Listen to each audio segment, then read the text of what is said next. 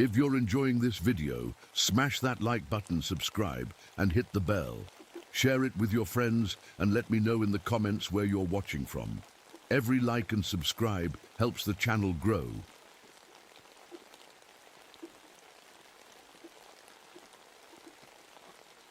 The dust never really settles in the Badlands.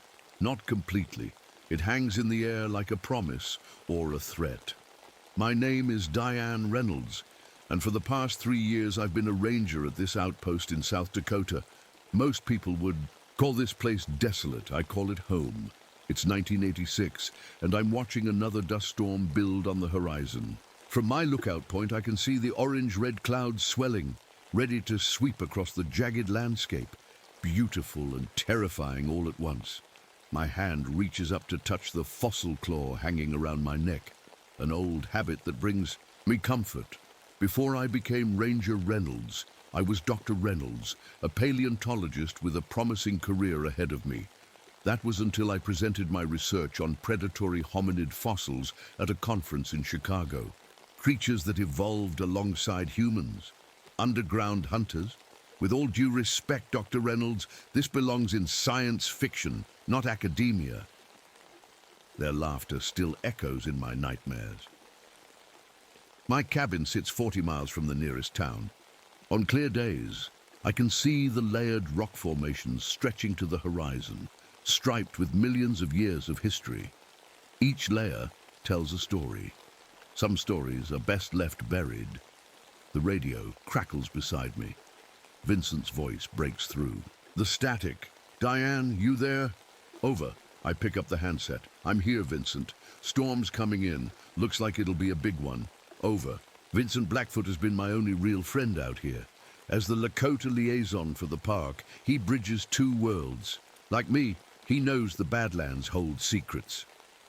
The university team just checked in, he says. They're setting up camp at the North Ridge. Dr. Wilson wants to start digging tomorrow.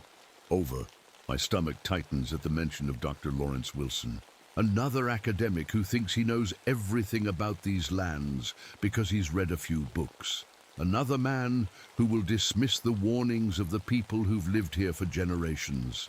Another fool who might not live long enough to regret it. I'll ride out in the morning to check on them, I reply. Make sure they have the necessary permits. Over. Diane. Vincent pauses. Margaret Ironcloud came by earlier. Said she felt something stirring underground. Said the dust storms are coming too frequently this season. Over. The claw pendant feels suddenly cold against my skin. Margaret is the oldest person in Vincent's community. She doesn't waste words on empty warnings.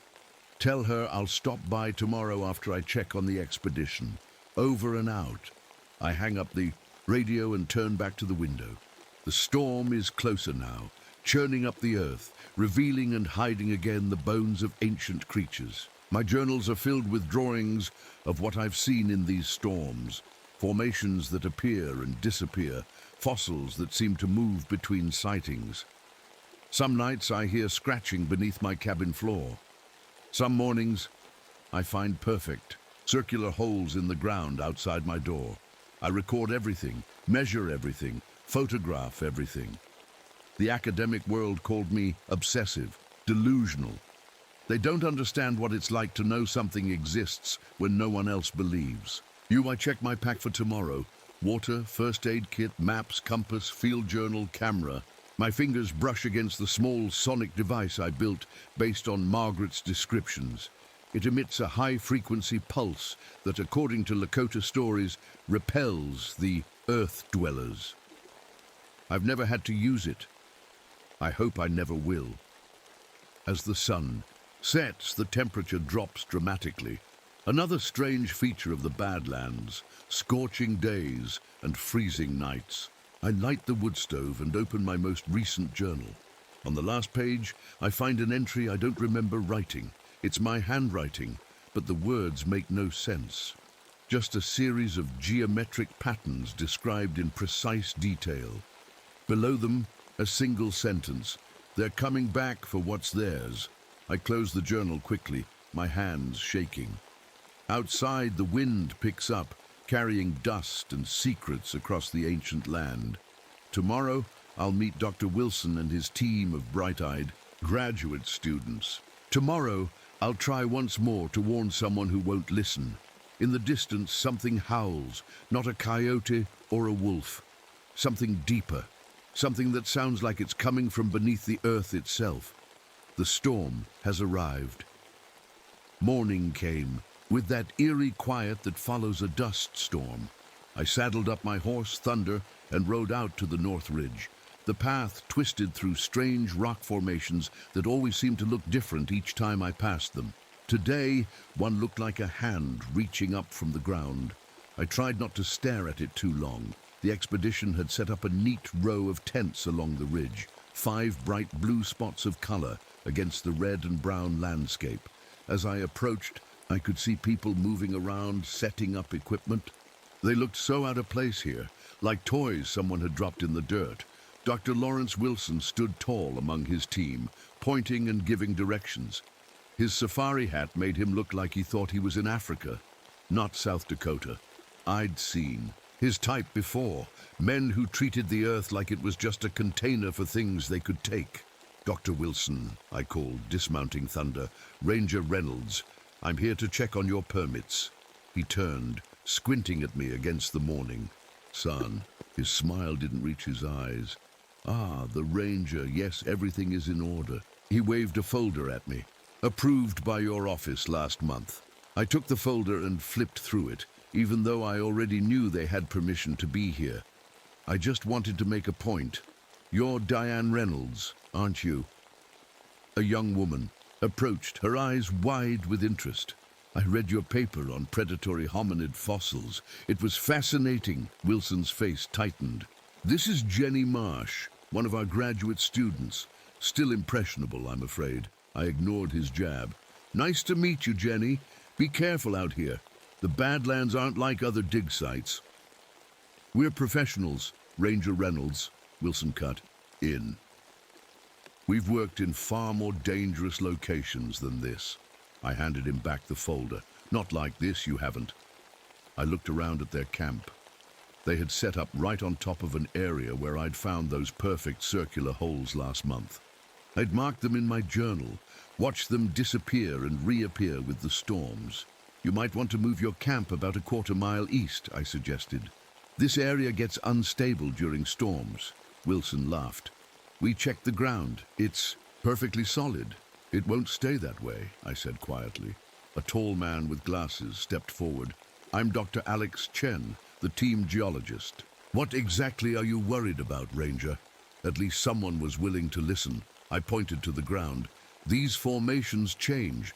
Sinkholes appear without warning. And the storms here are different. Different how? Jenny asked. They reveal things, I said simply. Things that should stay buried. Like fossils? Another student joined us, his notebook ready. That's why we're here. Not all fossils are just dead things, I said. Some of them have stories. Stories the Lakota people have been telling for generations. Wilson sighed loudly.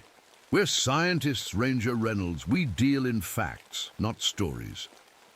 Facts are just stories that enough people believe, I replied. Ask the people who've lived here for thousands of years. They'll tell you about the Earth Dwellers, that hunt during dust storms. They'll tell you about the teams like yours that came before and didn't all leave together. The camp grew quiet. Even Wilson seemed unsure what to say next.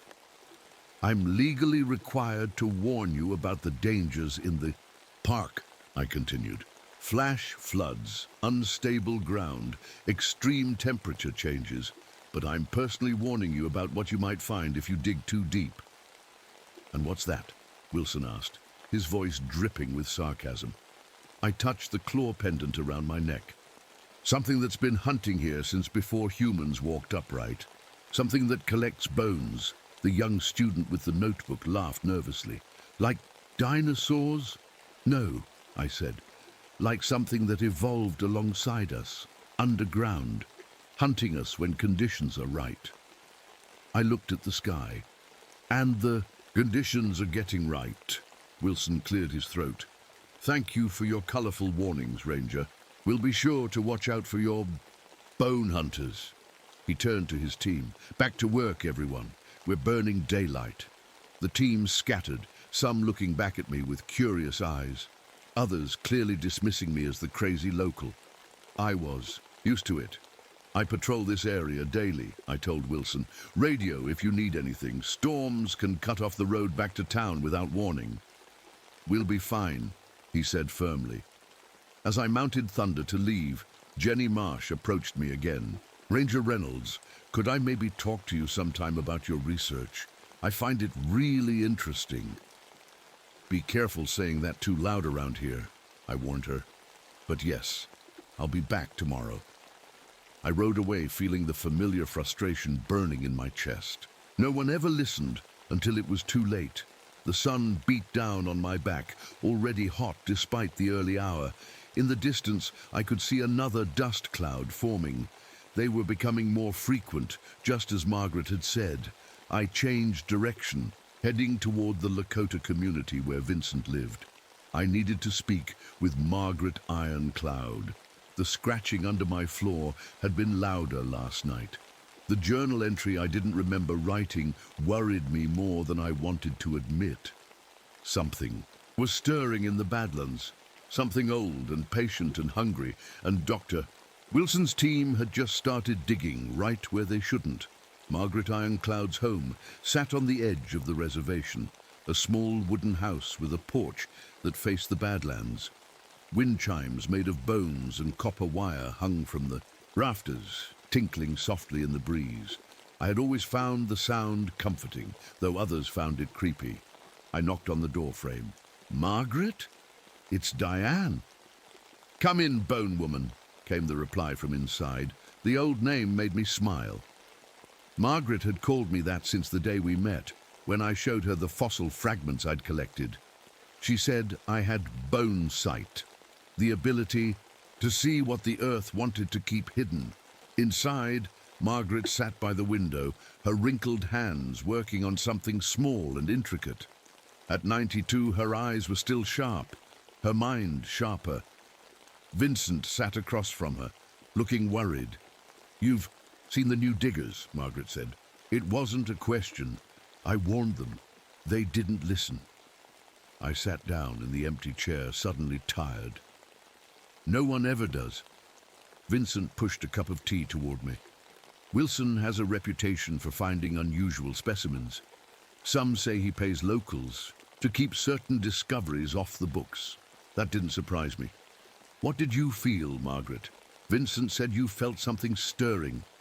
The old woman set down her work, a small bundle of herbs tied with sinew and decorated with tiny bones. She made these protective charms for everyone in the community. The earth has patterns, she said, her voice like dry leaves. The wind, the water, the dust. They speak to those who know how to listen. This season, the pattern is broken. The dust comes too often. The ground shifts too much. She looked at me directly. They are waking up, Diane. The bone hunters are hungry. A chill ran down my spine despite the warm room. I found another journal entry I don't remember writing. This caught Vincent's attention. Like before, I nodded. Drawings of patterns, geometric shapes. Margaret held out her hand. Show me. I took out my journal and flipped to the page. Margaret studied it, her face giving nothing away. These are maps, she finally said. Maps of tunnels. Vincent leaned forward to look. How can you tell? Because I've seen them before, Margaret replied. My grandmother showed me cave paintings with these same patterns. The old ones marked where the earth dwellers made their homes, so our people would know where not to go. I stared at the drawings my own hand had made. But why am I drawing them in my sleep? Margaret touched the claw pendant around my neck. This belonged to a bone hunter. It connects you to them. Sometimes they reach through that connection. That's not very comforting, I said. It wasn't meant to be. Margaret handed me the charm she'd been making. Keep this with you. It won't stop them, but it might slow them down. I tucked the charm into my pocket. What should I do about Wilson's team? Vincent and Margaret exchanged a look. Tell them what you know, Vincent said. Show them your evidence. Maybe they'll listen to science, even if they won't listen to warnings. I wasn't hopeful, but I nodded anyway. As I stood to leave, Margaret grabbed my wrist. Her grip was surprisingly strong. Be careful, Bone Woman. The hunters are closest to the surface during the dust storms, and they're hungry after their long sleep. I returned to my outpost as the sun was setting, the distant expedition campsite just visible from my lookout point. They had lights on, moving around like fireflies against the darkening landscape. They looked so small from here, so vulnerable. The radio crackled to life. Ranger Reynolds, this is Jenny Marsh from Dr. Wilson's team. Over. I picked up the handset. This is Reynolds, go ahead, over. We found something strange today. I wondered if you might come look at it tomorrow. Over. My pulse quickened. What kind of strange? Over. There was a pause. Bone arrangements, too organized to be natural. Dr. Wilson says it's just geological pressure patterns, but another pause. I don't think so. Over. I'll be there first thing tomorrow. Don't disturb them further. Over. There's something else. Jenny's voice dropped lower, like she didn't want to be overheard. Our tools keep disappearing. We put them down, turn around, and they're gone. Then they show up in different places, and we're all hearing noises at night, like scratching under the tents. Over. My mouth went dry. It was starting already. Secure your camp tonight, I said, trying to keep my voice steady. Don't leave anything outside. I'll be there at dawn. Over and out.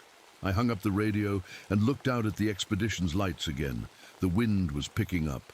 In the distance, another dust storm was brewing. My hand went to the claw pendant, then to Margaret's charm in my pocket. That night, I couldn't sleep. The scratching beneath my floor was louder than ever. I sat at my table with my shotgun across my lap, my eyes fixed on the floorboards. Around 3 in the morning, the scratching stopped suddenly. Then came a new sound, a low, vibrating hum that I felt more than heard. It made my teeth ache and my vision blur. When dawn finally broke, I discovered a perfect circle cut into my floor, about the size of a dinner plate. The wood wasn't splintered or broken. The edges were smooth, like they'd been sliced by something impossibly sharp. Next to it lay a small fossil fragment I'd never seen before. A piece of jawbone with teeth that looked almost human, but not quite. The teeth were too long, too sharp, designed for tearing. It was a message. They knew I was watching them, and now they were watching me back. Dawn broke over the Badlands with streaks of red and orange. I hurried to the expedition site, the fossil jawbone fragment wrapped in cloth and tucked safely in my backpack. Thunder seemed jumpy, snorting and shying away from certain patches of ground. Animals always know when something's wrong. When I reached the camp, I could tell immediately that something had happened. People were running around, shouting to each other. Equipment lay scattered. Dr. Wilson stood in the center, barking orders into a radio that was giving off nothing but static. Jenny spotted me and ran over, her face pale with fear. Ranger Reynolds, thank God you're here. Kevin's gone. I dismounted quickly. Gone? Since when? We don't know exactly, she said, her voice shaking. There was a small dust storm last night, not a big one, just enough to make us all stay in. Our tents, when we got up this morning, Kevin wasn't in his tent. His sleeping bag hasn't been slept in. Kevin, the young student with the notebook who had laughed at my warnings. Did anyone hear anything? I asked, though I already knew what. She would say. Scratching, she whispered. We all heard scratching, under the tents. We thought it was just the wind moving the sand around. She grabbed my arm. There's something else. Come see. She led me to a spot about 50 yards from the camp. The dust storm had cleared away a top layer of dirt, revealing something that made my blood run cold. Bones. Human bones. But not scattered like a normal burial. These were arranged in a perfect geometric pattern, the same pattern I'd drawn in my journal without remembering. The skull was missing, as were all the finger bones. the long bones of the arms and legs had been placed in a spiral pattern, with the spine forming a straight line down the middle. "We found it this morning," Jenny said. "Dr. Wilson says it's an old indigenous burial site, but the Lakota don't bury their dead like this," I finished for her. "No one does." Dr. Wilson approached, his face tight with anger and fear. He was trying to hide. "Ranger Reynolds, I've been trying to reach your outpost. The radio isn't working. The mineral deposits in these hills block signals during certain weather conditions," I explained. "Where was Kevin last seen?" Wilson gestured. "Vaguely. We all went to our tents around 10. The storm kicked up shortly after. It was Alex who noticed he was missing at breakfast." Dr. Chen stood nearby, looking at the bone arrangement with growing horror on his face. "This isn't natural," he said quietly. "These bones have been placed deliberately and—" He knelt down, pointing but not touching. "There are marks on them, like they've been processed somehow." "Processed?" Wilson asked. "Cut marks, precise ones, not like animal teeth or normal decomposition." Chen looked up at me. "What did you call them? The things you warned us about?" "Bone hunters," I said. Wilson made a dismissive noise. "This is absurd. The boy probably went for a walk and got lost. Let's organize a search party." "It won't help," I said firmly. "Not if they took him underground." Wilson threw up his hands. "Underground? This is ridiculous. We need to focus on finding Kevin, not chasing fairy tales about underground monsters." I opened my backpack and took out the wrapped jawbone fragment. "I found this outside my cabin this morning." I unwrapped it carefully. "Tell me, Dr. Wilson, as a paleontologist, what kind of creature does this belong to?" He took the bone fragment reluctantly, then frowned as he examined it. His scientific curiosity overcame his skepticism. "This is unusual. The dental structure is similar to early hominids, but the canines are too developed, too specialized for a primarily plant-based diet." "It's a predator," Dr. Chen said, looking over Wilson's shoulder. "A hominid predator." "That's impossible," Wilson said, but with less certainty now. "There's no record of such a species." "No record in mainstream science," I corrected him. "But the Lakota have records. Stories passed down for generations about the earth dwellers that hunt during dust storms." Jenny was staring at the bone arrangement. "Why would they arrange the bones like this? What does it mean?" "They're collectors," I explained. "They process their prey and arrange the remains in specific patterns, like humans organizing butterflies in a display case." A heavy silence fell over the group. Even Wilson seemed at a loss for words. "We need to search for Kevin," I said, "but not alone, and not without protection." I turned to Wilson. "You need to move your camp, now. You're directly above one of their hunting grounds." This time he didn't argue. "Where?" "Head east toward my outpost, set up on the rocky ridge. They have trouble digging through solid rock." As the team began packing up their equipment, I walked around the perimeter of the camp, looking for signs. The ground was disturbed in several places. More of those perfect circular holes had appeared overnight. I took photos, measuring the diameter of each one. They were getting bigger. Jenny joined me, carrying equipment to the vehicles. "Dr. Reynolds, those papers you published about the predatory hominids, this is what you were talking about, isn't it?" I nodded. "I found fossil evidence 10 years ago in a cave system about 15 miles from here. Bones with the same processing marks, tools made from human bones. No one believed me. I believe you now," she said quietly. As the team finished packing, I heard thunder whinnying nervously from where I'd tied him. The horse was pawing at the ground, trying to back away from something. Then I felt it, a low vibration running through the earth beneath my feet. Not like an earthquake, more like movement, something large moving beneath us, everyone in the vehicles. "Now!" I shouted. "Move!" The team scrambled to finish loading, sensing the urgency even if they didn't understand it. I ran to Thunder, who was rearing up in panic now. As I reached for his reins, I saw the ground near his hooves begin to shift and bubble, as if something was pushing up from below. "Go!" I slapped Thunder's flank, sending him galloping away. I'd find him later.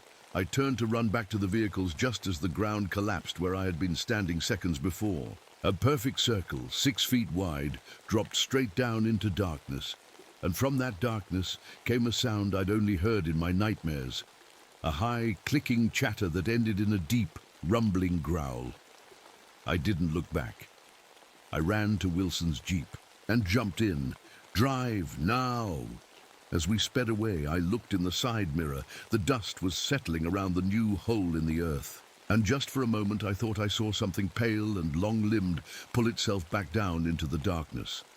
They were hunting in daylight now. That was new. That was terrifying. We set up the new camp on the rocky ridge near my outpost just as the sun began to set. No one complained about the hard ground or the wind that whipped around the exposed area. They were all too scared, throwing nervous glances at the darkening landscape below. "We should call for help," Dr. Wilson said, as we gathered around a small fire. His voice had lost its commanding tone. "Send someone to town.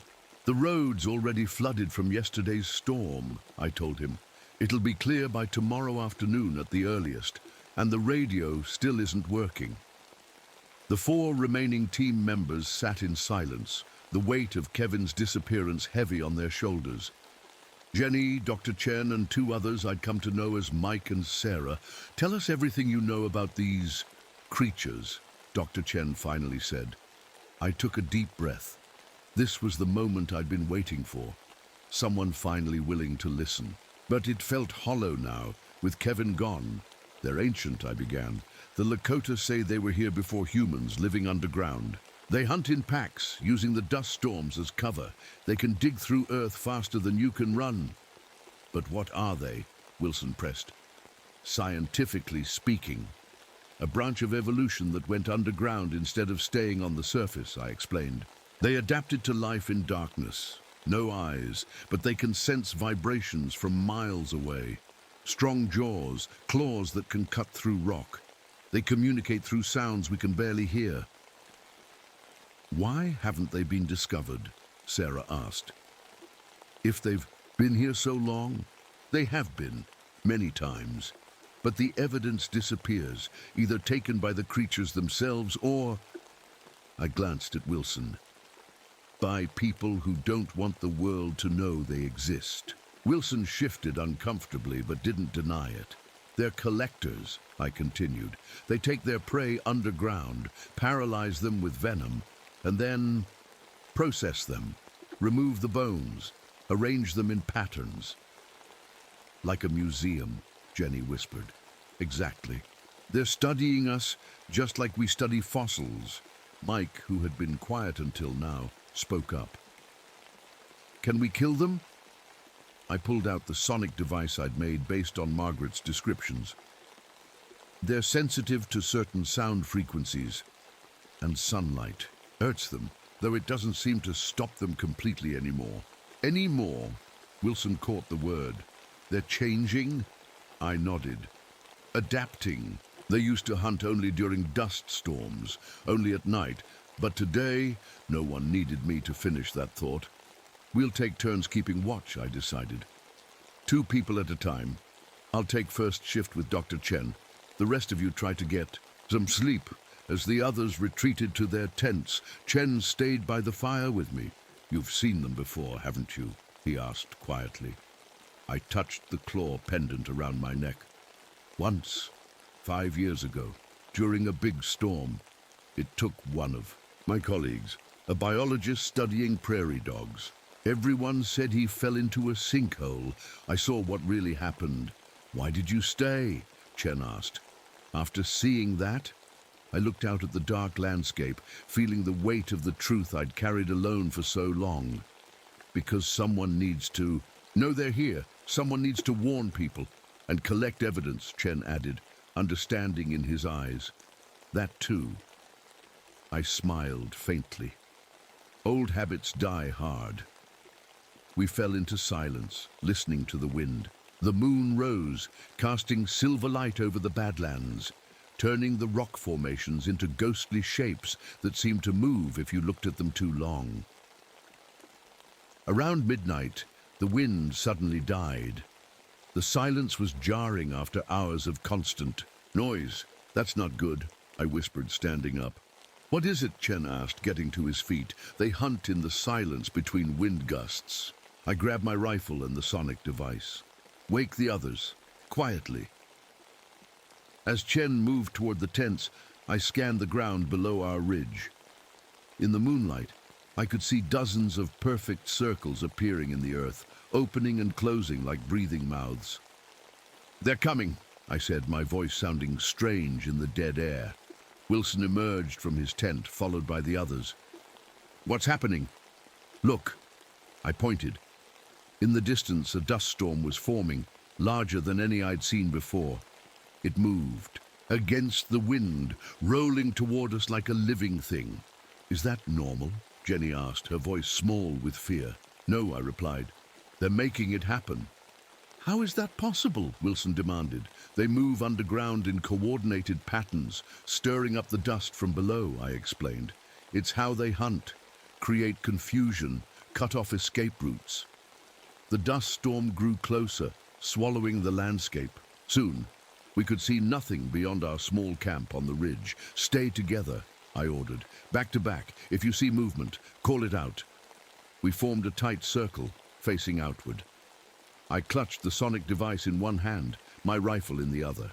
The dust swirled around us, getting thicker by the second. "There," Sarah shouted, pointing. At first I saw nothing. Then a shadow moved within the dust. Something pale and elongated, crawling on all fours, but in a jerky, unnatural way. It disappeared again into the swirling particles. "I saw it too," Mike said from another direction. "Over there." More shadows appeared in the dust, circling us, testing our defenses. Then the scratching began, not below us this time, but in the air around us. Claws scraping against rock as they climbed up the ridge from all sides. I switched on the sonic device. A high-pitched whine cut through the air, barely audible to human ears, but enough to make my teeth hurt. From the darkness came shrieks of pain, inhuman sounds that made my skin crawl. The shadows retreated, but only slightly. "It's working," Jenny cried. "Not for long," I warned. "They're learning." Even as I spoke, I could see them adapting their approach, staying just outside the range of the sonic pulse. Waiting. The battery indicator on my device began to blink red. It wouldn't last much longer.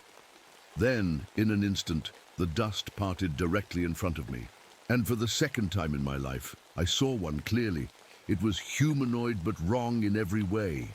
Pale white skin stretched over an elongated skeleton, no eyes in its skull-like face, just empty sockets filled with sensing organs. Its mouth was enormous, filled with teeth like the fossil fragment I'd found, its limbs bent at impossible angles, the joints seeming to dislocate and reconnect as it moved. Bony plates covered its back and chest like natural armor. It tilted its head, those empty sockets somehow fixed directly on me, recognizing me, and then it let out a series of clicks and low rumbles, communicating with others I couldn't see.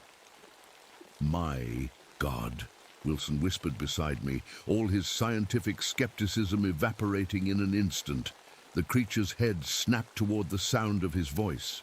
In a movement too fast to follow, it lunged forward, reaching for him with elongated fingers that ended in rock-cutting claws. I fired my rifle. The shot echoed across the ridge. The creature jerked back, black fluid oozing from a wound in its shoulder. It let out a high-pitched scream that was answered by similar cries from all around us. "Run!" I shouted, grabbing Wilson's arm. "Back to my outpost! Now!" We ran through the dust, stumbling over rocks, guided only by the lights of my cabin in the distance. Behind us, the scratching sounds multiplied, coming closer. The sonic device in my hand gave one final whine, then died. They were right behind us now. I could feel their breath on my neck, hear their clicking speech like insect mandibles snapping together. My cabin door was just ahead. "Faster!" I urged the others. As we reached the steps, I heard Sarah scream. I turned to see her being dragged, backward by her ankle, her fingers clawing at the ground. I fired again and again. The creature released her. Mike and Chen pulled her up the steps while I covered them, firing into the dust until my rifle clicked empty. We tumbled inside. I slammed the door shut and threw the heavy wooden bar across it. Outside, claws scraped against the walls, testing for weaknesses. "The windows!" I shouted. We rushed to secure every window, every possible entrance. The scratching continued all around us, growing more frenzied. "They can dig," I warned. "We need to watch the floor." As if on cue, a perfect circle began to form in the center of my cabin floor, the wood curling upward as if being peeled by an invisible force. "The copper," I remembered suddenly. "Margaret said they can't cross copper." I ran to my supply cabinet and pulled out a roll of copper wire I used for electrical repairs. "Quick, make a circle around us." We worked frantically, unwinding the wire and creating a large circle in the center of the room, away from the walls and the forming hole in the floor. We all crowded inside it, watching in horror as the hole grew larger. Long, pale fingers curled over the edge of the hole, and a bone hunter began to pull itself up into my cabin. The bone hunter pulled itself halfway through the hole, its body twisting in ways that made my stomach turn. Its head swiveled toward us, those empty eye sockets somehow finding us in the darkness of the cabin.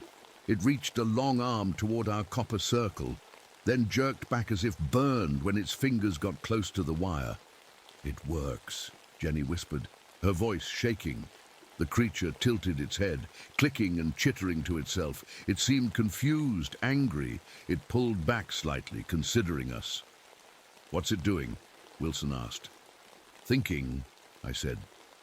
"They're intelligent, maybe more intelligent than us in some ways." The bone hunter suddenly slammed its fist against the floor, making us all jump. Then it began to call out.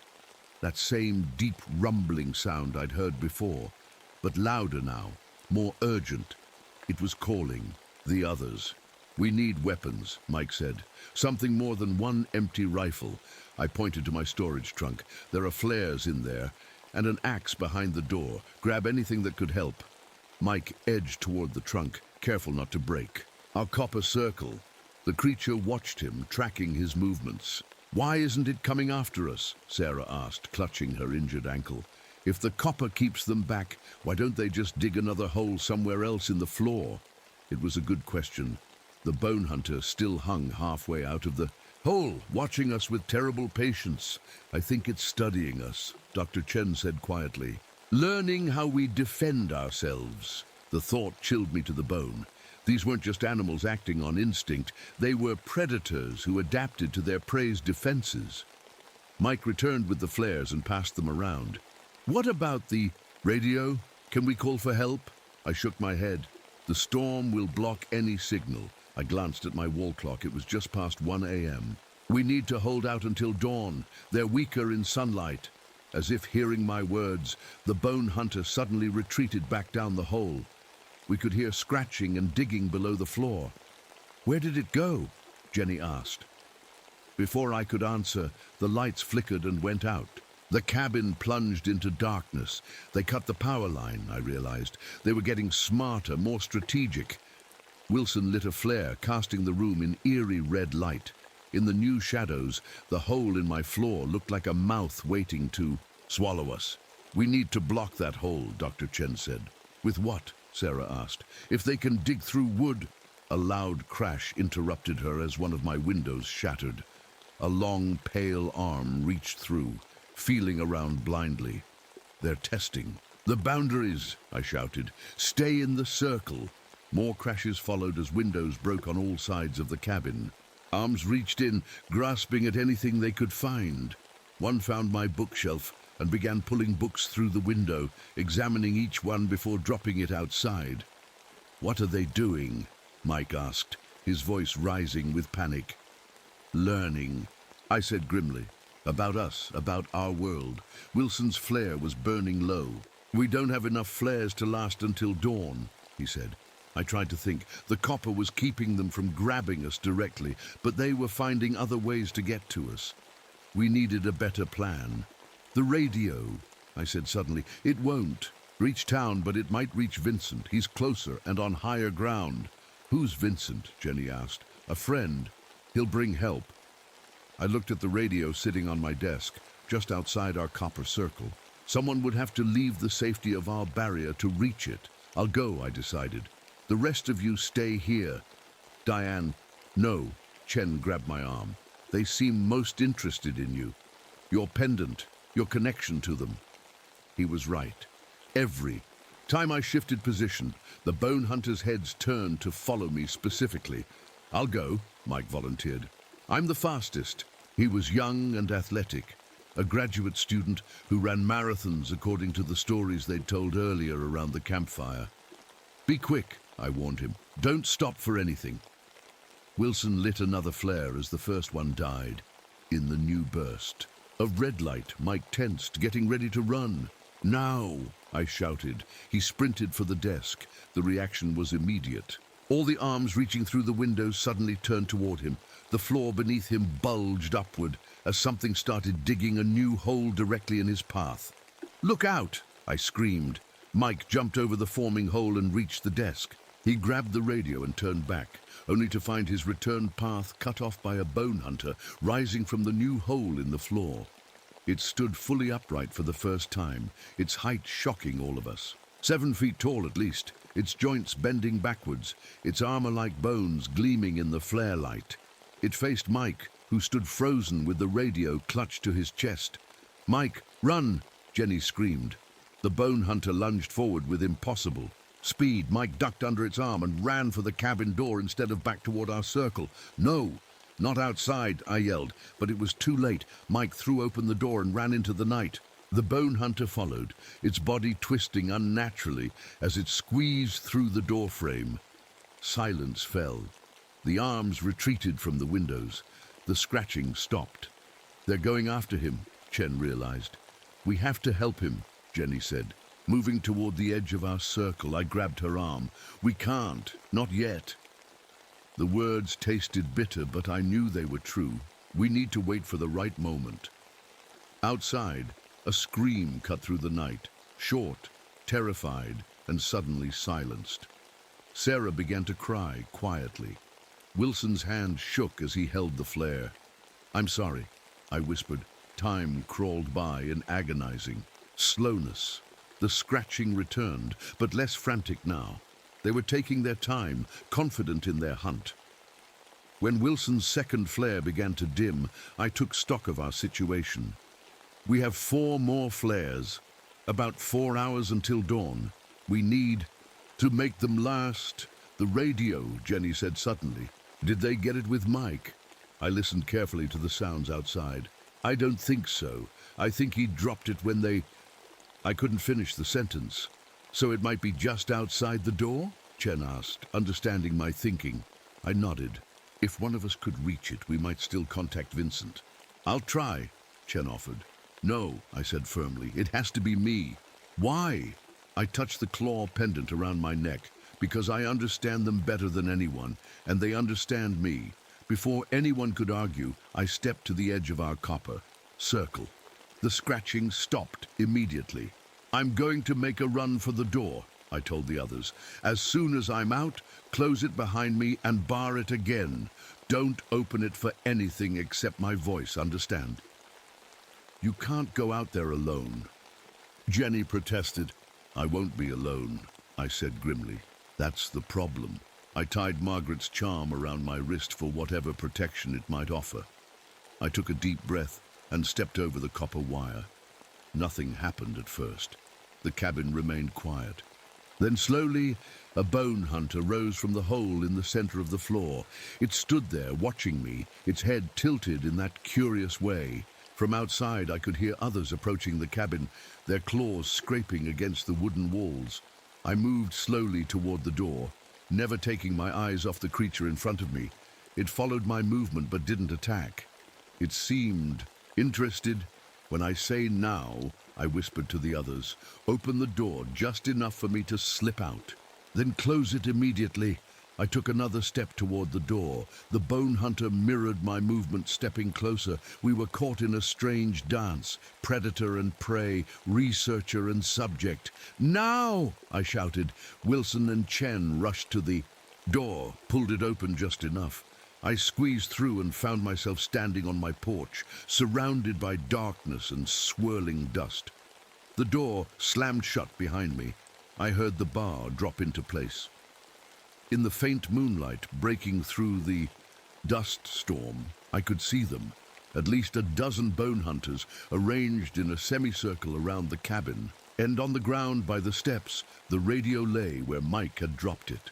I moved carefully down the steps, never making sudden movements. The bone hunters watched me, their heads moving in perfect unison to track me. I could feel their hunger, their curiosity. Bending slowly, I picked up the radio. None of them moved to stop me. Vincent, I said quietly into the handset. Vincent, if you can hear me, we need help. Bring Margaret. Bring the copper.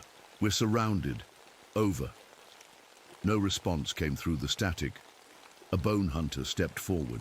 From the circle, larger than the others, with more pronounced armor plates covering its body.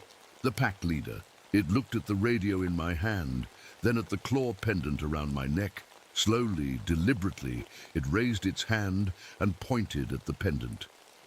Then it pointed at itself. A chill ran through me. Yes, I said, not sure if it could understand my words, but trying anyway. This belonged to one of you. The creature made a series of clicks and rumbles. The others responded, moving restlessly. The leader took another step toward me. I held my ground, though every instinct screamed at me to run. It reached out one long, clawed finger and touched the pendant gently. Then it touched my forehead. A flood of images rushed through my mind, tunnels stretching for miles beneath the Badlands, chambers filled with carefully arranged bones, generations of bone hunters watching humans from below, studying us, collecting us, and deeper memories, being driven underground by early humans, adapting to the darkness, learning to hunt in new ways. I gasped and staggered backward. The connection broke. The leader tilted its head, waiting for my response. The radio in. My hand suddenly crackled to life. Diane, is that you? Where are you? Over, Vincent's voice. The bone hunters all turned toward the sound, startled. I raised the radio to my lips. Vincent, we're at my cabin, surrounded by bone hunters, at least a dozen. Over. I'm coming, he said, his voice breaking through the static. Margaret's with me. Hold on. Over. The leader turned back to me, seeming to understand what had happened. It let out a long, low call that sent shivers down my spine. The other hunters responded, moving closer to the cabin. They were done waiting. The hunt was on. I had seconds to decide. The cabin door was barred from inside. The bone hunters were closing in. The radio in my hand was my only connection to help that might be hours away. The pack leader watched me, those empty eye sockets, somehow conveying intelligence, calculation. It hadn't attacked me yet. That had to mean something. I need to understand, I said to it, not sure if my words meant anything to the creature. I need to know what you want. The leader tilted its head, then pointed again at the pendant around. My neck. It made a beckoning gesture with its long fingers. You want me to follow you, I realized. It nodded, an eerily human gesture that sent chills down my spine. From inside the cabin, I heard Jenny's voice. Diane, are you okay out there? I raised the radio to my lips. Vincent, I'm going with them. Diane, no. Vincent's voice crackled through the static. We're on our way, just hold on. There's no time, I replied. They're taking me somewhere. I need to understand what they want. I paused. If I don't come back, my journals have everything I've learned about them. It's all there. I clipped the radio to my belt, hoping it would keep working underground. I turned to the bone hunter leader. "Okay, show me." It made a series of clicking sounds that the others responded to. They formed a circle around me but kept their distance. The leader pointed to the ground, then made a digging motion. "Underground. You want to take me into your tunnels?" Another nod. "Will you let the others in the cabin live if I go with you?" The leader stared at me for a long moment, then made a sound that seemed almost like agreement. I took a deep breath. "Okay." The leader dropped to all fours and began digging. Its claws moved through the earth with impossible speed, throwing dirt aside in great sprays. Within seconds, it had created a tunnel entrance large enough for me to enter. It looked up, at me waiting. "Diane," Jenny's voice called from the cabin. "What's happening?" "Stay inside," I shouted back. "Don't break the copper circle. Vincent's coming." Before I could change my mind, I knelt and entered the tunnel. The darkness swallowed me immediately. I could feel the bone hunter moving ahead of me and others following behind. I was surrounded, with no way back. The tunnel sloped downward steeply. The dirt walls were smooth, almost polished by the passage of countless bone hunters over what must have been centuries. I crawled forward, guided only by the sounds of the creatures around me. After what felt like an eternity, the tunnel widened into a larger space. I could stand again, though I had to stoop slightly. There was a faint glow coming from somewhere.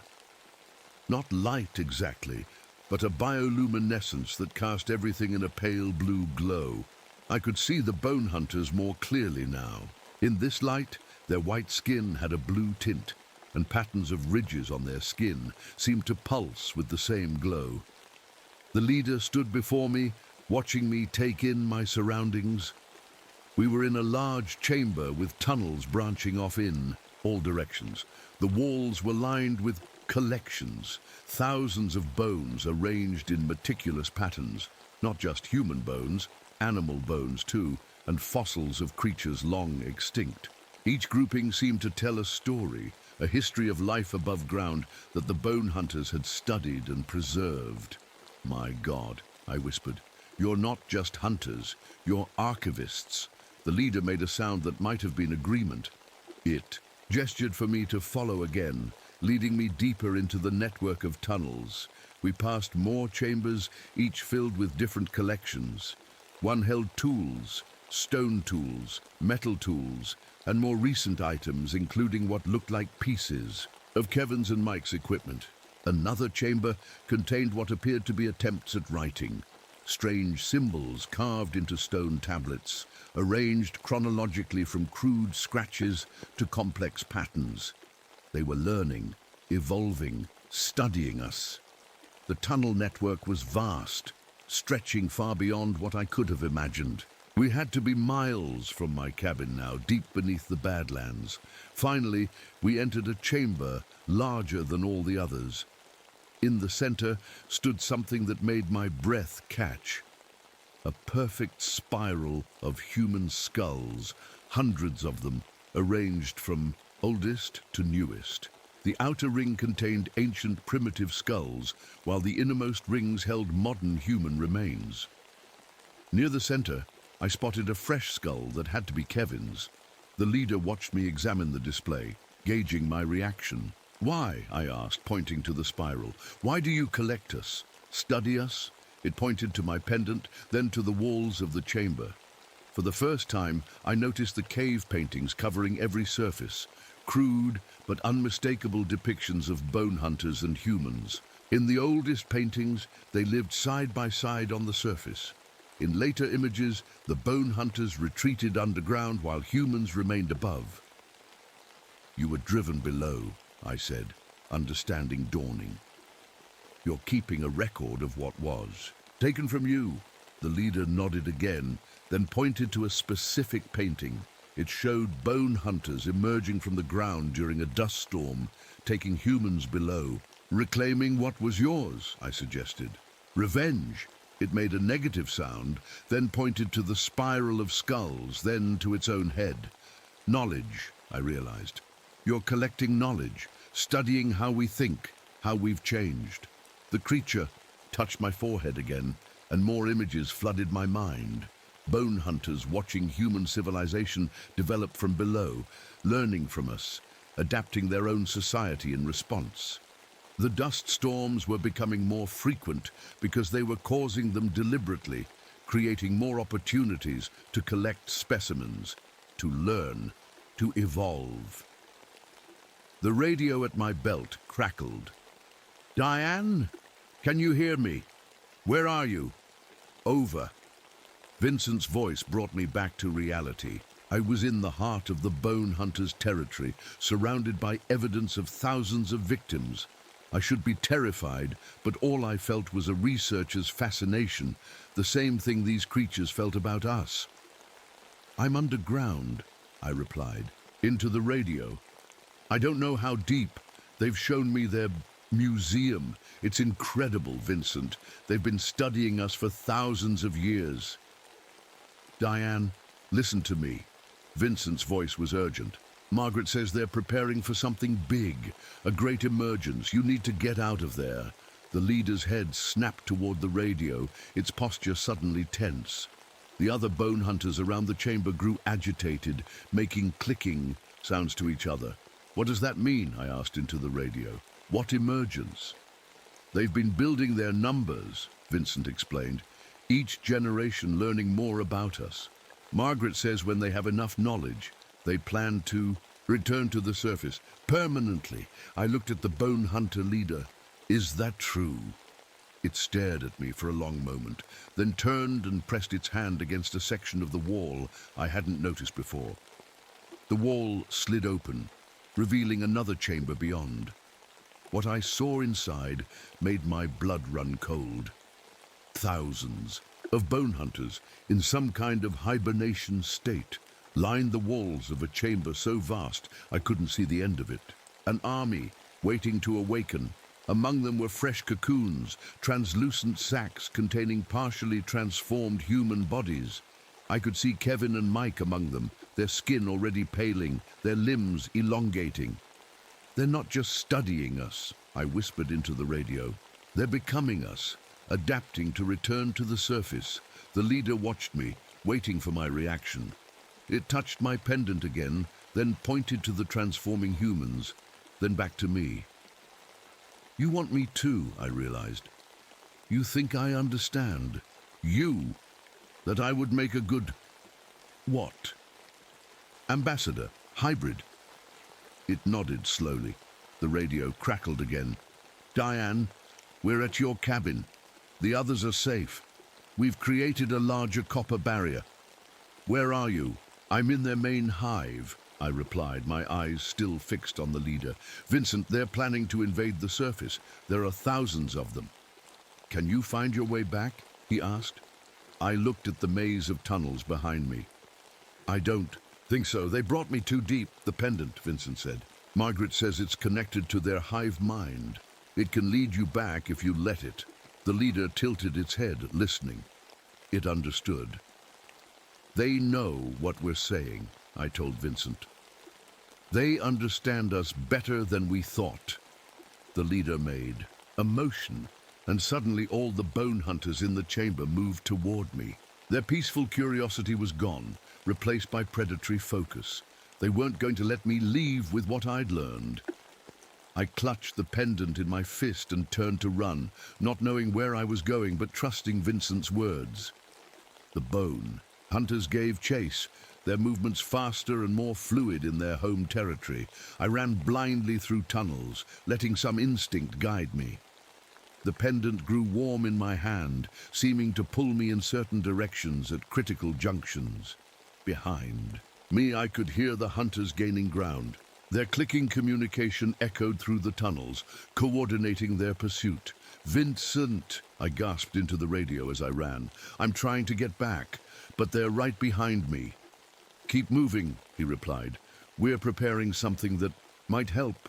The tunnel began to slope upward. I was heading toward the surface. Hope surged through me, giving me a burst of speed. Then the ground beneath my feet rumbled, a different kind of vibration than the bone hunters made, deeper, more powerful. "What was that?" I asked into the radio.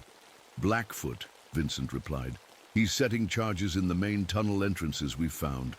Part of the emergency plan. We made after you first saw them 5 years ago. He's going to collapse the tunnels? I asked, still running. Only as a last resort? Hurry, Diane. I could see a glimmer of pre-dawn light ahead. One of the tunnel exits must be close. I pushed myself harder, the sounds of pursuing bone hunters growing louder behind me. Just as I reached a junction where the light was stronger, a bone hunter burst from a side tunnel directly in front of me. Not the leader, but one of the others. It reached for me with those impossibly long arms. I ducked and rolled past it, but not before its claws scraped across my back, tearing my shirt and skin. Pain blazed along my spine, but I kept moving. The exit was just ahead, a circular hole leading up to the surface. Dawn light filtered down, making the bone hunter behind me shriek and cover its face. I scrambled up toward the opening, dirt falling around me as I climbed. Behind me, more bone hunters filled the tunnel, but they hesitated at the edge of the light. All except the leader. It pushed through the others, its armored skin offering more protection from the light. It reached for my ankle as I neared the surface. "Vincent!" I screamed into the radio. "I'm almost out, east side of the ridge." The leader's claws closed around my ankle, pulling me back down. I kicked wildly, but its grip was too strong. Then another hand reached down from above, a human hand. "Vincent, grab on!" he shouted. I reached up and caught his hand. He pulled while the bone hunter leader pulled from below. I was caught between two worlds, being torn apart. "The pendant," Margaret's voice called from somewhere above. "Use the pendant."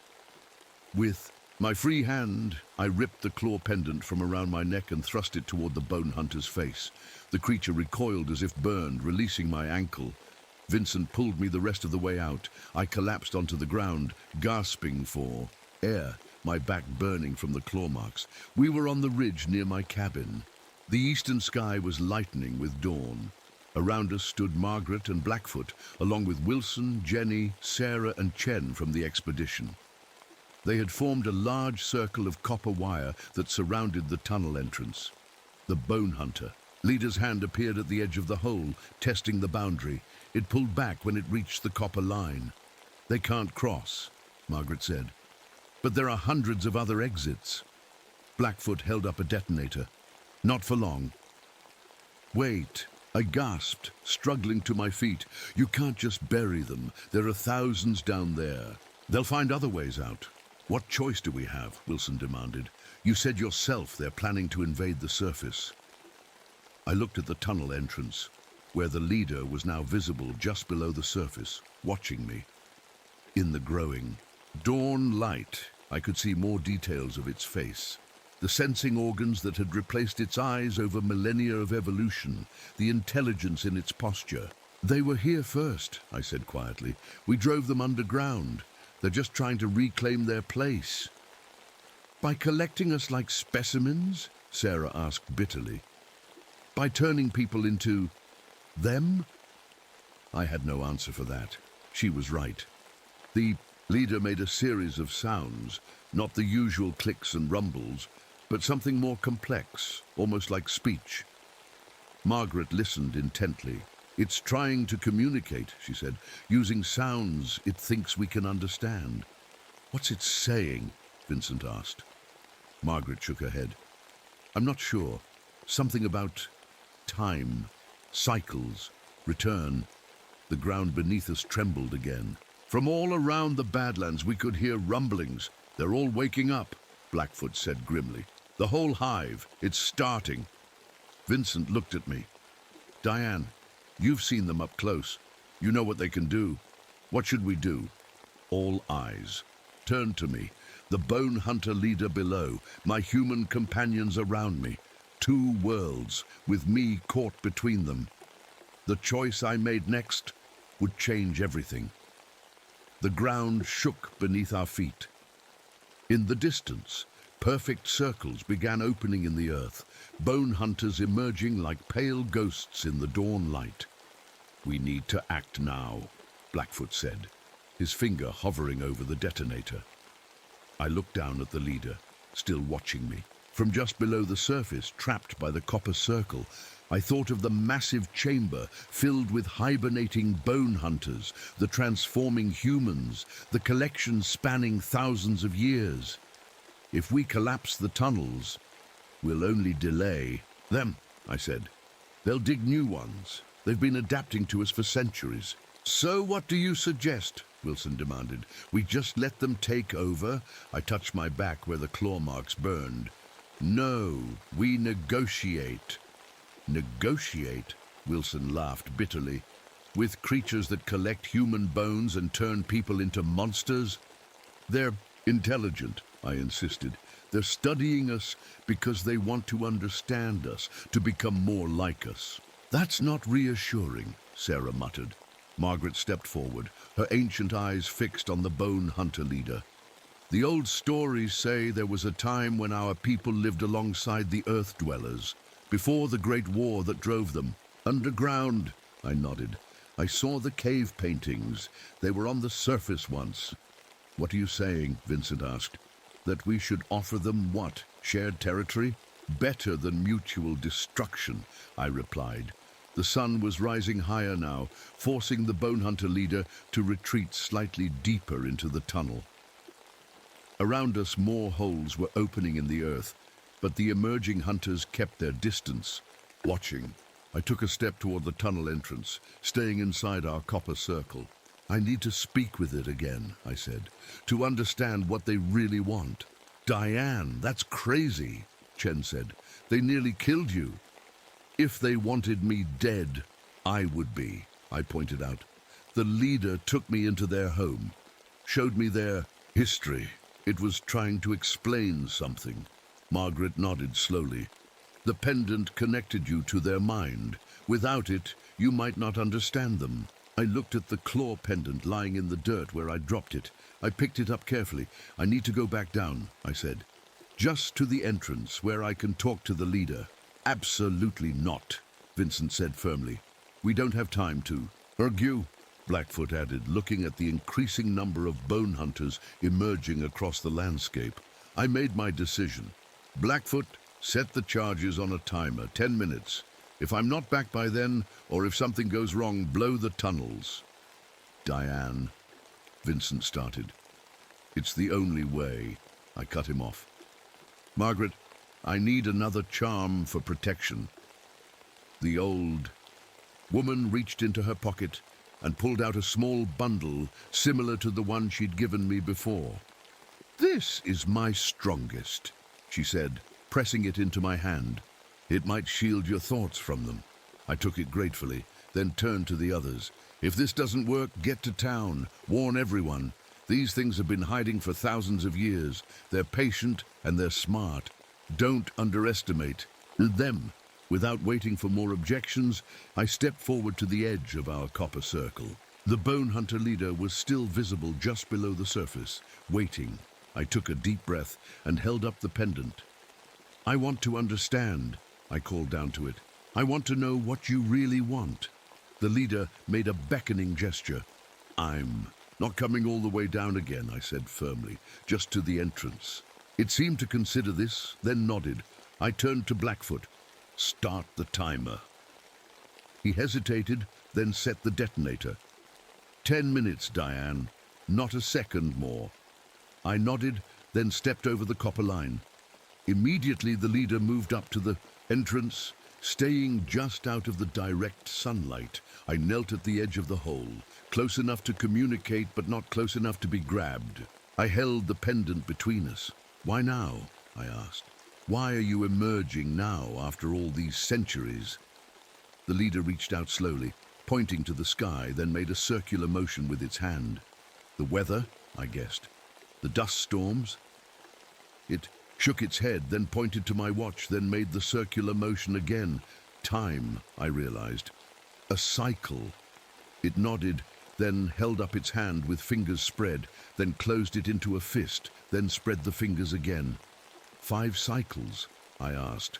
5, what, years? Decades? It shook its head, then pointed to the horizon, where the sun was rising, then made a much wider circular motion. Centuries, I guessed. Millennia? It nodded, then held up its hand again.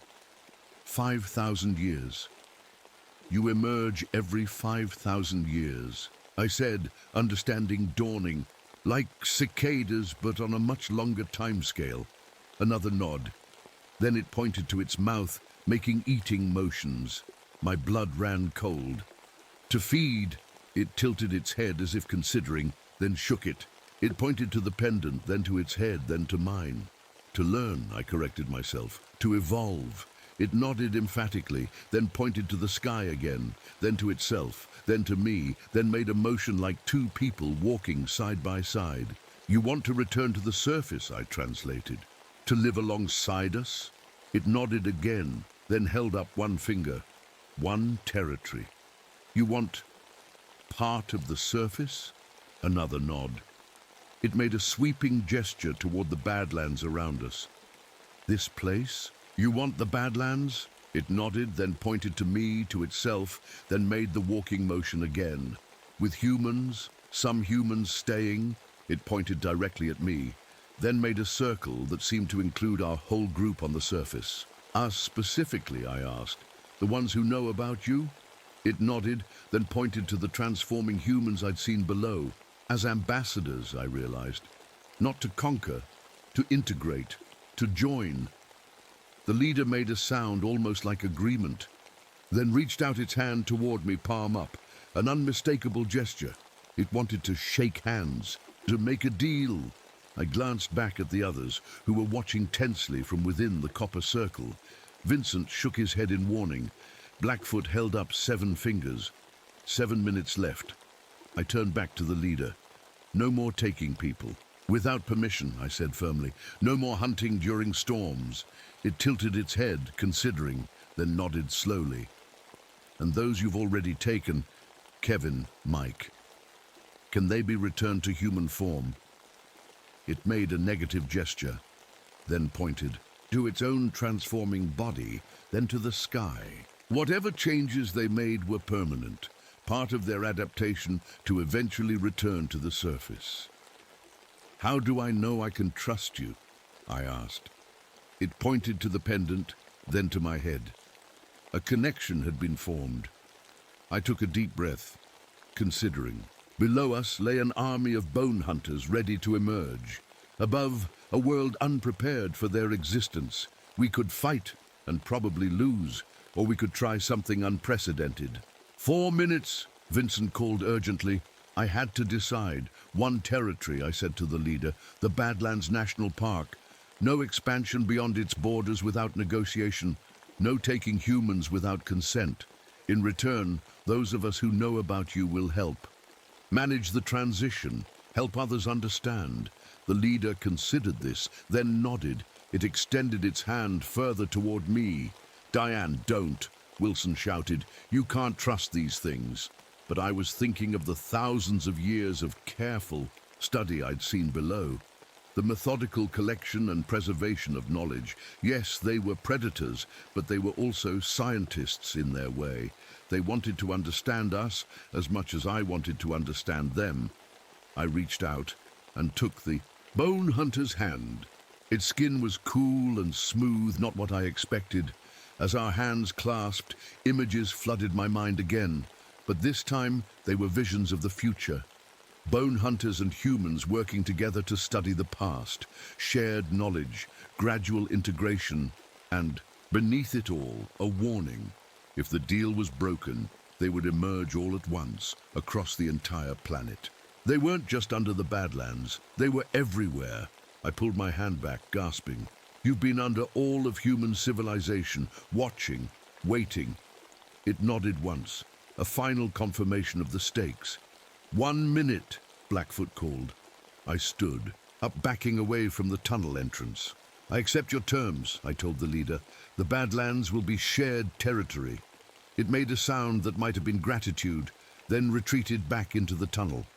Around us, the other bone hunters that had emerged began to withdraw as well, sliding back into their holes with eerie grace. I hurried back to the copper circle. Disable the charges, I told Blackfoot. Are you sure about this? he asked, his finger still hovering over the detonator. I'm sure, I said firmly. They could have taken over at any time in the last few thousand years. They've been patient, waiting for the right moment, for understanding. Blackfoot looked at Margaret, who nodded slowly. The old stories speak of such a time, she said, when the earth dwellers and surface people lived in balance. Vincent didn't look convinced. And what happens when they decide they want more than the Badlands? That's why we'll be here, I said, to maintain the balance. I looked around at the others. Wilson, Chen, Jenny, and Sarah. All of us, witnesses, ambassadors. You expect us to stay here? After what happened to Kevin and Mike? Sarah asked incredulously. No, I said. I expect you to tell the truth about what you saw, to prepare the world little by little. Wilson shook his head. No one will believe us, just like no one believed you. I smiled faintly. Things are different now. We have evidence. I held up the pendant, and we have each other. As the sun rose fully over the Badlands, the last of the bone hunters disappeared below ground. The perfect circles they'd emerged from remained, a reminder of what lay beneath. Blackfoot disabled the detonator with seconds to spare. I hope you know what you're doing, Diane. So do I admitted. We walked back toward my cabin in silence, each lost in thought. The world had changed forever, but only the 7 of us knew it. For now. As we reached the ridge, I turned back to look at the landscape. In the morning light, I could see hundreds of perfect circles dotting the Badlands, like a strange crop pattern, evidence of what lived below, evidence of the choice I'd made. The scratches on my back burned, reminding me of the risk. But as I touched the pendant around my neck, I felt something new, a sense of connection, of understanding. The bone hunters would keep their word, for now, and we would keep ours. A new chapter in human history had begun, one that few would know about, but that would shape our future in ways I was only beginning to understand. The Badlands had always been their territory. Now it was ours too, and I would be watching. 3 months passed since that dawn in the Badlands. Summer turned to fall, bringing cooler temperatures and fewer tourists to the park. On the surface, everything seemed normal. But those of us who knew the truth saw the changes. The perfect circles remained, though park officials explained them away as unusual geological formations. Rangers were told to keep visitors away from certain areas for safety reasons. Most accepted these explanations without question. Wilson and his remaining team left after giving statements about Kevin and Mike's tragic accident. Officially, they had fallen into a sinkhole during a dust storm. Their bodies were never recovered. Only Jenny stayed behind. There's more to learn here than anywhere else on Earth, she told me, taking a position as my assistant at the outpost. The scratches on my back healed, but left strange pale scars that sometimes seemed to glow faintly in darkness. Margaret said it was the bone hunter's venom, changing me slightly, making me more like them. A bridge between two worlds. I documented everything in my journals, recording each small interaction, each sign of their continued presence. The bone. Hunters kept to our agreement, staying mostly underground, emerging only at night in remote areas of the park. Occasionally, hikers would report seeing something white moving in the distance during dust storms. Their stories became local legends, drawing thrill seekers and paranormal enthusiasts. Vincent and Blackfoot patrolled the borders of the territory, making sure the bone hunters stayed within the boundaries we'd established. Margaret created more protective charms for everyone involved in what we now called the arrangement. The radio calls came most nights, not with voices but with sounds, clicks and rumbles that I was slowly learning to understand. The leader, who I now called Alpha, provided updates on their activities, their discoveries, their gradual adaptation to life closer to the surface. But not everything went smoothly. One night, I woke to find Alpha in my cabin, standing at the foot of my bed. I should have been terrified, but I wasn't. The pendant around my neck hummed softly. "What are you doing here?" I asked, sitting up slowly. Alpha pointed to my back, then made a motion like something growing. I got up and went to the mirror, twisting to see my back.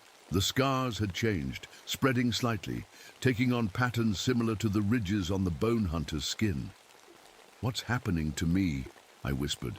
Alpha approached, moving with that strange grace, and touched my shoulder gently. Images formed in my mind, hybrid creatures, part human, part bone hunter, the future they imagined, the bridge between worlds. "I didn't agree to this," I said firmly, stepping back. "The change has to be by choice." Alpha tilted its head, considering, then nodded once. It pointed to the pendant, then to my head, then made a slashing motion. "You can stop it, reverse it." Another nod. "Then do it. I need to remain human to be an effective ambassador." Alpha seemed disappointed, but not surprised. It reached out and touched the pendant. A cold sensation washed over me, and the burning in my scars subsided. Before leaving, Alpha left something on my table, a small carved stone with symbols I didn't recognize. A gift or a warning? I couldn't tell. 6 months after our agreement, government officials arrived unexpectedly. They wore plain clothes, but everything about them screamed official. They asked specific questions about geological anomalies, missing researchers over the past century, and unusual fossil discoveries. Someone talked, Vincent said after they left. "Wilson, probably. Or they've known all along," I suggested. "Maybe we're not the first to discover the bone hunters." The thought was unsettling. How many others had made similar arrangements throughout history? How many had failed? That night, I went to one of the main tunnel entrances, a perfect circle just outside the copper boundary we'd established. I knelt beside it and waited. Alpha emerged partially, staying in the shadows. I showed it the identification cards I'd taken from one of the officials. "Do you know these people?" I asked. "Have they encountered your kind before?" Alpha made a sound I'd never heard before, almost like laughter. It nodded, then held up 7 fingers. 7 times? They've found you 7 times? Another nod. Alpha pointed to the ground, then made a wide, sweeping motion, then pointed to different areas. Different locations, I realized. Not just here. A final nod. Then Alpha reached up and touched my pendant briefly. A flood of images came through. Government, facilities, bone hunter specimens in tanks, failed attempts at communication, containment breaches. Then darker images, weapons designed specifically to fight bone hunters, tunnel systems deliberately collapsed, entire colonies destroyed. He gasped as the connection broke. "They're not here to maintain peace," I said. "They're here to eliminate." Alpha's face remained expressionless, but its body language conveyed tension, readiness. It pointed to me, then to itself, then made our walking together gesture. "Yes," I assured it. "I'll warn you if they plan anything. Our agreement stands." As I walked back to my cabin, I felt caught between 2 worlds more than ever. The bone hunters had been honest with me. Could I say the same about my own species? A year after the emergence, I found myself standing before a small, select committee in a secure room in Washington, D.C. Vincent, Margaret, Blackfoot, and Jenny sat beside me. Across the table, government officials waited for our testimony. "Start. From the beginning, Ranger Reynolds," the committee head said. "Tell us everything about the bone hunters." I exchanged glances with the others, then opened my journal. "They've been here longer than us," I began, "and they'll be here long after we're gone. The question isn't how to eliminate them, but how to coexist with them."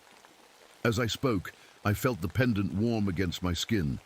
Thousands of miles away, Alpha was listening through our connection, watching through my eyes, learning, always learning.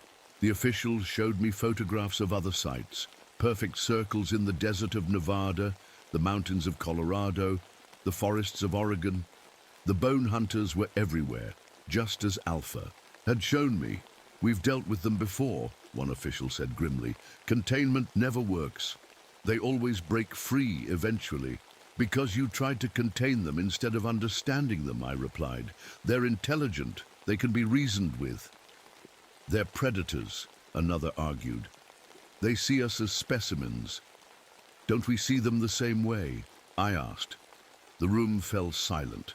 After hours of testimony, the committee seemed split on how to proceed. Some wanted to attempt communication, using what we'd learned. Others wanted to fill every tunnel they could find with concrete. As we left the building, Vincent looked worried. "What happens now?" he asked. I touched the pendant. "We go back. We maintain the balance. We keep our word." "And if they don't?" Blackfoot asked. I had no answer for that. 2 years after that fateful night, I stood on the ridge overlooking the Badlands.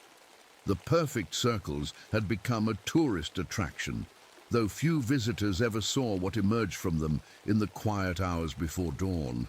The bone hunters had kept their word. They remained within their territory, taking only those humans who volunteered to join them, mostly researchers fascinated by their underground civilization. In return, they shared knowledge, medical discoveries from their venom, engineering, techniques for their tunnels, historical records that stretched back thousands of years. The government maintained its uneasy surveillance, but took no action. For now, I still felt the changes in my body sometimes, especially during dust storms, when I could sense the bone hunters moving below, feel their thoughts at the edge of my consciousness. The pendant never left my neck. Jenny joined me on the ridge, her own pendant glinting in the fading light. She had taken to the ambassador role with enthusiasm. "Do you ever regret it?" she asked. "Making the deal?" I thought about Kevin and Mike, now fully transformed, living in the colonies below. I thought about the government officials watching us, waiting for any excuse to intervene. I thought about the thousands of bone hunters sleeping in their chamber, waiting for the right moment to fully emerge. "No," I said finally. "We bought time, understanding. That's worth something." As the sun set, I saw a familiar pale figure emerge from a distant circle. Alpha, keeping our monthly meeting. It raised a hand in greeting. I raised mine in return. The balance held, for now, but deep in my bones, perhaps changed now by their venom, I knew this was just the beginning. 5,000 years was nothing. To the bone hunters, they could wait, adapt, learn. And when they finally decided to fully emerge, would humanity be ready? As I walked down to meet Alpha, I felt the scratches on my back tingle. The change wasn't over. It was just happening slowly enough that I barely noticed. One day, I might find myself more bone hunter than human. One day, I might join them below. Until then, I would watch. I would record. I would remember. Because someone had to know the truth about the creatures that live beneath our feet. Someone had to tell their story.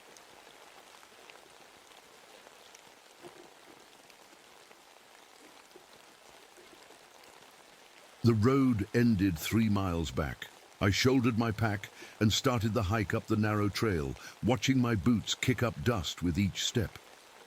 The Forest Service pamphlet called it a moderate climb, but whoever wrote that had never carried 2 months' worth of supplies on their back. My name is Howard Griffin.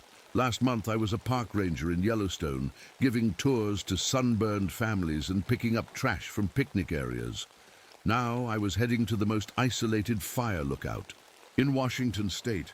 Just me, the mountains and the sky for the next 6 months. That's exactly what I wanted. After what happened with Sarah and the baby, well, let's just say I needed the quiet. The trail curved around a massive boulder, and I saw it for the first time. Widow's Peak Lookout. A wooden tower perched on the edge of the mountain like a child's building block about to tumble off a table. 4 spindly legs held up a small cabin with windows on all sides. Dark clouds swirled behind it, and for a second I swore the clouds formed a face, mouth open, watching me. I blinked, and it was just clouds again. The wind picked up as I climbed the last stretch, whistling through the pine trees. It almost sounded like whispers. My ears were playing tricks on me already, and I hadn't even started the job. "Hello, mountain," I said out loud. My voice sounded small. "I'm Howard. I'll be watching you for a while." The mountain didn't answer, but thunder rumbled in the distance. The wooden stairs to the lookout creaked under my weight. 77 steps, I counted each one, an old habit from my days as a radar operator in the war. I've always counted things, noticed details others miss. My commanding officer used to call me Eagle Eyes Griffin because I could spot planes. Before anyone else, I reached the landing and found the key exactly where Supervisor Foster said it would be, tucked under a loose board. The door swung open with a groan. The inside of the lookout was small but neat. One room with a bed in the corner, a small stove, a table with a radio, and a chair in the center surrounded by windows on all sides. Maps covered one wall, marking trails and potential fire hazards. A large compass rose was painted on the floor, pointing true north. I set down my pack and walked the perimeter, checking each window. The view was breathtaking. Mountains folding into more mountains, the dark green of pine forests, and far below, the silver thread of a river. But the clouds were thick today, hanging low, turning what should have been late afternoon into something closer to dusk. I found the logbook on the table and flipped it open. The last entry was dated 6 months ago. October 15th, 1954. End of season, all clear, tower secured for winter. The handwriting was neat, orderly. Below it, someone had drawn a small eye in the margin. I ran my finger over it, feeling a slight indent in the paper where the pen had pressed too hard. I unpacked my supplies, canned food, coffee, books, my sketch pad, and my most prized possession, a pocket telescope my father gave me. I'd modified it over the years, adding special filters for better clarity during dawn and dusk, when forest fires are hardest to spot. As I arranged my things, I found a metal box bolted to the underside of the table.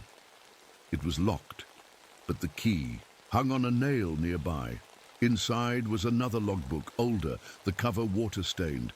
The name inside read Timothy Russell, Lookout Operator, 1952-1954. The last entry was only half finished. May 12th, 1954. They're getting closer. I can see them at the tree line now, not just at night anymore. They know I watch them. They stand so still, too still. When lightning flashes, I can see how tall they actually are. I've started covering the mirrors. They use them somehow to that. Was it? The pen mark trailed off the page, like he'd been interrupted mid-sentence. I closed the book and put it back. Timothy Russell was probably just going stir-crazy up here alone. It happens to fire lookouts sometimes. You stare at the wilderness long enough, and it starts to stare back. I made a simple dinner of beans and coffee, watching the sun disappear behind the mountains. The clouds turned deep purple, then black. Lightning flickered in the distance. But strangely, I couldn't hear any thunder. That night I lay in bed listening to the wind shake the tower. Every creak and groan made me jump at first, but eventually the rhythm became soothing. Just before I drifted off, I had the strangest feeling, like someone was standing at the foot of my bed, watching me sleep. I sat up quickly, fumbling for my flashlight. The beam cut through the darkness, bouncing off the windows, showing nothing but my own reflection staring back. Just my imagination. I was alone on Widow's Peak, completely alone, or so I thought. I settled into a routine pretty quickly. Wake at dawn, check the horizons for smoke, log the weather, make breakfast, check again, maintain the tower, lunch, afternoon watch, dinner, evening watch, sleep. Repeat. The radio crackled with updates from other lookouts twice a day. Their voices became familiar. Johnson at Blue Ridge, Peters at Eagle Point. Sometimes we'd chat about the weather or swap stories. It helped hearing other human voices, but the radio at Widow's Peak had problems. Words would cut out. Static would take over mid-sentence. Sometimes I'd hear fragments of conversations that didn't seem meant for me. People talking about events from years ago, or discussing places that didn't exist on any of my maps. Tower 16, unusual activity. Recommend immediate, not. Human tracks. Circle the 1925 expedition never returned. I reported the radio issues to headquarters, but they said it was probably just the mountain's iron deposits messing with the signal. Made sense, I guess. My compass didn't work right up here either. The needle would spin in slow circles instead of pointing north. After my first week, I started noticing things. Small things at first. I'm an organized person. Military training sticks with you. I always put my coffee mug on the right side of the sink after washing it. 3 mornings in a row, I found it on the left. My boots, which I always placed neatly by the door, would be at slightly different angles when I woke up. Just the wind shaking the tower, I told myself. But deep down, I knew the wind couldn't move things inside. I started drawing more. I've always been good at sketching. It helps me remember what I see. I filled pages with the landscape, the changing clouds, the strange rock formations near the peak. But sometimes, flipping through my sketchbook, I'd find drawings I didn't remember making. A tall, thin figure at the forest edge.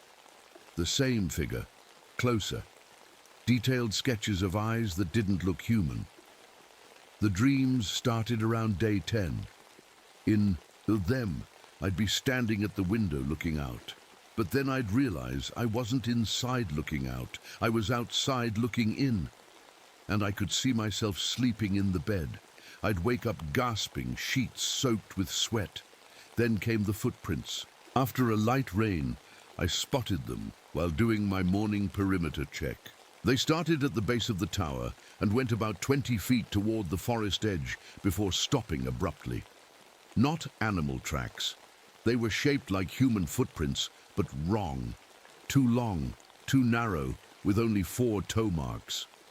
That same day, I got my first visitor. I was at the north window when I heard someone climbing the tower steps. The familiar creak of wood under weight. I counted the footsteps, too many for a normal climb. Like whoever was coming up had very long legs and was taking the steps 3 at a time. I grabbed the hunting knife I kept by the radio and faced the door, heart pounding in my throat. The footsteps stopped right outside. The handle turned slowly. "Who's there?" I called, trying to keep my voice steady. "Just me, Griffin, don't shoot." The door swung open, and Thomas Reed stepped in, grinning and carrying a supply box. He was the monthly delivery guy, a stocky, cheerful park ranger with dreams of writing. Mystery novels. Jesus, Reed. "You scared me half to death," I said, putting the knife down. "Jumpy already?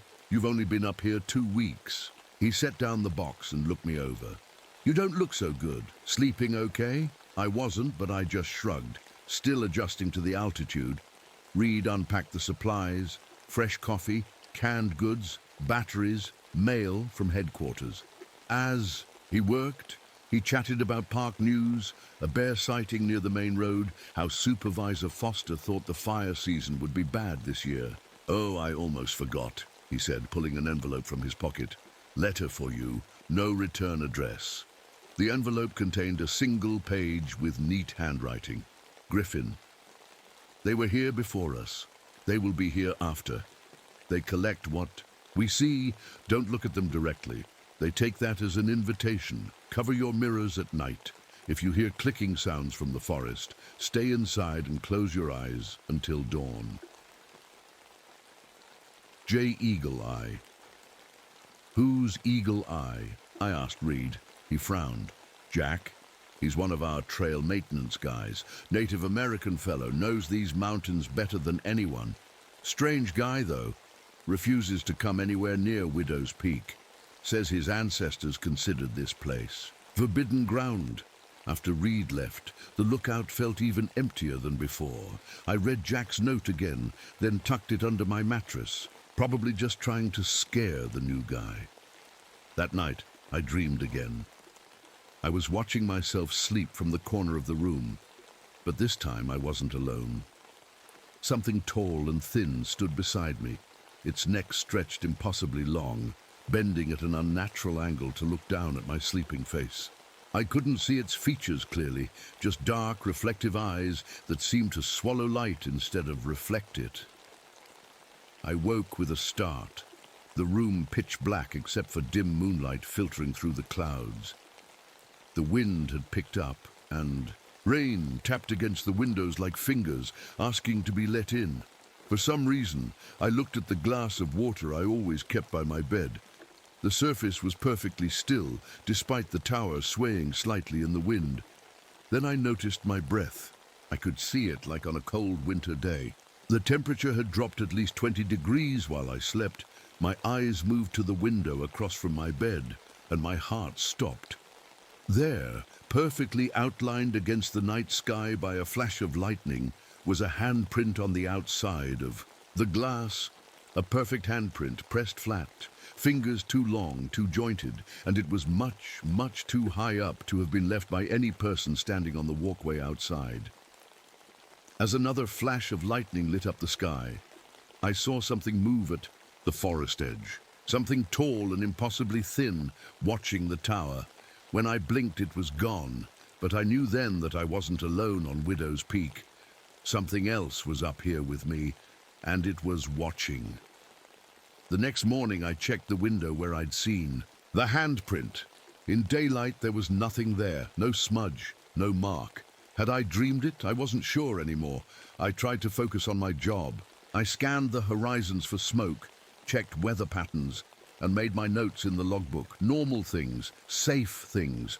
But I couldn't stop thinking about Timothy Russell's journal, the one that ended mid-sentence. I took it out again and read through his entries from the beginning. The first few months were routine reports, weather conditions, maintenance issues, wildlife sightings. Then things changed. December 3rd, 1953, strange lights on the North Ridge tonight. Too steady to be hikers, moved in patterns that seemed intentional. January 17th, 1954, found my coffee mug moved again. Fourth time this week, starting to think someone comes in while I sleep. February 28th, 1954. Saw something at the tree line today. Thought it was a dead tree at first, too tall and still to be a person. But when I looked with binoculars, it moved. Just slightly, like it knew I was watching. The entries got stranger, more frantic as the months passed. Timothy described clicking sounds from the forest at night, objects rearranged in the tower, periods of missing time where he couldn't account for hours of his day. I recognized too many of my own experiences in his words. Later that day, as the sun was setting, I spotted movement in the clearing below the tower. A figure walking up the trail. Not Reed. He wasn't due for another 2 weeks. I grabbed my binoculars and focused. It was a man, Native American, probably in his 50s, with long, grey-streaked hair pulled back in a ponytail. He wore a Forest Service maintenance uniform. He stopped about 50 yards from the tower, right at the edge where the trees began. He looked up, straight at me, then raised his hand in greeting. I hurried down the stairs to meet him. "Jack Eagle Eye?" I called. As I approached, he nodded once. "Ranger Griffin." His voice was deep, soft. "I got your message." I frowned. "I didn't send any message." A shadow crossed his face. "Someone did. In your name." He pulled a folded paper from his pocket and handed it to me. It was a page torn from my own sketchbook. At the top, in what looked like my handwriting but wasn't, were the words, "Jack, I need to know about the Watchers. Come to the tower." Griffin below that was a drawing of tall, thin figures standing in a circle around the lookout tower. My stomach turned cold. I didn't draw this, I didn't write this. Jack took the paper back carefully, touching only the edges. I know. They did. They. He looked up at the tower, then at the darkening sky. We shouldn't talk out here, not as the sun sets. That's when they start to move. Inside the tower, Jack refused to sit. He stood with his back to the wall, eyes constantly moving to the windows. My grandfather was the last medicine man who knew the old stories about this peak, he said. The tribe called it the seeing place. They believed entities lived here that were not of our world. Watchers, they called them. Beings that collected visions. Visions, I asked. What we see, our memories, our experiences. They harvest them like we harvest crops. Jack ran a hand over his face. My grandfather was part of a tribal council that met with the first forest rangers who wanted to build this tower. He warned them not to put a lookout here. People who watch the forest all day, you're like a feast to them. I thought about Timothy's journal. The man before me disappeared, didn't he? Jack nodded. And the woman before him. And the man before her. Going back to when they first built this place in 1925, why doesn't the Forest Service shut it down then? They don't believe. They blame it on accidents or people walking off the job. This peak has useful sightlines for spotting fires. To them, that matters more than old stories. Jack told me more as the room grew darker, how the watchers were drawn to people who observed things for a living, artists, photographers, watchmen, how they studied their victims before revealing themselves, how they could stand completely still for days, blending into the forest until you looked away. I've seen them, I admitted finally, at the edge of the trees. And I think they come into the tower when I sleep. Jack didn't seem surprised. They're curious about you, testing how much they can take. Take your sight, your memories. Jack tapped his temple. They feed on it somehow. The more you see them, the more interested they get, and the more they take. How do I stop them? My voice sounded small, even to me. Jack reached into his pocket and pulled out a small package wrapped in leather. My grandfather's protection, mirrors. The watchers can't see themselves. They have no reflection. Mirrors confuse them. I took the package. Inside were small circular mirrors, each about the size of $50. Put these at each window, at the door. It won't stop them completely, but it will slow them down. Jack moved toward the door. I can't stay after dark. They know me. They know I know about them. What else can I do? I asked, desperation creeping into my voice. Jack paused at the door. The lightning. They're most visible during lightning storms, but they're also vulnerable. Then, something about the electricity in the air makes it harder for them to stay hidden. He looked at me with sad eyes. Be careful, Ranger Griffin. Once they start watching you, they rarely stop. After Jack left, I placed the small mirrors at each window and by the door, as he suggested. The sunset painted the clouds blood red as night fell.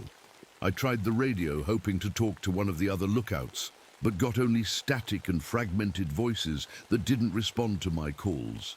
That night, I sat in the dark with my back against the wall, Timothy's journal in one hand and my flashlight in the other. I didn't want to sleep, didn't want to dream of being watched. Outside, lightning flickered silently in the distance.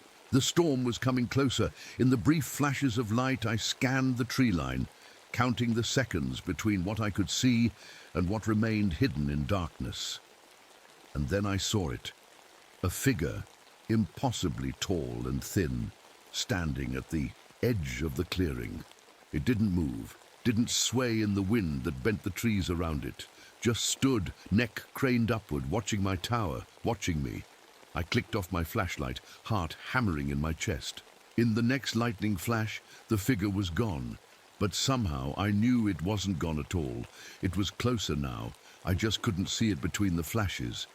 I pressed myself harder against the wall and waited for morning, knowing that dawn was still, many hours away, and wondering if the watchers would remain patient or if tonight They would finally come inside. Morning came after what felt like the longest night of my life. I must have dozed off eventually. I found myself slumped against the wall, neck stiff, as sunlight filtered through the windows. My first thought was to check Jack's mirrors. They were all still in place, but the one by the east window had turned, slightly, now facing the wall instead of the glass. I couldn't remember touching it. I made coffee with shaking hands and tried the radio again. This time I got through to headquarters. Widow's Peak, lookout to base. Come in, base. After some static, Supervisor Foster's voice came through. This is base. Go ahead, Griffin. Ma'am, I need to report some unusual activity around the tower. What kind of activity? She sounded tired, like she'd heard this before. I hesitated. How could I explain what I'd seen without sounding crazy? I've observed figures in the forest, possibly people camping where they shouldn't be. Hikers go off trail sometimes, Griffin. Unless they're starting fires, it's not our main concern. These aren't normal hikers, ma'am. They don't. Move right. A long pause. Then, Griffin, have you been sleeping well? The altitude can affect people differently, causes hallucinations sometimes. I'm not hallucinating, I said, trying to keep my voice steady. Tell you what, she said, her tone softening. Reed's scheduled to bring your next supply drop in 10 days. I'll have him bring some sleeping pills. In the meantime, try to get more rest. The radio went silent before I could argue. I spent the day keeping busy, cleaning the tower, checking for fires, making notes in my logbook, normal things. But I couldn't stop looking at the tree line, expecting to see those tall figures standing there, watching me. Around midday, the clouds that always hung over Widow's Peak grew darker. The air felt heavy, charged. A storm was coming. I was making an early dinner when I heard voices, actual human voices coming up the trail. I grabbed my binoculars and looked down. A family was making their way up the path, a man and woman in their 30s, a teenage boy, maybe 15, and a young girl. About 10. They had backpacks and hiking gear. The man was checking a map, looking confused. Real people, normal people. I almost cried with relief. I hurried down the stairs to meet them, trying not to look too eager. Hello there, the man called, waving. As I approached, boy, are we glad to see someone. I think we took a wrong turn about 2 miles back. The trails can be confusing, I said, shaking his hand. I'm Howard Griffin, the lookout operator. Jim Taylor, the man said. This is my wife Linda, our son Mark, and our daughter Abby. Linda smiled warmly. We were trying to reach Miners Ridge, but I think we're turned around. You're pretty far off track, I admitted. Miners Ridge is about 6 miles southeast of here. Jim looked at the darkening sky. Think we can make it before the storm? Thunder rumbled in the distance, answering his question. You're welcome to wait it out in the tower, I offered, perhaps too quickly. It's not fancy, but it's dry. They accepted gratefully. As we walked back to the tower, I couldn't help scanning the trees, wondering if the watchers were seeing this. If they were watching these new arrivals. Inside the tower, the family set down their packs. Abby, the young girl, immediately went to the windows, pressing her face against the glass. You can see everything from up here, she said. That's the idea, I smiled. For the first time in weeks, the tower felt normal. Human. I made extra coffee for the adults and found some hot chocolate for the kids. The Taylors told me about their hiking trip, how they were spending 2 weeks exploring the Cascades. You're up here all alone? Linda asked. I nodded. Just me for 6 months, except when the supply guy comes once a month. That sounds intense, Jim said. If only he knew. As we talked, I noticed Mark, the teenage son, looking curiously at Jack's mirrors placed around the windows. What are these for? He asked, picking one up. Don't touch those, I said too sharply. He put it down quickly, looking startled. Sorry, I added. They're special equipment for fire spotting. Outside, the storm was getting closer. Lightning flashed more frequently and rain began to patter against the windows. Looks like we made it just in time, Jim said. Moving to the west window to watch the storm, I checked my watch. 6:17 p.m. The sun would set in less than an hour, though with the storm clouds it was already growing dark. I should do my evening check, I said, reaching for my binoculars. As I scanned the horizons, I froze. Through the lenses, far off to the north, I saw what looked like a line of tall, thin figures standing perfectly still along a ridge. 1, 2, 3, 7 of them. They were too far away to see clearly, but they didn't look like trees. They looked like people. Impossibly.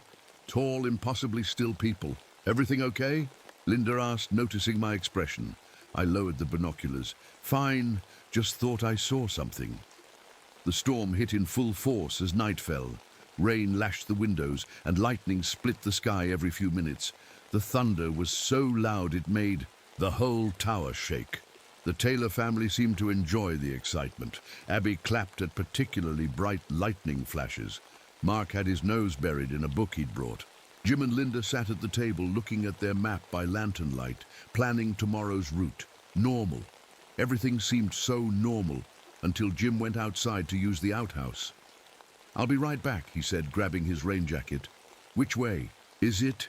"Just down the stairs and to the right," I told him. "Take the flashlight, it's dark out there." He nodded, took the light and headed out the door. 5 minutes passed. Then 10. "Jim's taking a while," Linda said, looking at the door with a slight frown.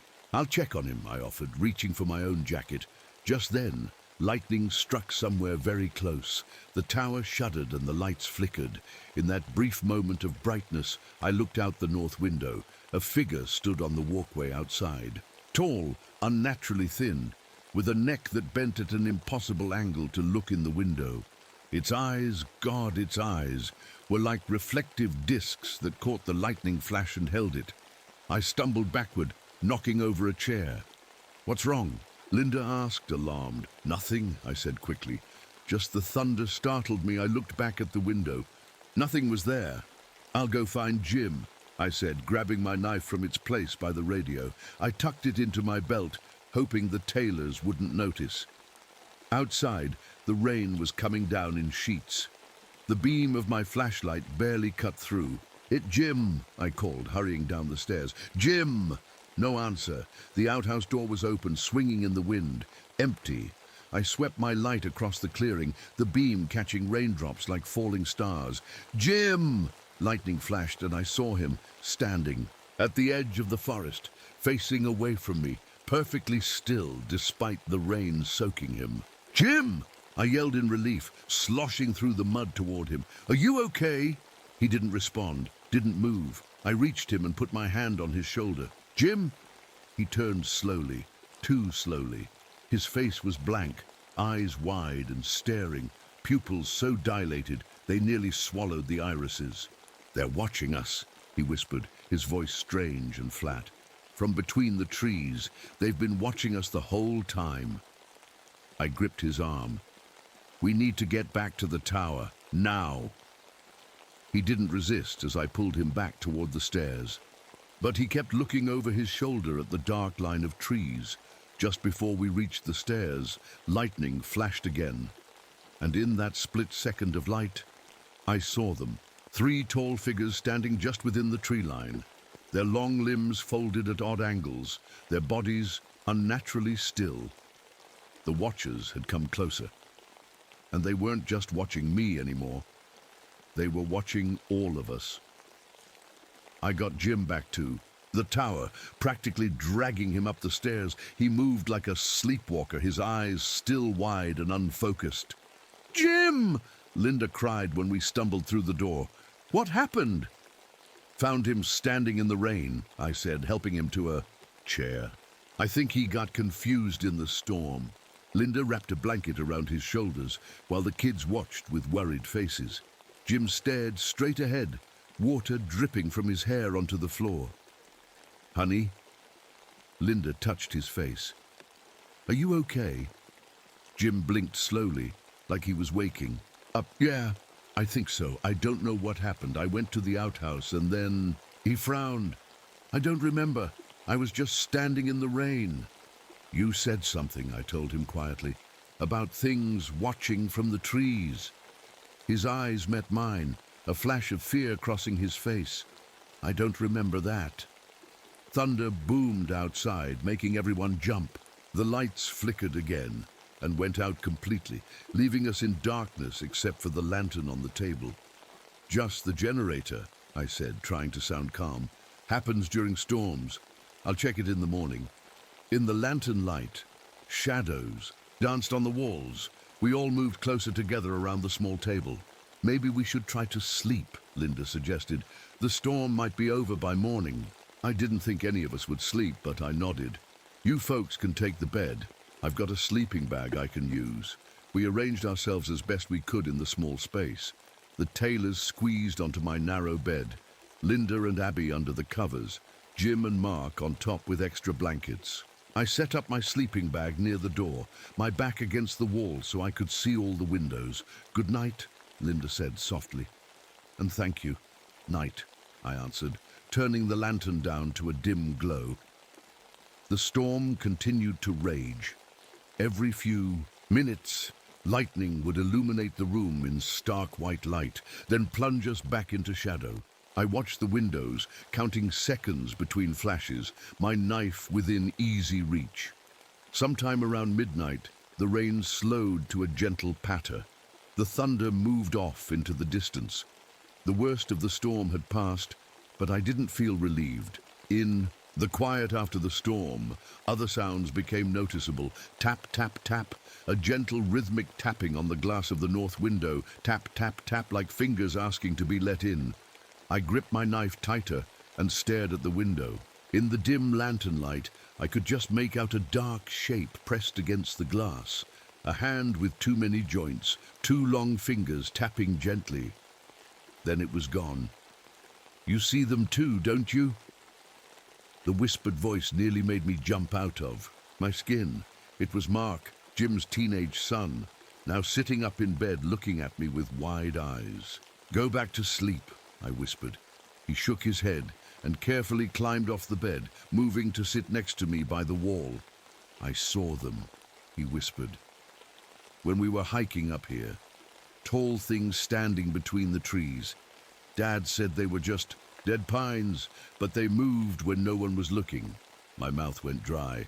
How do you know that? Because I was watching them, Mark said simply.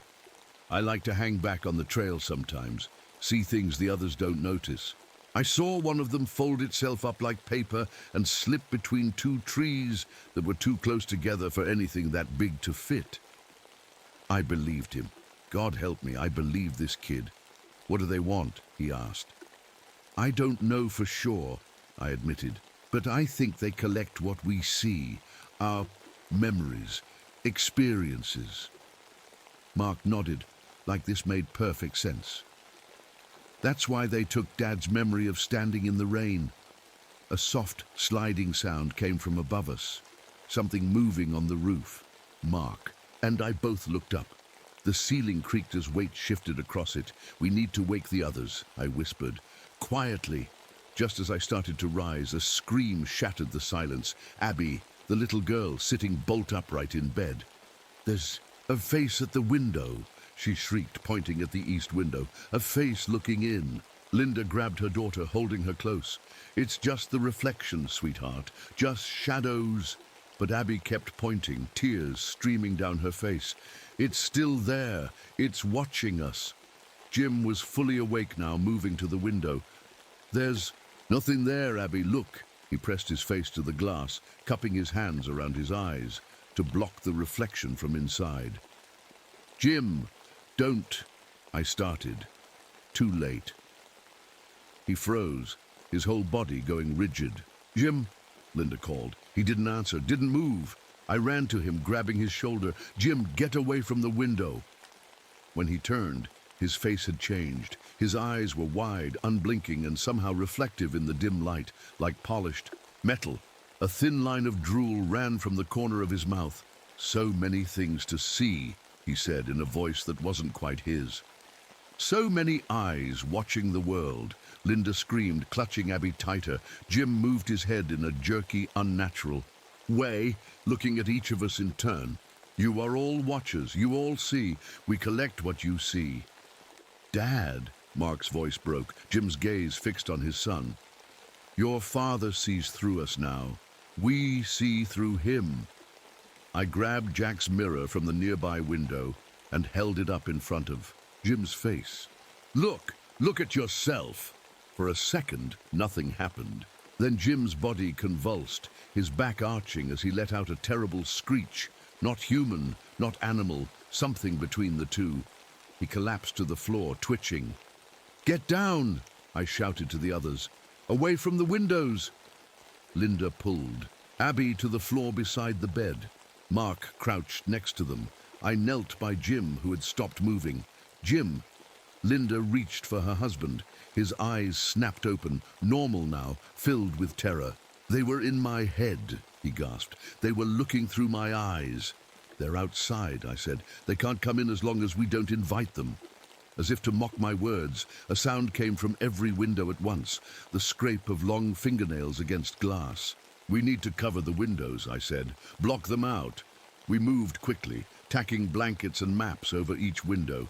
The scratching grew louder, more insistent. What do they want? Linda asked, her voice shaking. To watch, Jim answered, his eyes haunted.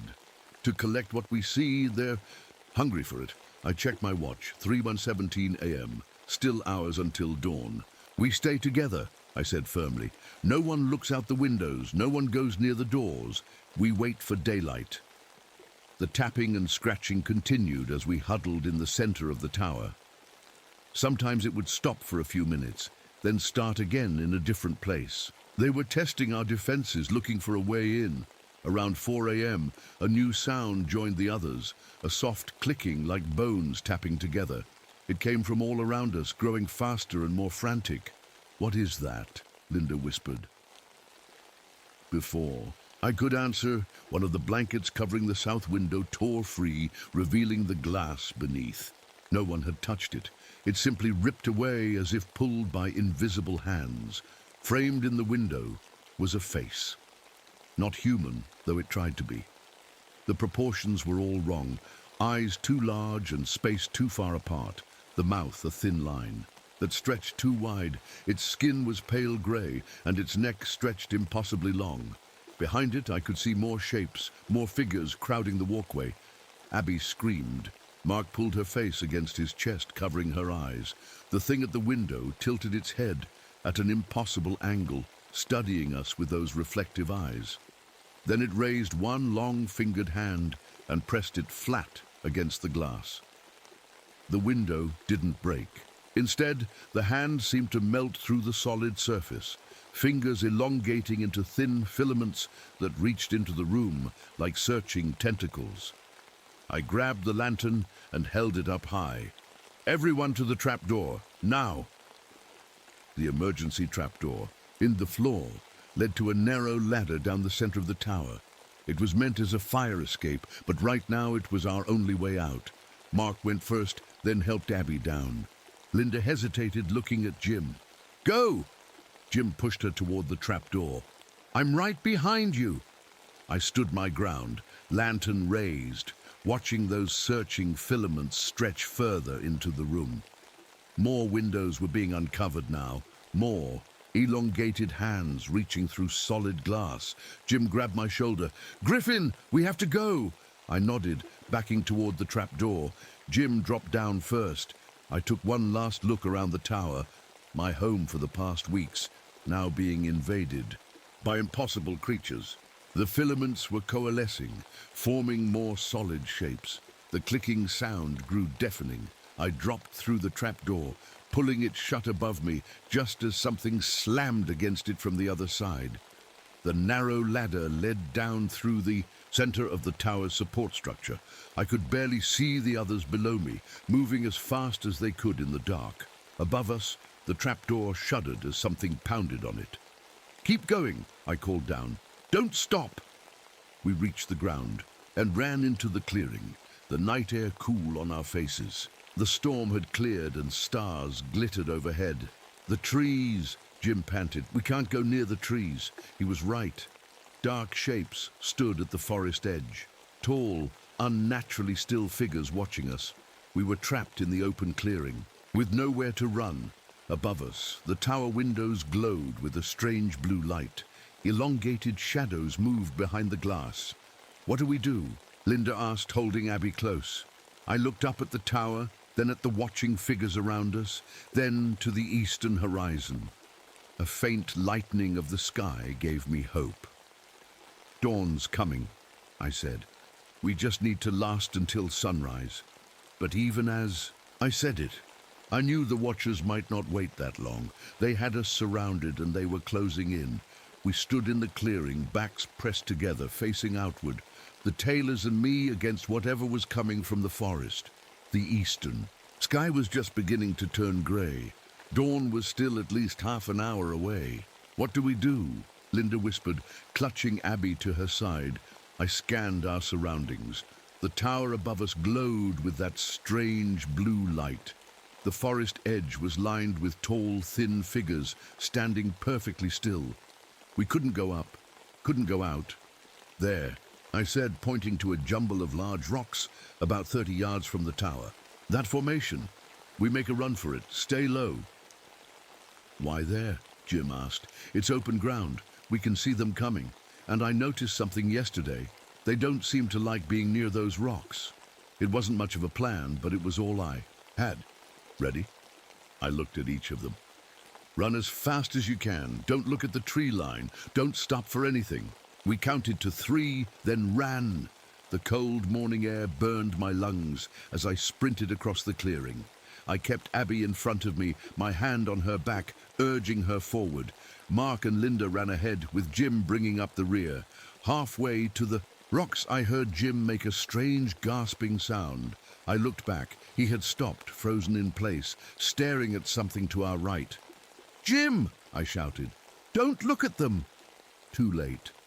His body was rigid, his gaze fixed on a tall figure that had stepped out from the trees. The thing was at least 8 feet tall, its body too thin, joints bending in ways that weren't possible. Its head turned with mechanical precision until it faced Jim. "Dad!" Mark yelled, stopping to turn back. "Keep going!" I pushed him forward. "Get to the rocks with your mom and sister." I ran back to Jim, who stood like a statue, his eyes wide and unblinking as he stared at the watcher. The creature's neck was extending, bending at an impossible angle, bringing its face closer to Jim's. I pulled out my knife. A pitiful weapon against something like this, but all I had, and charged. "Hey!" I shouted. "Over here!" The watchers, heads swiveled toward me, neck twisting in a way that made my stomach turn. Its eyes, if you could call them eyes, were like mirrors reflecting my own terrified face back at me. I didn't stop. I slammed into Jim, breaking his eye contact with the creature, and we both tumbled to the ground. "Run!" I yelled, pulling him to his feet. "Don't look at it." Jim seemed dazed, but followed as I dragged him toward the rocks where the others waited. Behind us, I heard a sound like dry branches snapping. The watcher was following. We reached the rocks and scrambled into a small space between 2 large boulders. The Taylor family huddled together while I kept watch. The watcher had stopped about 15 feet away. It stood motionless, its thin body swaying slightly like a reed in water. Then slowly, it began to change. Its limbs elongated further, joints shifting, body contorting until it looked almost like, "It's copying you," Abby whispered in horror. She was right. The watcher was rearranging itself into a twisted mockery of a human form. Its proportions were wrong, its movements jerky, but it was clearly mimicking the way I stood, the way I held my knife. More figures emerged from the tree line, each one moving with that same unnatural grace. They surrounded the rock formation, keeping their distance but blocking any escape. "They're watching us," Mark said, "learning from us." Jim was shaking, his face pale. "When it looked through my eyes," he said in a hoarse whisper, "I could see everything it had collected. Hundreds of memories, thousands of images, things no human should ever see." Linda held her husband tightly. We're going to be okay. The sun's coming up soon. I checked the eastern horizon. The grey light was getting stronger, but full sunrise was still 20 minutes away. Too long. The watchers began to move, circling our position, always maintaining the same distance. They moved in perfect unison, like dancers in some horrible ballet. The clicking sound started again, that bone-on-bone tapping that seemed to come from inside their bodies. "What are they doing?" Linda asked. "Communication," I guessed.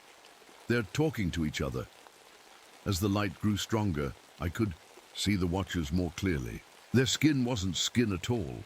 It was a thin, translucent membrane stretched over a frame of jointed segments. Their faces had no features except those reflective eyes and thin slits where mouths should be. I counted 12 of them now, forming a complete circle around us. "Griffin?" Jim's voice was barely audible. "Look at the ground." I looked down.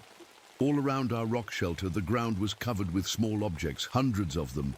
In the growing light, I could see what they were. Watches, glasses, cameras, binoculars, mirrors, personal items taken from previous victims, and something else. Scattered among them were small circular objects that looked like eyes, perfectly preserved but made of glass. "They take what we see," I said, the horror of it finally hitting me. "They literally take our eyes." The sky continued to lighten. The watchers' movements became more agitated, their circling faster. They knew their time was running out. Suddenly, from the tower, came a familiar voice calling through a megaphone. "Griffin! Taylor family, where are you?" "Reed!" I jumped up, waving my arms. "Thomas Reed, down here, by the rocks!" Reed stood on the tower's landing, megaphone in hand, scanning the clearing. He couldn't see us, or worse, he couldn't see the watchers surrounding us. "Reed!" I shouted again. "Watch out!" He spotted us finally and waved. "Stay there, I'm coming down!" "No!" I yelled, but he had already disappeared into the tower. The watchers paused their circling, heads turning in unison toward the tower. 3 of them broke away, moving with frightening speed back toward the stairs. "They're going after Reed," I said. "I have to help him." "You can't leave us," Linda pleaded. I looked at the eastern horizon, now glowing pink with approaching sunrise. "The sun will be up any minute. They retreat during the day. You'll be safe here until then." I turned to Jim. "Take my knife. Don't let them get close. Don't look directly at them." Before they could argue, I darted out from the rocks, running in a low crouch toward the tower. The watchers nearest me turned to follow my movement, but didn't pursue immediately. I reached the base of the tower just as Reed was coming down the stairs. He looked confused and scared. "Griffin, what the hell is going on? The tower's all torn up and there's some kind of blue light." "No time," I cut him off. "We need to get back to the rocks, now." "What? Why?" "Look." I pointed behind him. 3 watchers stood at the bottom of the stairs, their bodies unnaturally still. As Reed turned to look, one of them began to raise its arm, fingers elongating into those searching filaments. "Don't look at them!" I yanked Reed around. "Run!" We sprinted toward the rock formation. Behind us, I heard that clicking sound growing. Louder, faster. The watchers were coming. We were halfway to the rocks when Reed stumbled and fell. I turned back to help him up and saw one of the watchers right behind us, its arm extended, filaments almost touching Reed's head. Without thinking, I pulled the small mirror Jack had given me from my pocket and held it up. The watcher's reflection appeared in the glass, and it recoiled as if struck, making a high-pitched sound like metal scraping against metal. "Get up!" I pulled Reed to his feet. "Keep running!" We reached the rocks and squeezed in beside the Taylors. Reed was panting, his eyes wild with fear. What are those things?" he gasped. "The locals call them watchers," I said. "They've been here all along." The sky was brightening by the second. The first direct rays of sunlight would soon hit the clearing. The watchers seemed to sense this, their movements becoming more frantic. The clicking sound rose to a fever pitch. Then something unexpected happened. The watchers stopped moving. As one, they all turned to face east, toward the coming sun. Their bodies began to change again, thinning, stretching upward until they looked like nothing more than dead trees standing in the open. "They're hiding," Mark whispered, "disguising themselves." The first ray of sunlight broke over the mountain ridge, striking the clearing in a blaze of gold. Where it touched the transformed watchers, their surfaces seemed to harden, taking on the texture of bark. Within minutes, what had been 12 horrifying creatures were now 12 dead-looking trees standing in a perfect circle around our rock shelter. Reed stared in disbelief. "Those weren't there yesterday." "No," I agreed. "They weren't." We waited until the sun was fully up before leaving the safety of the rocks. The tower stood silent, its windows dark now. The clearing looked normal in the morning light, except for the new trees that hadn't been there before. As we walked back to the tower, giving the disguised watchers a wide berth, I knew we weren't safe. Not really. We had just been granted a temporary reprieve. Night would come again, and the watchers would be waiting. But now we understood what we were facing, and I was starting to form a plan, a desperate one, but a plan nonetheless. If the watchers collected what we saw, then maybe we could use that against them. Jack had said they were most vulnerable during lightning storms, and the weather report I'd heard yesterday had mentioned another storm front moving in by evening. We had one chance, one last confrontation before these things took us all. As we climbed the tower stairs, I glanced back at the circle of false trees. In the bright morning light, they looked harmless, dead, but I knew better. They were watching us even now, waiting for darkness and preparing to collect their next victims. The tower was in shambles. Blankets torn, furniture overturned, maps ripped. From walls and everywhere, that faint blue glow lingered, like phosphorescence on the ocean. "We need to radio for help," Linda said as she held Abby close. Reed shook his head. I tried on my way up, nothing but static. I wasn't surprised. The watchers seemed to affect electronics somehow. Our best hope was Reed's truck, parked at the trailhead 3 miles down. "We should leave now," Jim said, his voice still shaky, "while it's daylight." "And go where?" I asked. "You saw what they can do. They'll follow us. They've marked us all." "So what do we do?" Linda demanded. "Just wait here for them to come back tonight?" I walked to the north window and looked out at the clearing. The false trees stood motionless, in the sun. Beyond them, the real forest. And beyond that, visible only from this height, was an odd formation of stones on a ridge about a mile away. "There," I pointed. Jack mentioned something about an ancient observatory, a place the tribal elders used to watch the stars. Mark joined me at the window. "You think that's where they come from?" "I don't know, but I think that's where they're strongest. And maybe," I hesitated, "maybe that's where they're most vulnerable, too." Reed looked at me like I was crazy. "You want to go toward these things? After what happened last night? They'll come for us no matter what," I said firmly. "But right now, they're dormant. We have a chance to find their weakness." It took some convincing, but eventually everyone agreed. We had to try something, and hiding in the tower had already proven useless. We gathered what supplies we could. My knife, Reed's flashlights, Jack's mirrors, some food and water. Reed had a camera he insisted on bringing. "If we survive this, people need to know," he said. Before leaving, I found Timothy's journal and tucked it into my pocket. Something told me his final entries might hold a clue we still needed. The hike to the stone formation was tense. We stayed close together, constantly, scanning our surroundings. The false trees remained in the clearing, not following us, at least not yet. "Stay away from any dead trees," I warned. "Don't touch them. Don't look at them too long." The stone formation appeared more clearly as we approached. It wasn't large, maybe 30 feet across, but there was something deliberate in its arrangement. 5 tall stones stood in a circle, with smaller stones laid out in lines, pointing to different parts of the horizon. "It's for marking the solstices," Reed said, examining the layout. "Native Americans built these to track seasonal changes." But this was more than that.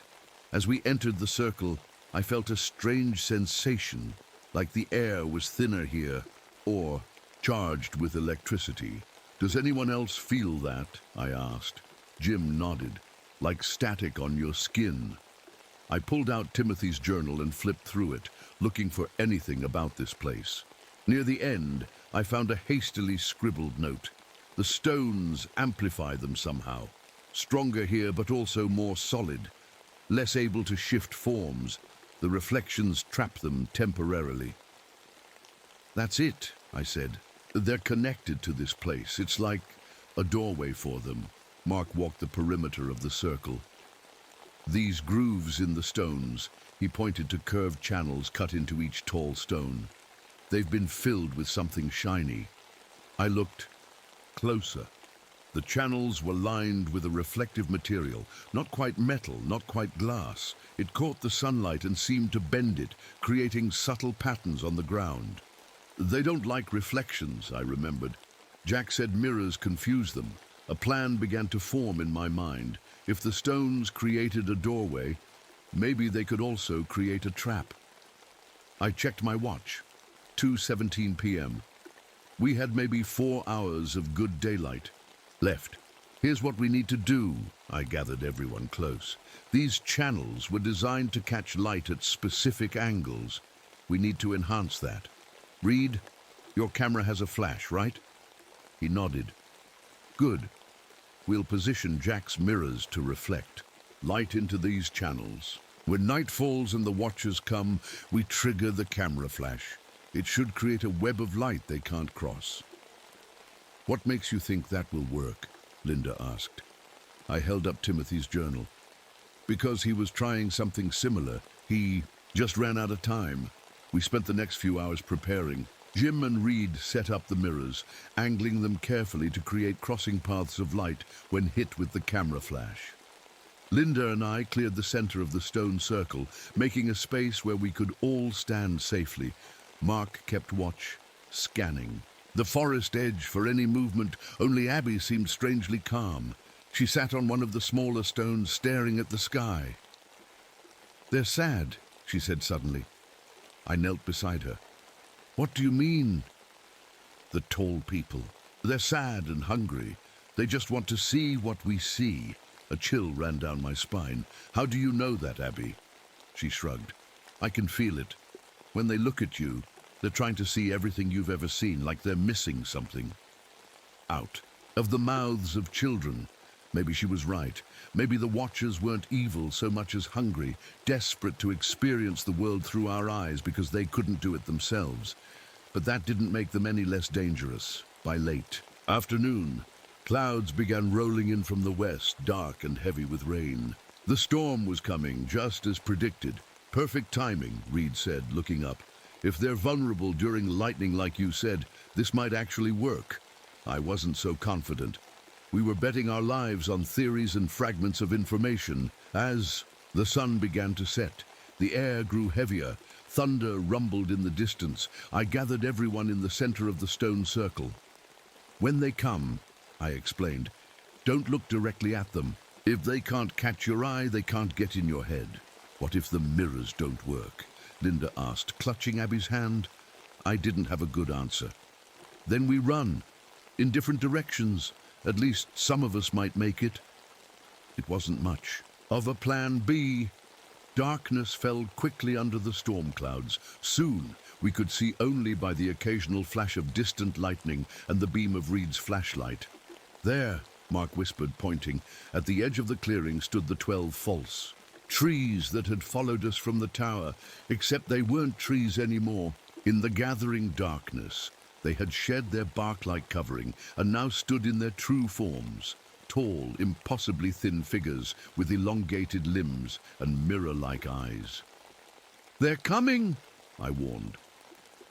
The Watchers moved slowly toward the stone circle, spreading out to surround us. Their clicking communication grew louder, more excited. Get ready, I told Reed. When I say now, trigger the flash. The nearest Watcher was just 10 feet from the outer stone when lightning split the sky, directly overhead. In that brief, brilliant flash, I saw them all clearly, the 12 surrounding us, and something else. Behind them, a 13th figure. Taller than the rest, its body more twisted, its eyes larger. The eldest watcher, the one controlling the others. The lightning faded, plunging us back into darkness. In that moment, the watchers rushed forward. "Now!" I shouted. Reed triggered his camera flash. The burst of light hit the mirrors we'd positioned, reflecting into the channels cut into the stones. For a split second, the entire circle was crisscrossed with lines of blinding light. The effect on the watchers was immediate.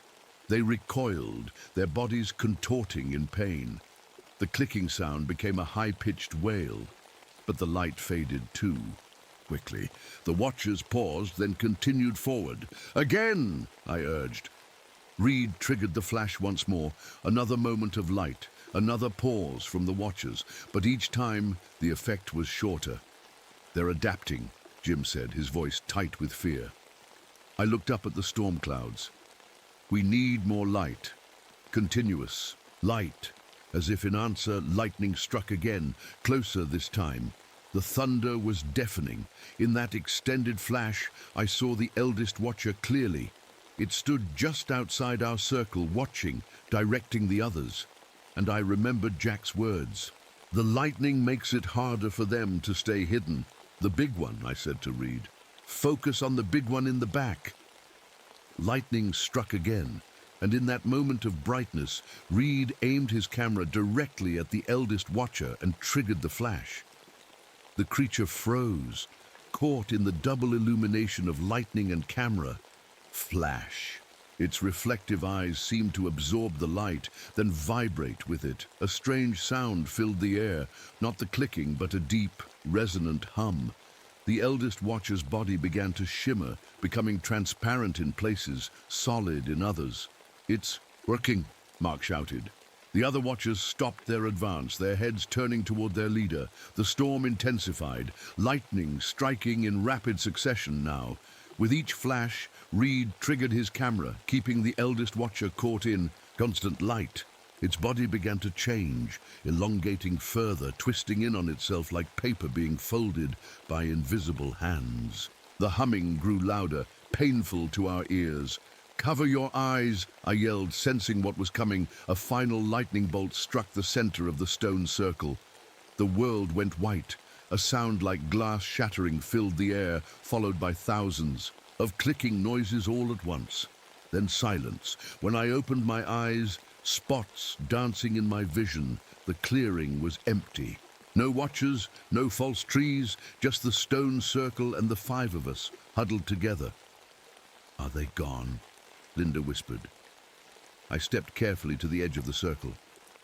Where the eldest watcher had stood was a pile of small, round objects gleaming. In the dirt, I knelt and picked one up, a glass eye, perfect in every detail. "Not gone," I said. "Scattered, weakened." Reed joined me, his camera hanging loosely from his hand. "What happened to them?" I thought about what we'd seen, what we'd learned. I think they exist partly in our world and partly somewhere else. The lightning and the reflections forced them fully into one world or the other. They couldn't maintain their form. Around us, the storm was moving on. The clouds began to break, revealing a slice of night sky filled with stars. "Will they come back?" Abby asked in a small voice. I looked at the glass eye in my palm. "Yes," I said honestly, "eventually. But now we knew how to fight them, and more importantly, we knew what they were. Not monsters, not demons, just hungry. Watchers from somewhere beyond, collecting what they could never have themselves. Human sight, human experience, human memory." We walked back to the tower in silence, each lost in our own thoughts. By morning, Reed would drive the Taylors to safety. I would radio Supervisor Foster and try to explain what had happened, though I doubted she would believe me. As for me, I knew I couldn't leave Widow's Peak. Not yet. Someone needed to watch. And for the watchers, someone who understood them, someone they had already marked. As we approached the tower, I glanced back at the stone circle, now just a shadow in the distance. For a moment, I thought I saw a tall, thin figure standing among the stones, watching us go. I blinked and it was gone, but I knew, with absolute certainty, that it was still there, still watching. Morning came with a gentle mist hanging over the mountains. The tower stood quiet against the pale sky, looking ordinary again, just wood and glass and metal, nothing more. The tailors were packing their few belongings, eager to leave this place behind. Reed had his truck ready at the trailhead. Keys already in his pocket. "You really won't come with us?" Linda asked me, concern in her eyes. I shook my head. "I can't. Not yet." Because of those things. Jim's voice was low, his eyes still haunted from what he'd seen. "Someone needs to stay and watch," I explained, "to warn others, to understand what we're dealing with." Mark approached me, holding out a small notebook. I wrote down everything I saw, everything I remember. Maybe it will help. I took it gratefully. The kid had good eyes. He'd noticed details even I had missed. Abby hugged my legs suddenly, looking up at me with those innocent eyes. "The tall people are still sad," she said simply, "but they're scared of you now." I hoped she was right. Reed was the last to say goodbye. He handed me his camera. I took out the film.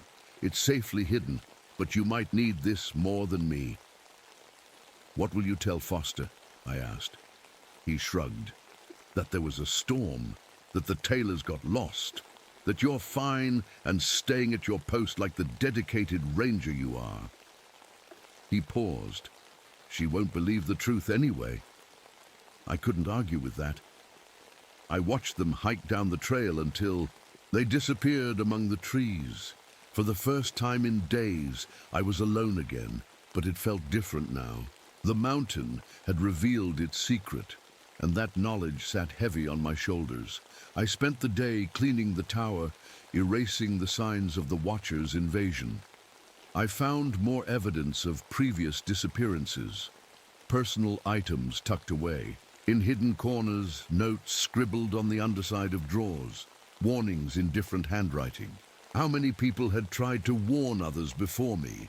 By evening, the tower was back in order. I sat at the table with my logbook open, trying to find the right words to explain what had happened. How do you describe something that shouldn't exist? In the end, I wrote simply, May 15th, 1955, encountered mountain phenomena during storm. Indigenous stone formation appears to be focal point. Reflective surfaces and electrical discharge provide temporary defense. We'll continue observation. It wasn't enough, but it was a start. That night, I didn't sleep.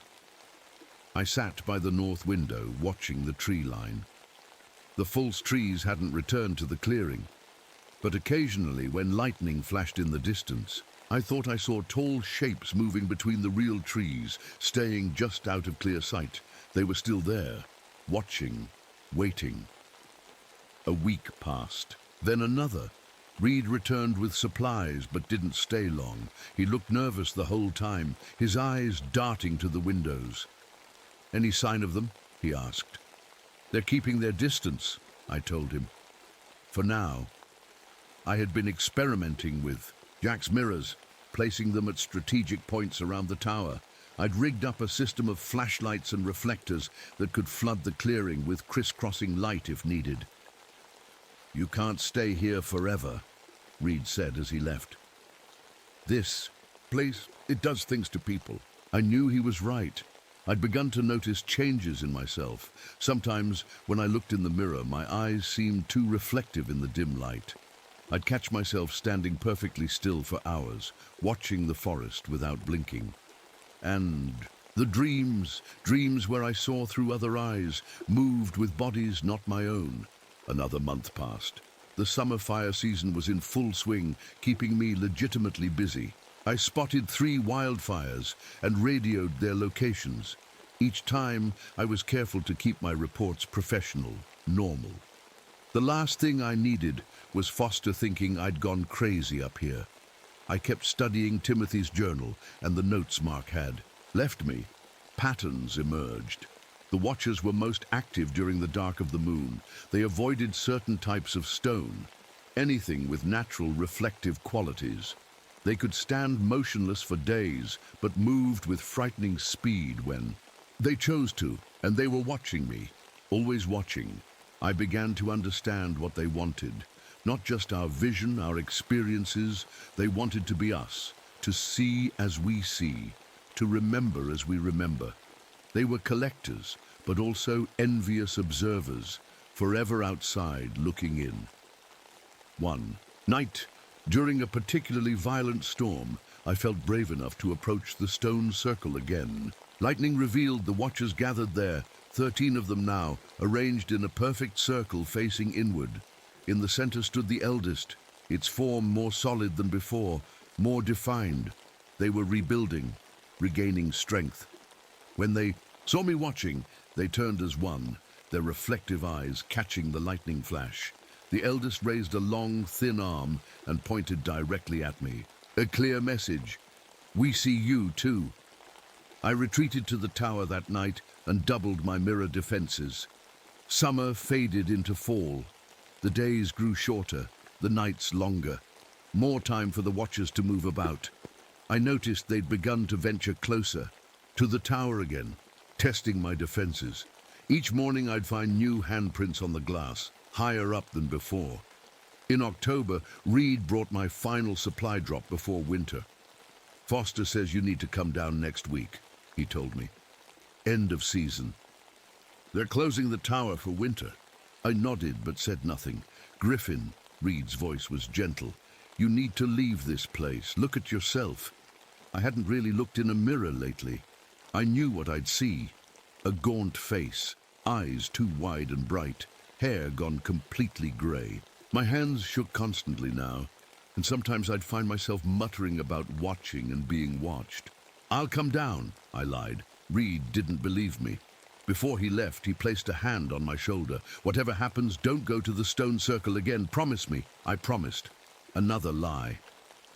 The day after Reed left, the first snow fell. Just a dusting, but a reminder that winter was coming. The forest would soon be inaccessible. I'd be truly alone on the peak.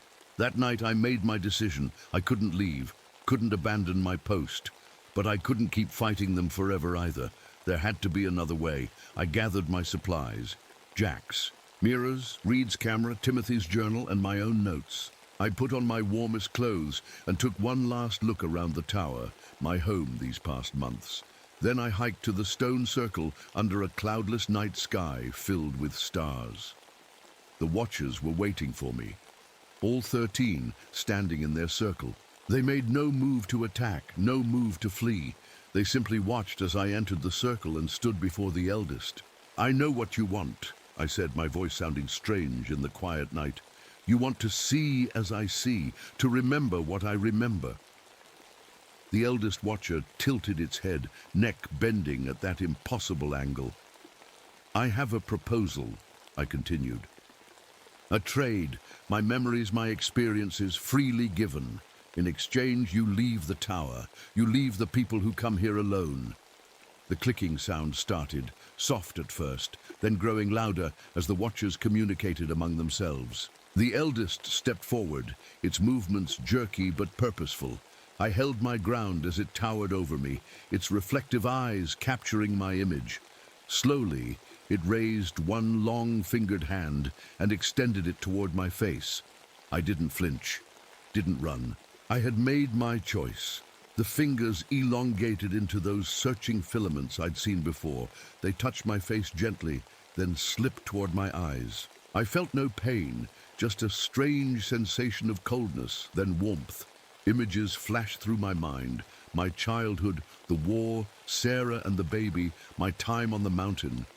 Every memory, every sight I'd ever absorbed, flowing outward. The watcher took it all. And in return, I felt something flowing back, images of worlds beyond worlds, of existence without form, of watching through countless eyes across countless years. When it was over, I fell to my knees in the snow. The eldest watcher stepped back, its form seeming more solid now, more defined, almost human. Without a word, the 13 turned and walked into the forest, disappearing among the trees. But I knew they weren't gone. Not really. They had just found what they were looking for. Later, hours or minutes, I couldn't tell, I made my way back to the tower. Everything looked different now, sharper in some ways, blurrier in others. Colors seemed wrong, too bright or too muted. And sometimes, just at the edge of my vision, I'd catch glimpses of places I'd never been, people I'd never seen. I packed my few belongings and hiked down the mountain the next day.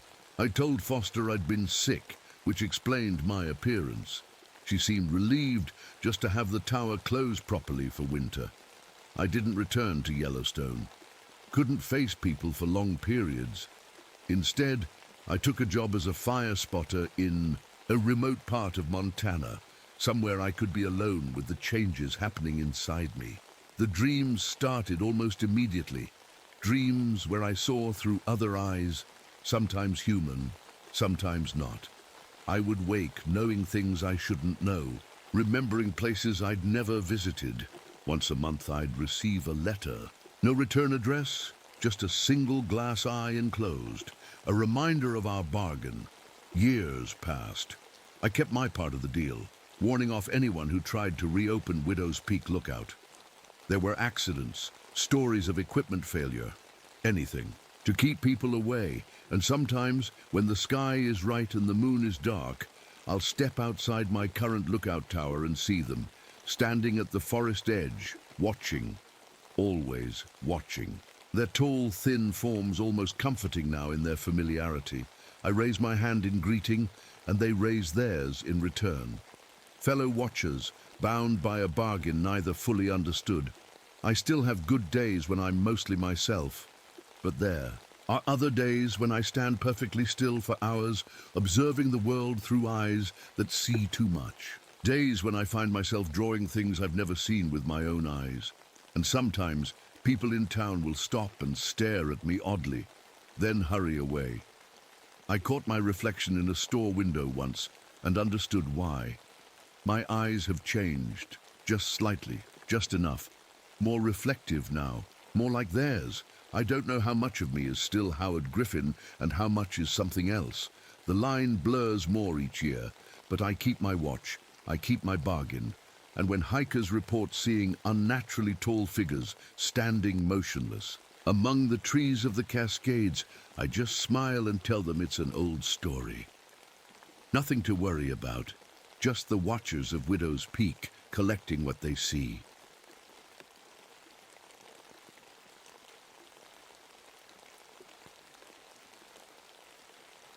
My name is Douglas Harrington, and I've been a park ranger in the Boundary Waters for almost 15 years now.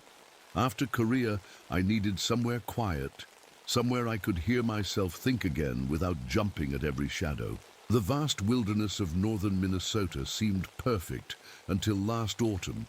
It was October 1963, and winter came early that year. Too early.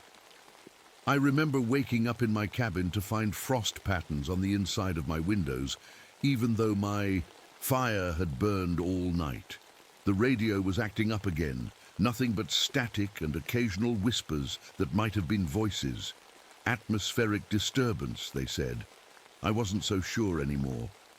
That morning, I found him. I was making my usual rounds, checking the trails before the snow got too deep, when I spotted ravens circling near Cedar Lake. I should have known then what I'd find. Ravens always know where death is. The photographer, his name was Lawson, according to the ID in his wallet, hadn't been dead long, maybe 3 days, but what was left of him didn't make sense. No animal I knew could do that to a man. His body was half-eaten is the only way to put it. But the cuts were too clean, not like a bear or wolf attack, and his camera was still strapped around what remained of his neck, untouched. I radioed it in, but District Supervisor Fleming just sighed through the static. Probably a bear, Harrington. Tag it, bag it, file the paperwork. And try not to scare any tourists with this. Budget's tight enough without a panic. That night, I developed Lawson's film myself. Every shot was just trees, dozens of pictures of ordinary pines. Except in the last few frames, the trees seemed wrong somehow, like they were too tall or standing at impossible angles. And in the very last photo, there was a smudge between two distant trunks. When I held it up to the light, I could almost make out a face. I didn't sleep well that night.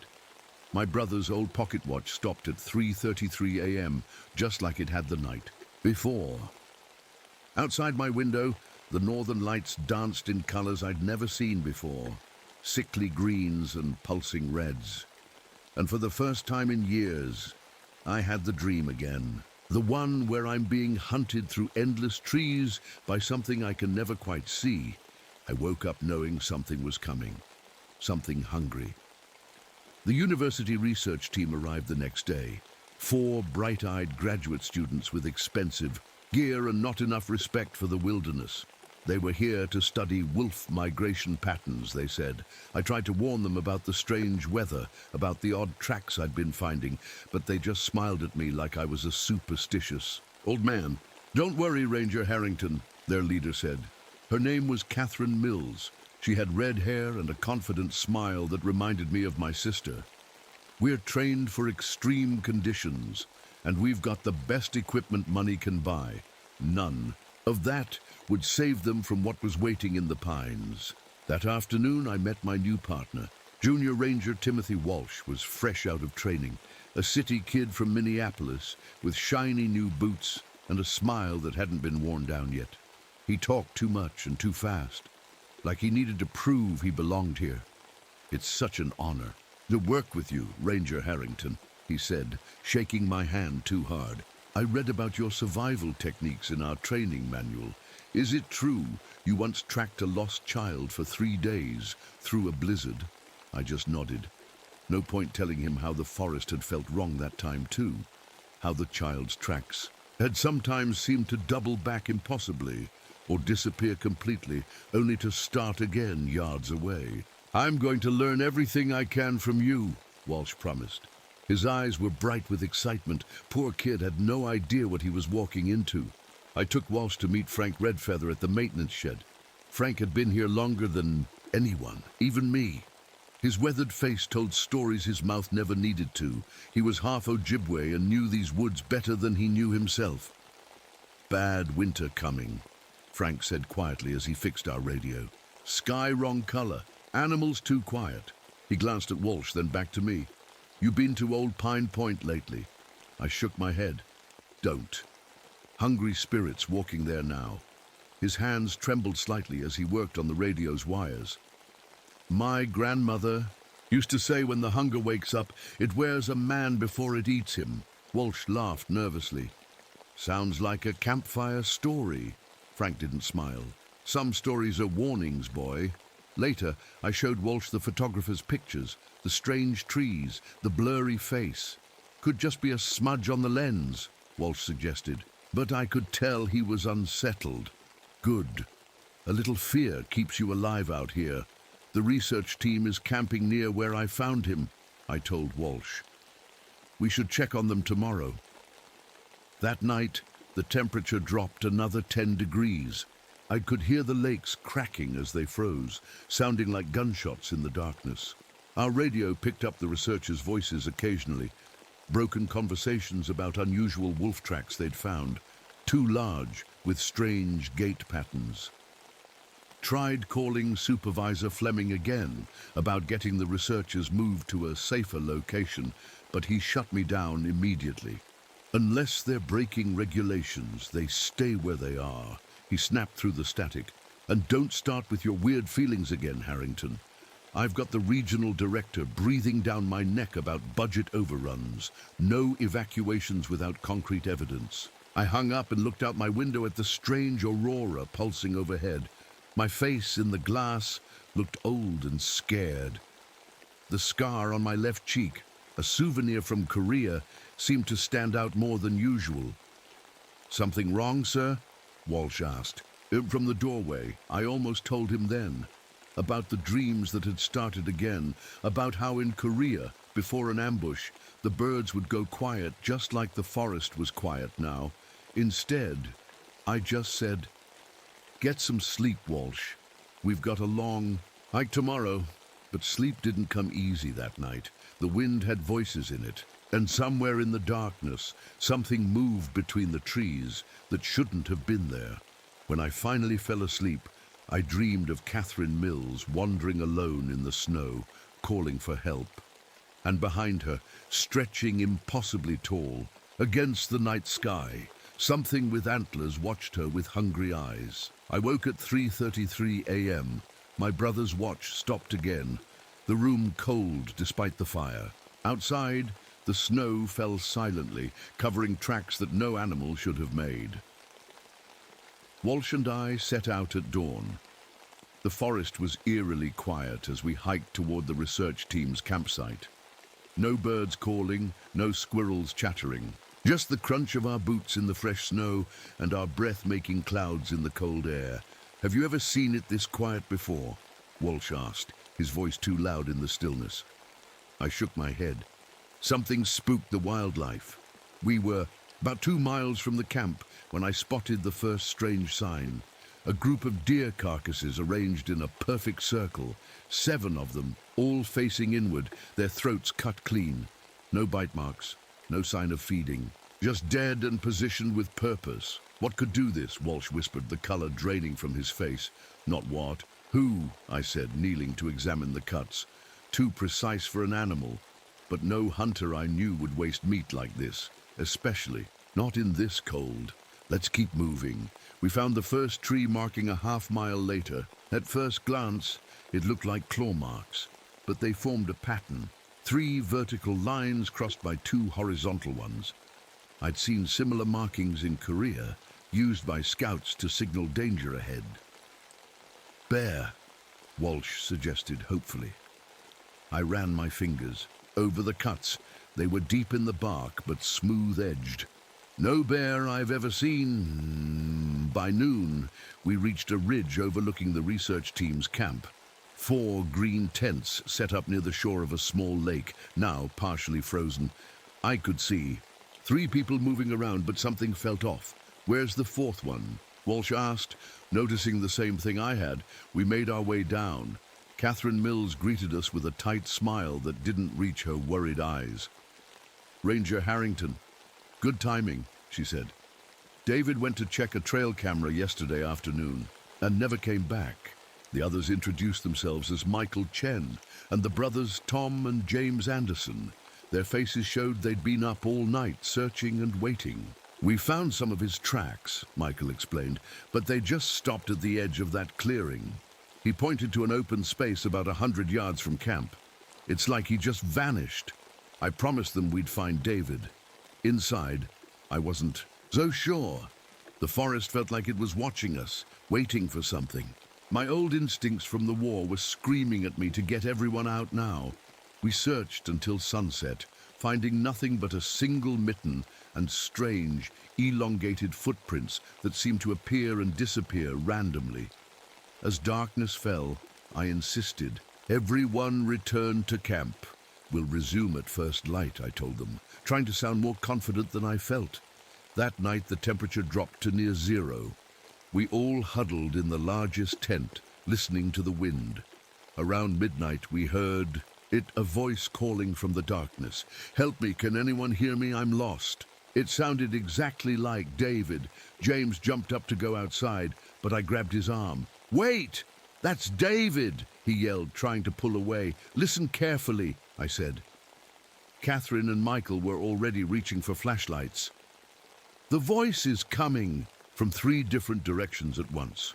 They froze, listening. The calls came again. From the north, then immediately from the east, then the south. Same voice, same words. Impossible locations. No human could move that fast. "What's doing that?" Tom whispered. Before I could answer, we heard a new sound. Heavy footsteps circling our camp. Slow, deliberate steps crushing the snow. Whatever it was big. Walsh's hand went to his sidearm, but I shook my head. No sudden movements. Through the tent wall, I could see a tall shadow pass by. much taller than any man. The footsteps stopped right outside our tent. For 3 long minutes, nobody breathed. The canvas wall bulged slightly inward, as if something was pressing its face against it, listening to us. I could hear it breathing, ragged, hungry breaths that sent clouds of steam through the thin fabric. Then, as suddenly as it had appeared, it was gone. The night went silent again, except for the wind. "What was that?" Catherine finally whispered, her scientific confidence shaken. "Something that's learned to hunt people," I answered, remembering Frank's words about hungry spirits, "and we need to leave these woods at first light."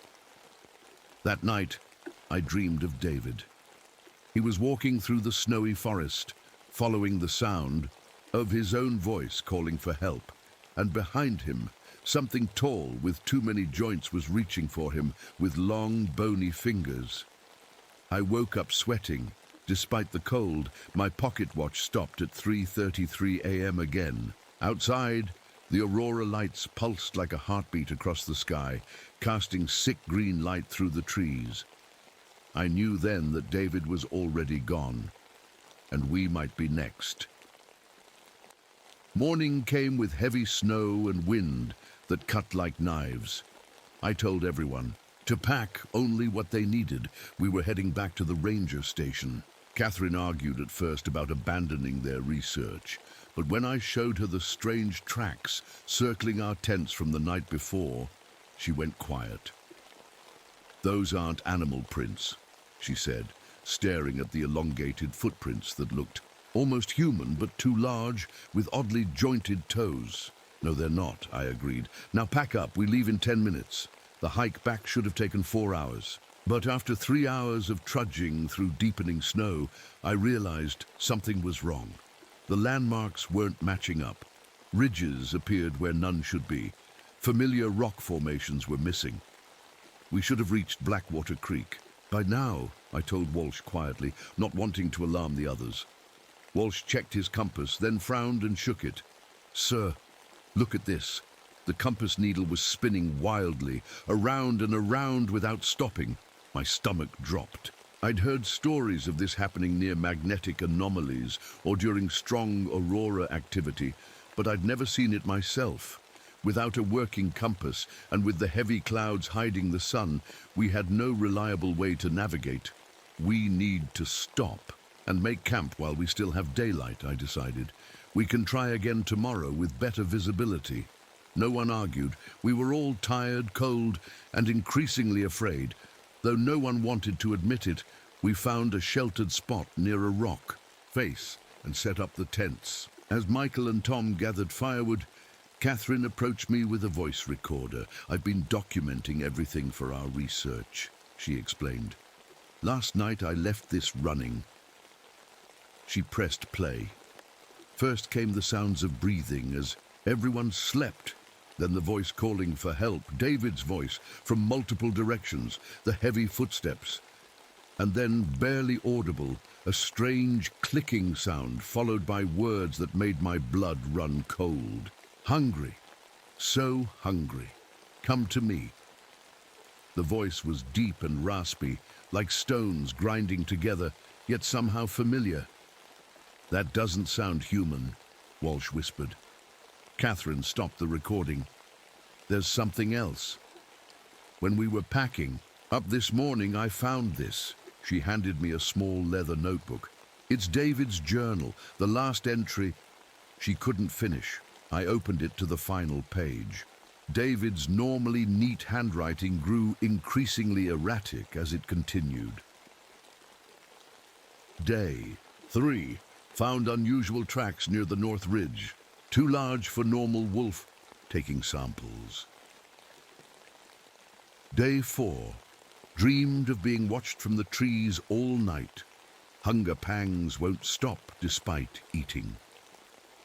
Day 5. Hearing things in the woods, voice calling my name, going to check it out after lunch. The last line was scrawled desperately across the page. "It's not a wolf." I closed the journal, my hands not quite steady. "We double up on watch tonight. No one goes anywhere alone, not even to relieve themselves. We had just finished setting up camp when Tom and Michael returned with armfuls of wood. Their faces were pale. "We found something," Tom said, his voice shaking. "You need to see this." About 50 yards from our camp, they led us to a small clearing. In the center lay the remains of what I assumed was David. The body was torn open, the chest cavity filled with pine needles and small animal bones, arranged in that same strange pattern we'd seen marked on the trees. But it was the way the body was positioned that truly horrified me. The arms and legs were broken backward at impossible angles, making the corpse look like a human spider. The jaw was unhinged, stretched far wider than any human mouth should go. Catherine turned away and retched into the snow. James stared in shock, unable to look away from his friend's remains. "What could do this?" Michael whispered. Before I could answer, we heard a branch snap in the forest behind us. We all turned. Between two distant pines stood a figure, too tall and thin to be human. It stood perfectly still, watching us. Though it was at least 100 yards away, I could somehow feel its hunger. "Nobody move," I whispered. For what felt like an eternity, we stood frozen, staring at the distant figure. Then it took a step forward, a jerky, unnatural movement, like a spider crawling, and I saw antlers silhouetted against the gray sky. "Back to camp, now." "Don't run," I ordered, my voice low but firm. As we carefully retreated, the figure remained still, watching. Just before we reached the camp, I looked back. It was gone. That night, huddled around our fire, no one spoke much.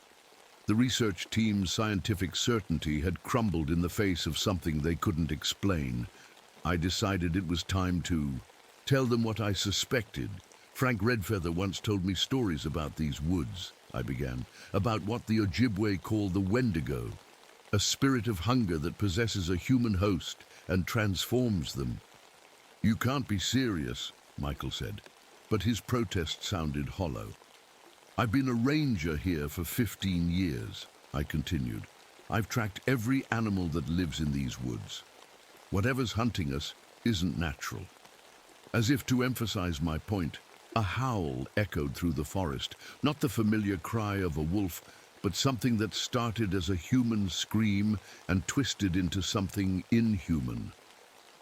Walsh looked at me, his young face serious in the firelight. "How do we fight it?" I had no easy answer. First, we survived the night, but as the snow continued to fall, cutting us off further from the outside world, I wasn't sure any of us would. None of us slept much that night. We took turns watching, 2 at a time, keeping the fire as bright as we could. The thing in the woods stayed just beyond the light, circling our camp. Sometimes we'd catch glimpses, a shadow moving too quickly between trees, the flash of eyes reflecting our fire. Morning came with a howling blizzard. The wind screamed between the trees, driving snow so thick I couldn't see more than 10 feet ahead. But we couldn't stay where we were, not with that thing hunting us. "We need to try for the ranger station again," I told the group. "We stick together, single file. No matter what you hear, don't wander off." James looked broken after seeing David's body. Catherine had stepped up, keeping him focused and moving. Michael took the rear position, while Walsh stayed near me at the front. "You really think it's a Wendigo?" Walsh asked quietly as we set off into the storm. "Like from the legends?" "I think names don't matter much right now," I replied. "What matters is it's smart, it's fast, and it's hunting us." We'd been hiking for maybe 2 hours when the storm suddenly worsened. The wind rose to a roar, driving snow and ice horizontally into our faces. "We need shelter," Catherine shouted over the wind. I spotted a rocky overhang about 50 yards ahead. "There! Everyone stay together!" We fought our way toward it, but the wind kept pushing us apart. I grabbed Walsh's arm, making sure he stayed with me. We reached the overhang and turned to help the others. Michael appeared from the whiteness, pulling James along. But Catherine was nowhere to be seen. "Where is she?" I shouted. "She was right behind me." Michael yelled back, his face twisted with fear. A scream cut through the howling wind. Catherine's voice, somewhere to our left. "I'll get her," Walsh said, already turning toward the sound. I grabbed his jacket. "No, that's what it wants. To separate us." Another scream, closer this time. "Help me! I'm hurt!" Walsh pulled away from me. "We can't just leave her." Before I could stop him, he plunged back into the blizzard. I cursed and turned to Michael and James. "Stay here! Don't move! Unless I come back for you." I followed Walsh's tracks, but the blowing snow was already filling them in. The screams continued, always seeming to come from just ahead. I pushed forward, my face numb from the cold, my hand on my knife. The screaming stopped abruptly. So did the wind, as if someone had flipped a switch. I found myself in a small clearing, unnaturally silent. No sign of Walsh or Catherine. "Walsh!" I called out, my voice sounding flat in the dead air. Something crunched in the snow behind me. I turned slowly. Walsh stood there, his face pale, snow dusting his shoulders. He smiled, but something was wrong. With the smile, it was too wide, stretching farther than a human mouth should. "Found you," he said, his voice oddly flat. "Where's Catherine?" I asked, not moving closer. "Lost," he replied. "Like we all are." He tilted his head at an unnatural angle. "Aren't you hungry, Harrington?" "I'm so hungry." My hand tightened on my knife. "This wasn't Walsh, not anymore. What happened in the storm?" I asked, stalling for time, looking for any sign of the real Walsh still in there. He took a step closer, moving strangely, as if his joints weren't quite working right. "I heard her calling, but it wasn't her. It was beautiful. It was old. It was hungry." Another step. "It showed me things, how the hunger never ends, how we're all just meat in the end." I backed away, raising my knife. "Fight it, Walsh. Whatever's in you, fight it." For just a moment I saw fear flash across his face, the real Walsh struggling inside. "Run," he whispered, his voice briefly. His own. "It's in me, I can feel it changing me." Then the strange smile returned. Walsh's body convulsed suddenly, his back arching at an impossible angle.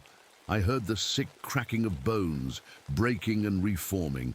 His fingers stretched, the joints popping as they elongated into claws. "Walsh!" I shouted, hoping to reach him. His eyes met mine, and I saw they had changed color, from brown to a sickly amber that glowed faintly. When he spoke again, his voice had that same grinding quality we'd heard on Catherine's recorder. "Little Ranger man," it said through Walsh's stretching mouth, "your friend is mine now. Soon you will be too." I did the only thing I could. I ran. The storm had died down, making it easier to find my way back to the overhang where I'd left Michael and James. But when I arrived, I found only blood-stained snow. Drag marks led into the forest, along with those same elongated footprints. I followed them, knife ready, moving as quietly as I could. The tracks led to a small hollow between three large pine trees. What I found there nearly broke me. Michael's body hung from one of the trees, impaled on branches that seemed to have grown through him. His eyes were open, staring at nothing. Below him, James lay in the snow, his chest torn open like David's had been, half-eaten. From behind me came a wet tearing sound. I turned slowly. Catherine's body sat propped against a tree, her jaw distended and broken backward. Standing over her was Walsh, or what had once been Walsh. His body was twisted, elongated, his arms hanging almost to the ground. Small antler nubs had begun to protrude from his forehead, splitting the skin. It looked up at me, blood dripping from its too wide mouth, bits of flesh caught in its teeth. "The hunger never stops," it said in that grinding voice. "Join us, Harrington. It's so much easier than fighting." I raised my knife, though I knew it would do little good. "That's not who I am." It laughed, a sound like breaking glass. "We'll see." Then it was gone, moving faster than my eyes could follow, disappearing into the trees. I was alone now, the only survivor. And somewhere in these woods, the thing wearing Walsh's body was waiting for me, watching me, hunting me, and night was falling. I didn't have much time before dark. I gathered what supplies I could from our scattered gear: a flashlight, matches, my knife, and most importantly, a small can of camp fuel I found in Michael's pack. If the legends had any truth, fire might be my only weapon against this thing. The temperature was dropping fast. I needed shelter, somewhere I could defend. Moving quickly through the forest, I tried to make sense of what was happening.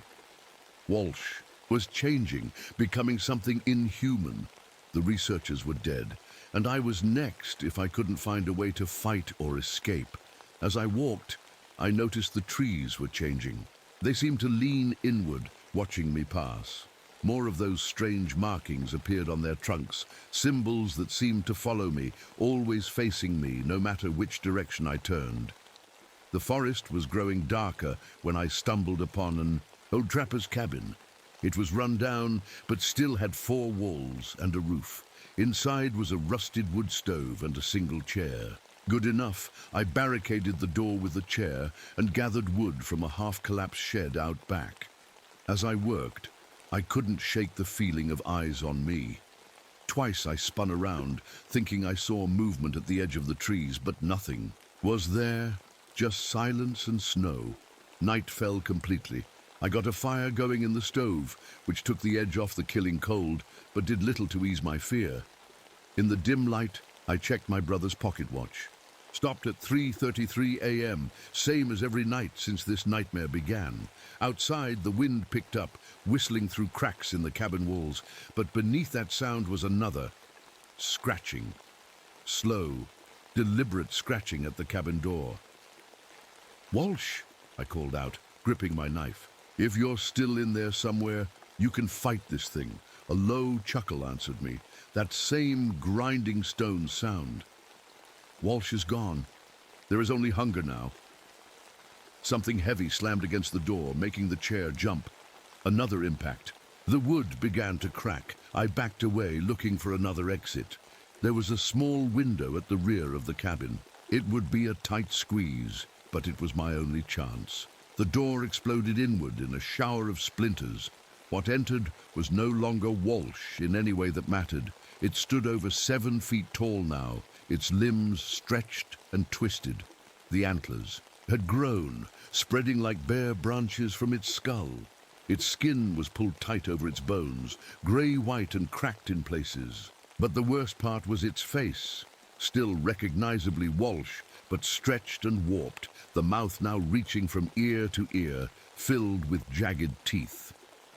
"Do you understand now, Harrington?" it said, stalking toward me. "The hunger is eternal. It was here before your kind. It will remain when you're gone." I threw my knife. It sank into the thing's chest, but it didn't even flinch, just pulled the blade out and tossed it aside. "Your weapons mean nothing," it said. "You are meat, nothing more." It lunged at me with that unnatural speed. I ducked and rolled, feeling its claws graze my back as I scrambled toward the window. Glass shattered as I threw myself through, landing hard in the snow outside. I ran blindly into the forest, the creature's laughter following me. Trees whipped past, branches cutting my face. I had no plan now except to put distance between us. Root caught my foot and I fell, tumbling down a steep slope. Pain shot through my leg, not broken, but badly twisted. I tried to stand, but collapsed again. Above me on the ridge, the Wendigo appeared, its glowing eyes finding me in the darkness. It began to descend, taking its time now that I was injured. "I can smell your fear, Harrington," it called. "It makes the meat taste better." I dragged myself backward, looking for anything I could use as a weapon. My hand closed around a fallen branch, useless against that thing, but better than nothing. The Wendigo reached the bottom of the slope and stalked toward me. Your kind always fights at the end. It never helps. As it approached, something caught my eye. A flash of metal, half buried in the snow. I reached for it, my fingers closing around the cold steel of an old axe, its handle rotted but its head still sharp. The Wendigo loomed over me, reaching down with those terrible claws. I swung the axe with every ounce of strength I had left. The blade bit deep into its leg. The creature screamed, a sound like metal tearing, and stumbled back. Black ichor oozed from the wound.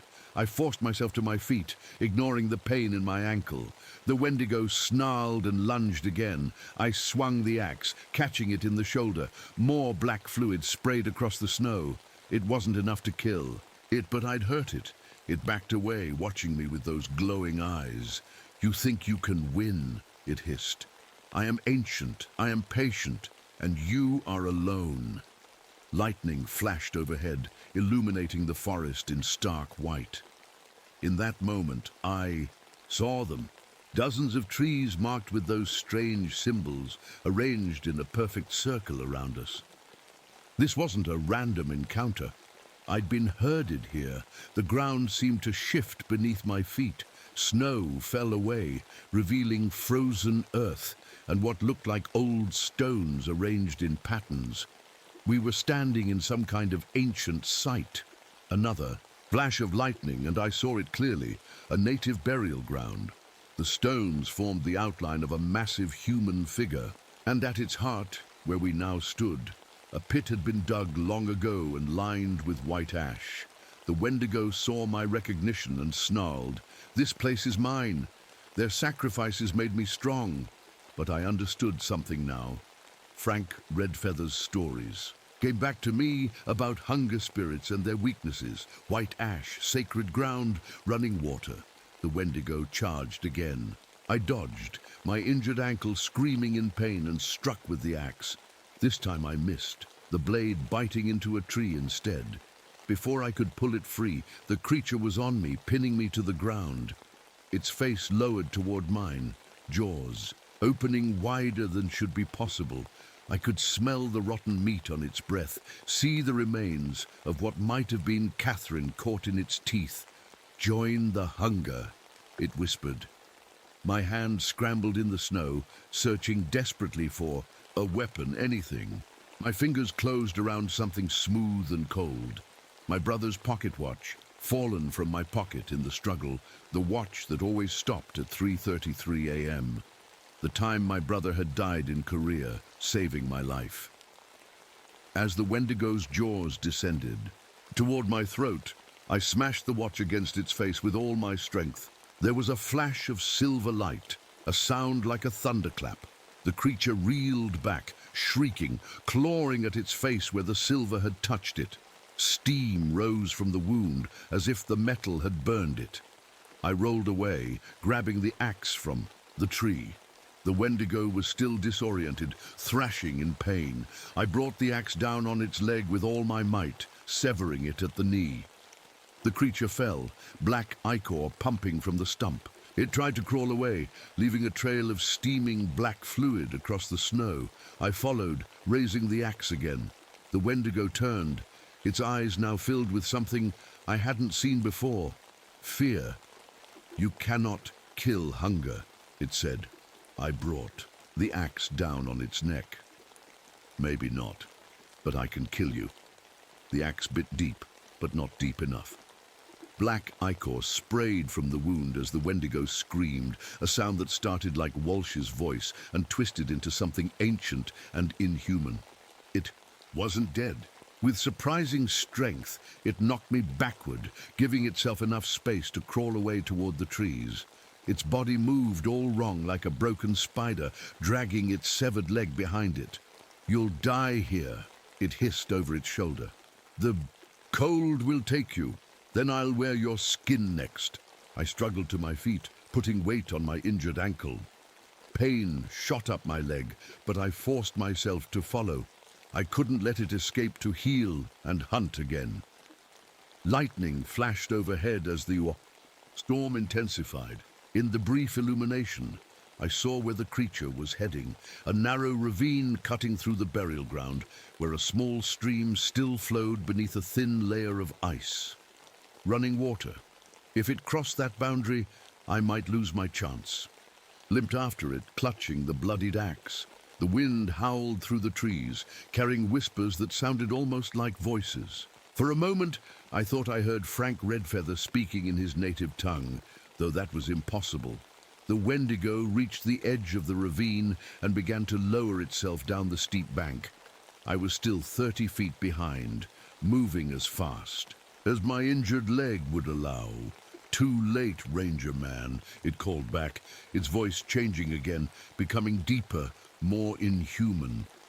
Then something happened that I still can't explain.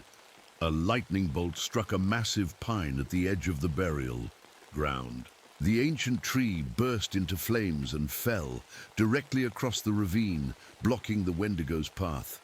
It shrieked in rage, backing away from the burning wood. I realized then it feared fire, just like in the old stories. Remembering the can of camp fuel in my pocket, I had an idea. It was desperate, but I was out of options. I poured the fuel over the axe head, soaking the metal. Then I stumbled toward the burning tree and thrust the axe blade into the flames. It caught immediately, the fuel blazing bright. The Wendigo watched me approach, its glowing eyes narrowing. It backed away, dragging its mutilated body through the snow. "This isn't your forest," I said, advancing with the flaming axe. "It never was," it snarled, showing rows of needle-like teeth. "I've hunted here for centuries," your friend screamed. "When I took him, the others too." The mention of Walsh and the researchers fueled my anger. I swung the burning axe, forcing the creature back toward the edge of the burial ground where the white ash stones formed a boundary. "You can't escape," I told it. "Not this time." Lightning flashed again, and in that moment I saw something that chilled my blood more than the Wendigo itself. Behind the creature, other shapes were gathering. Tall, emaciated figures with antlers, barely visible, like shadows within shadows. More of its kind, watching from just beyond the veil, hungry to enter our world. The Wendigo sensed my fear and laughed. "We are legion.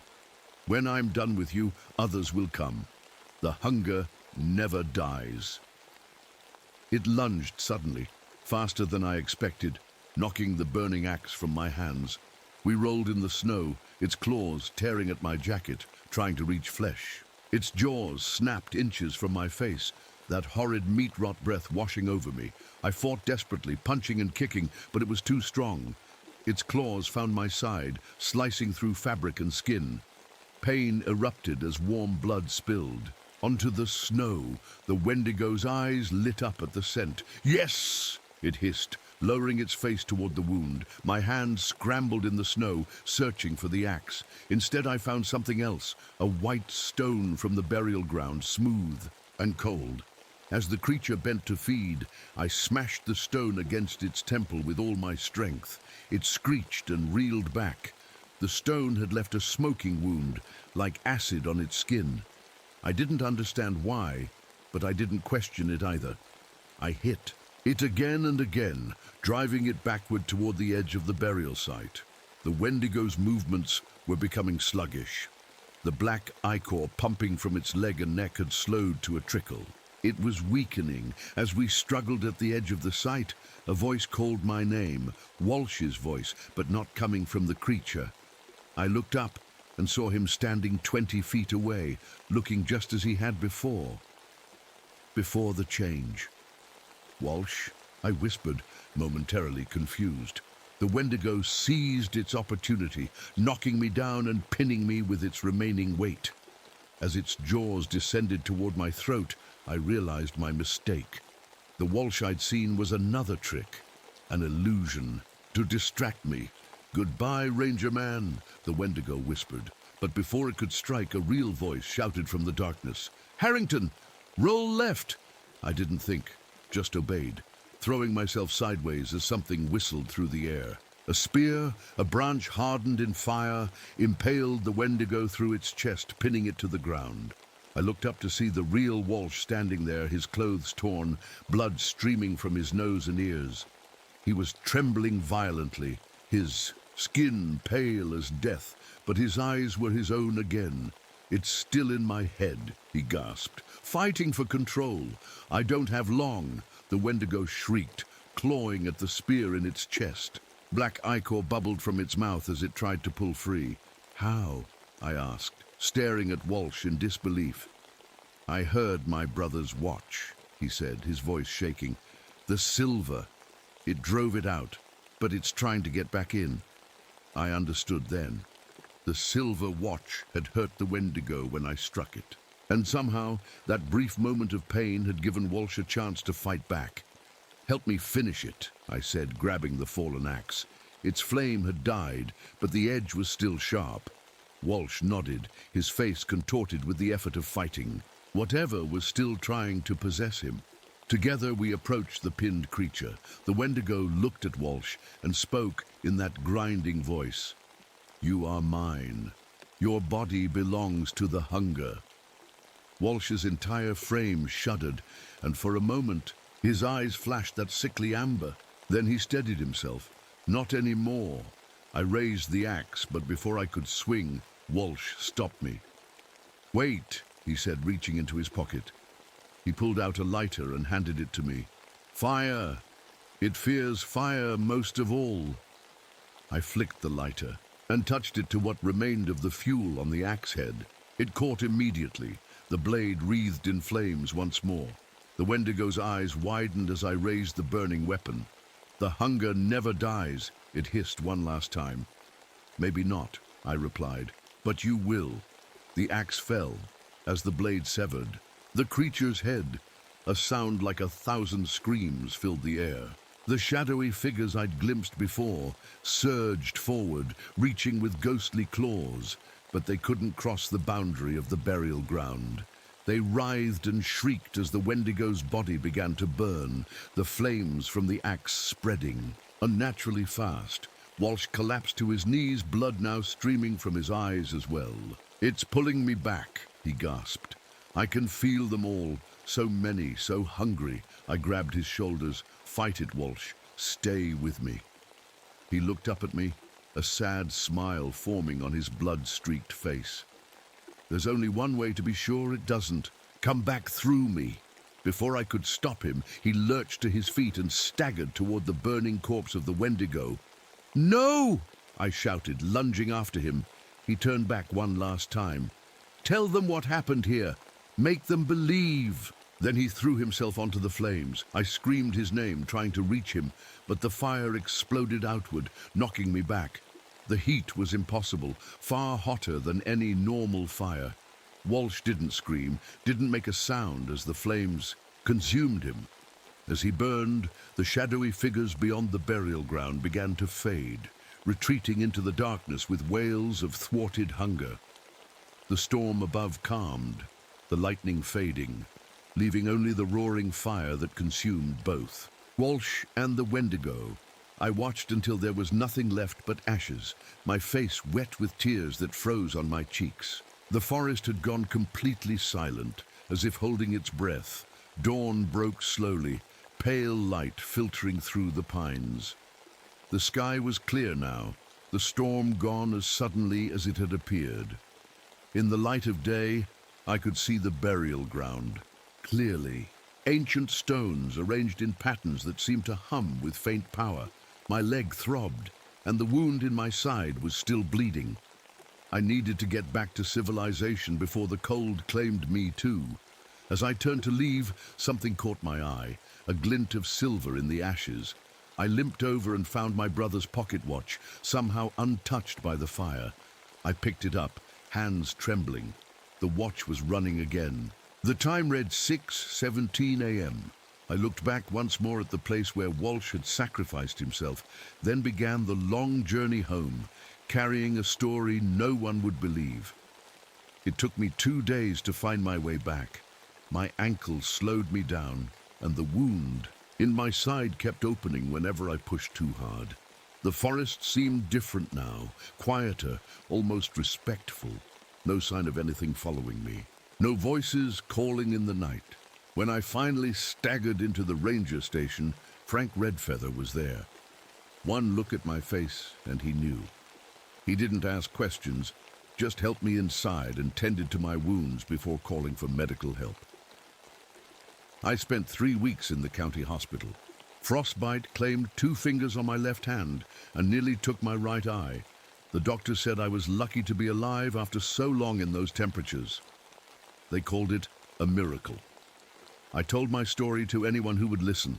The Park Service, local police, even a reporter from the Minneapolis paper. No one believed me. They found remains, yes, but blamed it on a bear attack. Said I was suffering from exposure and trauma, hallucinating. 4 researchers dead, 1 ranger missing, another ranger with severe frostbite and blood loss, Fleming said when he visited my hospital room. You expect me to put monster attack in my report? I expect you to tell the truth, I replied. He just shook his head. The truth is, you led those people into dangerous conditions. The truth is, you came back alive and they didn't. Consider yourself lucky we're not pressing charges. I was relieved of duty pending a psychological evaluation. My ranger career was over, but that didn't matter much anymore. What mattered was making sure no one else wandered into those woods unprepared. When I was released from the hospital, I went to see Frank Redfeather. He was stacking firewood behind the maintenance shed, his weathered hands working steadily. They didn't believe you, he said. It wasn't a question. No. He nodded, unsurprised. They never do, until it happens to them. What was it, Frank? Really? He stopped working and looked at me. Wendigo is just a name. The thing itself is older than any name. It's hunger that walks. And once it touches you, he trailed off, looking at my bandaged hand. I knew what he meant. Since that night, something had changed in me. Food didn't taste right anymore. Nothing satisfied. And sometimes, when I caught my reflection in a window or mirror, I thought I saw something else looking back, just for a second before my familiar face returned. Will it come back? I asked. It never leaves, Frank said simply. Just sleeps, waits. Your friend's sacrifice bought time, nothing more. I stayed in town, renting a small cabin on the edge of the forest. I couldn't bring myself to leave completely. Something held me there, a responsibility maybe, or something darker. At night, I'd sit on my porch watching the trees, my brothers, watch ticking steadily in my pocket. Spring came, melting the snow and revealing what winter had hidden. The university sent a team to recover what remained of their researchers. They found bones scattered across half a mile, some with odd markings etched into them. Animal predation, they said. Natural decay processes. Science had its explanations. Kept my own counsel and my own watch. Every few weeks, hikers or campers would report strange sounds in the forest, or glimpse tall shapes moving between distant trees. I'd warn them away from certain areas, especially Old Pine Point and the ridge where the burial ground lay. Most listened, some didn't. Those who didn't never came back. The summer brought an unusual growth of plants in the forest, thick, twisted vines and bushes that formed strange patterns when viewed from above. A Forest Service plane took photographs for their annual survey. When the pilot showed me the images, my blood ran cold. From the air, the new growth clearly formed the outline of a massive humanoid figure with antlers, precisely where we had fought the Wendigo. In August, a group of miners came to survey the area for potential copper deposits. They set up camp near the old burial ground. I tried to warn them, but they laughed at the crazy ex-ranger and his monster stories.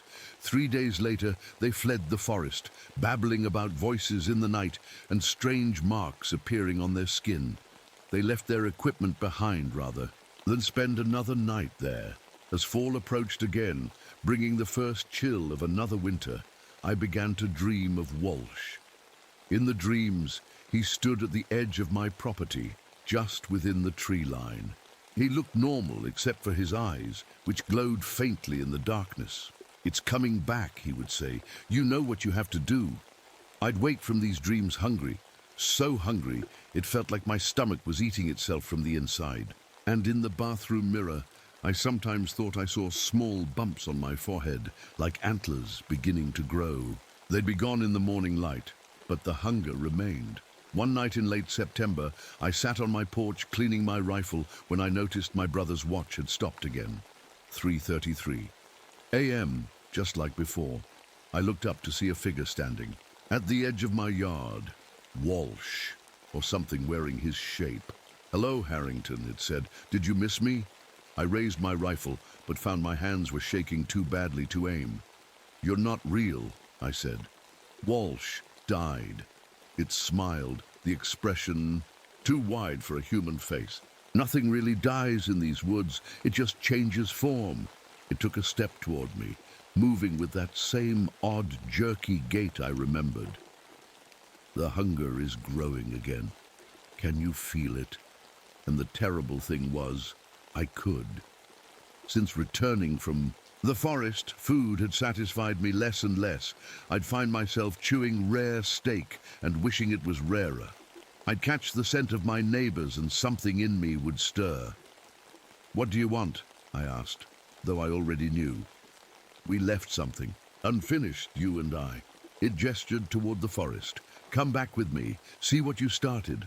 Against all better judgment, I found myself following it into the trees. The forest at night was alive with small sounds, animals scurrying, leaves rustling. But as we walked deeper, those sounds faded until there was only silence and the crunch of our footsteps in the early frost. We reached a small clearing, and it stopped. In the center of the clearing stood a sapling I'd never seen before, pale white with bark that seemed to glow faintly in the moonlight. Around its base, the ground was stained black. "From our ashes," the thing that wasn't Walsh said. "The hunger finds a way." I noticed then that my hands had changed. The fingers elongated, the joints not quite right. The hunger inside me roared like a furnace, demanding to be fed. "Fight it, Harrington," said another voice. And there was Walsh, the real Walsh, standing across the clearing. Like I did, the shape beside me snarled, its form flickering between Walsh and something taller, more monstrous. "You have a choice," the real Walsh said. "You always have a choice." I looked down at my twisted hands, then at the white sapling pulsing like a heart.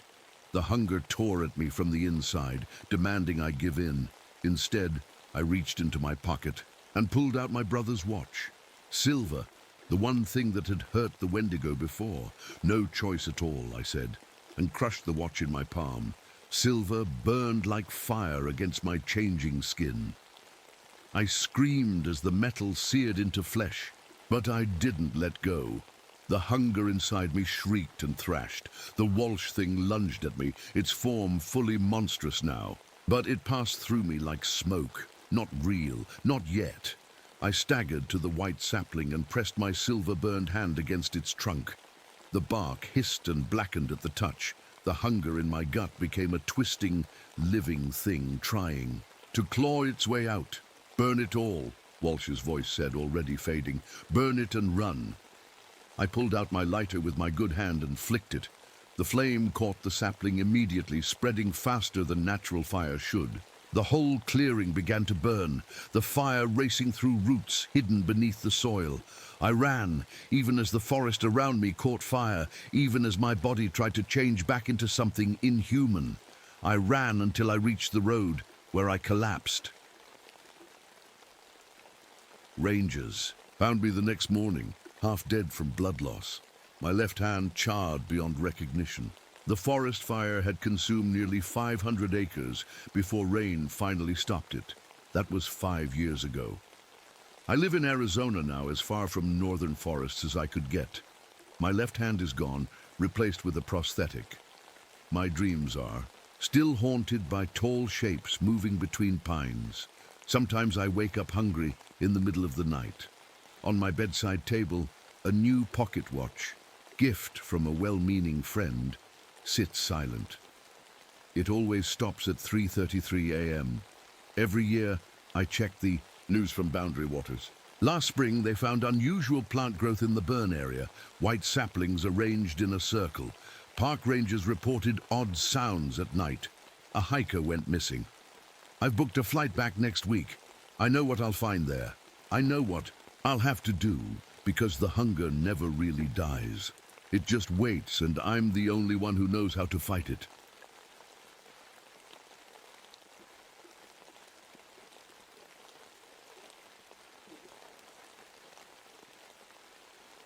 My name is Nathan Harrison. I've been a ranger at Raven Gorge for almost 3 years now. Before that, I was in Vietnam. Some nights, I still wake up thinking I'm back there. But the nightmares I had in Nam feel almost normal compared to what I've seen in these mountains. I should start at the beginning. Raven Gorge sits deep in the Blue Ridge Mountains of North Carolina. It's the kind of place most folks never visit. Too remote, too dangerous. There's just one road in, and when it rains hard, even that disappears. Our ranger outpost sits near. The old fire tower, the one they never finished building back in '38. Old Joseph Running Wolf, who keeps our generators running, told me why they never finished it. 3 work crews vanished without a trace. Just gone, like the forest swallowed them up. The official report blamed bears or falls from the cliffs. Joseph knows better. His people, the Cherokee, have stories about this place. Stories about the hollow ones who steal faces. I didn't believe those stories at first. I'd seen real horror in the jungle. Men blown apart by mines. Villages burned to nothing. I thought I knew what fear was. I was wrong. It started with the fog. Not normal fog that rolls in and out with the weather. This fog moves on its own. It glows faintly at night, and there are cold spots in it that follow you. I started marking them in my journal, drawing maps of their movements. My boss, Walter Jenkins, said it was just my condition acting up. PTSD, they call it. Said I was seeing things that weren't there. I know what I see, and I know what's hunting us. This is my record of what happened at Raven Gorge in the summer of 1972. If you're reading this, then maybe I didn't make it out. Or maybe something wearing my face is walking around out there pretending to be me. Either way, you deserve to know the truth. It was early June when everything started to get worse. I'd been tracking strange things in my journal for months. The way the fog moved against the wind, footprints that started and stopped in the middle of nowhere, strange marks carved into trees that weren't there the day before. The morning was quiet when Patricia Miller arrived at the outpost. She was the new ranger, a plant expert studying the weird mushrooms growing in the gorge, short brown hair, smart eyes that didn't miss much. Right away, I could tell she was watching me, taking notes when she thought I wasn't looking. "Harrison, right?" she said, putting out her hand. "I've heard about you." I shook her hand, but didn't ask what she'd heard. Probably that I was the crazy vet who jumped at shadows and slept with a knife under his pillow. They weren't wrong about the knife. "I'll show you around," I said, grabbing my pack. I always kept it ready. Water, first aid, matches, flashlight. Never know when you might need to leave in a hurry. As we walked the main trail, I pointed out the usual stuff. Ranger stations, emergency shelters, the dangerous spots where the cliffs drop off suddenly. But I was also showing her the other things, the things no one else paid attention to. "See that fog down in the hollow?" I asked, pointing to a patch of mist that hung between the trees. "Watch it for a minute." She looked, probably just to humor me, but then her face changed. "It's moving upstream," she said, "against the wind." "They all do that here," I said, "and they follow you if you let them." Miller wrote something in her little notebook. "Interesting air current phenomenon. The gorge creates unusual wind patterns." "It's not the wind," I told her, but I could tell. She'd already made up her mind about me. We reached the old fire tower by noon, half-built, abandoned. The forest had grown up around it, but you could still see where the CCC workers had laid the foundation. Where they'd been working the day they disappeared. "This place gives me the creeps," Miller admitted, hugging her arms against a sudden chill. "Smart reaction," I said. "Stay here too long and you'll see things moving at the edge of your vision." That's when we met Joseph. He was coming down from the tower, where he'd been placing one of his little bundles, sticks wrapped with colored string and feathers. Protection symbols, though he never said against what. "You shouldn't be up here," he said. His face was like old leather, deep lines around eyes that had seen too much. "Not with the fog coming in early. Joseph Running Wolf, this is Ranger Miller," I said. She's studying the fungus growth in the gorge. Joseph looked at her for a long time. You'll see things here that don't fit in your books, Ma'am. Some things shouldn't be studied up close. Miller smiled that scientist smile. I'm sure I'll find perfectly natural explanations. Joseph just shook his head. The hollow ones don't care what you believe. Then he walked off down the trail, leaving us in silence. That night, the radio started acting up. It would work fine, then cut out, then come back with the same message repeated over and over. Miller said it was just bad reception in the mountains. I didn't tell her I'd tracked the pattern, how the radio only failed when the fog touched the antenna, how sometimes, if you listened carefully, you could hear voices in the static that didn't belong to any ranger station. I wrote everything in my journal by flashlight while Miller slept in the other room. I drew maps of the fog's movement, marked the places where I'd found footprints that vanished, planning escape routes just like in Nam. Always know 3 ways out of anywhere you sleep. Outside, the fog pressed against the windows like something alive, and somewhere inside it I thought I saw eyes watching me, not animal eyes, something that remembered being human but wasn't anymore. I checked my knife, counted the notches I'd carved. Not for the people I'd killed in the war, for the things I'd seen in the fog that nobody would believe.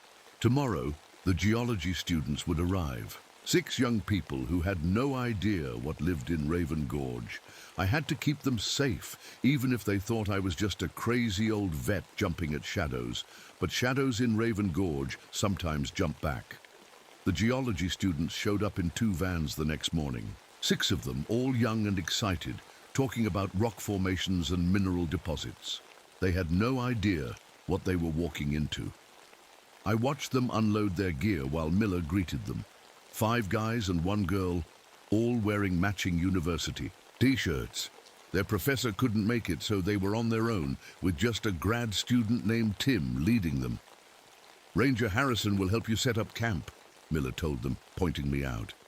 I nodded but kept my distance. When you've seen what I've seen, it's hard to get close to people who might not be there tomorrow. The tallest student, a kid with glasses named Mark, came over to shake my hand. We heard this place has some of the strangest rock formations in the Blue Ridge. Is it true there are caves that haven't been fully explored? There are caves, I said, and you should stay out of them. He laughed like I'd made a joke. We're geologists. Caves are kind of our thing. I looked him straight in the eye. People go missing in those caves. The maps don't match what's inside. Passages change. Mark's smile faded a little. The girl, whose name was Sarah, joined us with a concerned look. Change? That's impossible, she said. Lots of impossible things happen in Raven Gorge, I told them. If you go in the caves, always keep a line back to the entrance and never go alone. They exchanged looks, probably thinking I was just trying to scare them. City kids never take the wilderness seriously until it's too late. While they set up, camped near our outpost, I checked the weather radio. The forecast called for clear skies, but I could already see wisps of fog forming in the low areas of the gorge. It was coming in early again. Joseph showed up around noon with fresh supplies. I noticed he'd placed more of his protection symbols around the students' tents when they weren't looking. The hollow ones are restless, he whispered to me while the students were busy planning their first day of field work. Full moon comes tomorrow night. I've seen them moving in the fog, I admitted, keeping my voice low. More than usual. Joseph nodded, his face grim. They hunger for new faces, fresh memories. He glanced at the students. Young ones taste better to them. I won't let that happen, I said, touching the knife at my belt.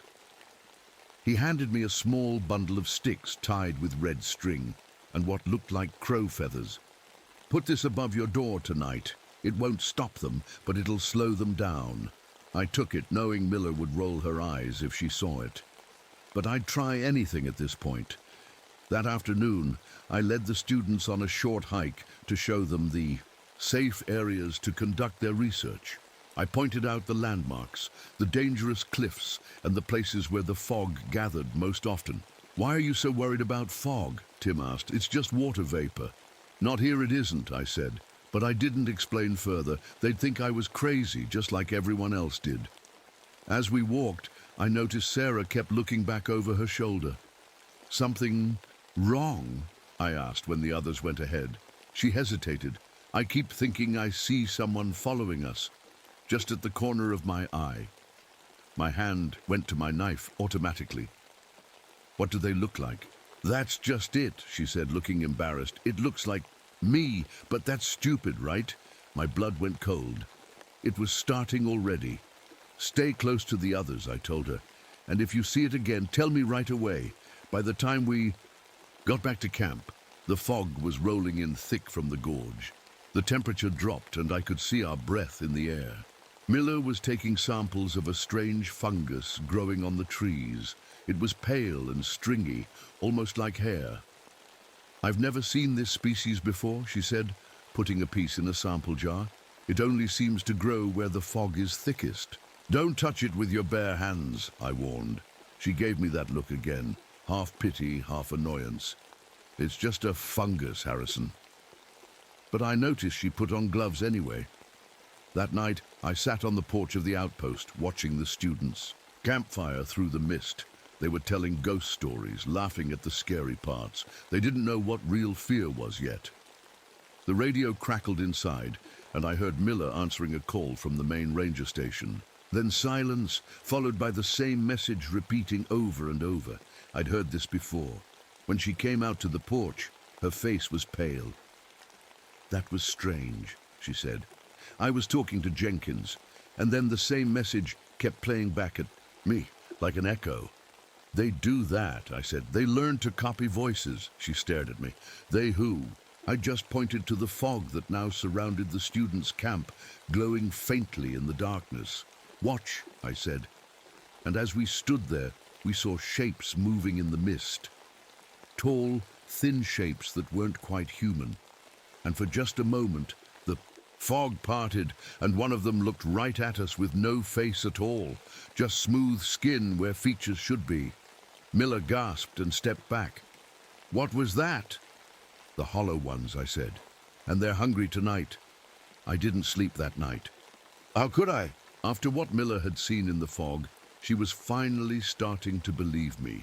She sat up late, writing in her notebook, glancing at the windows every few minutes.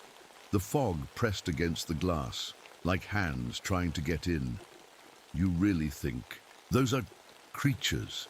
She asked. I know they are, I said, checking the protection symbol Joseph had given me. I'd hung it over the door like he told me.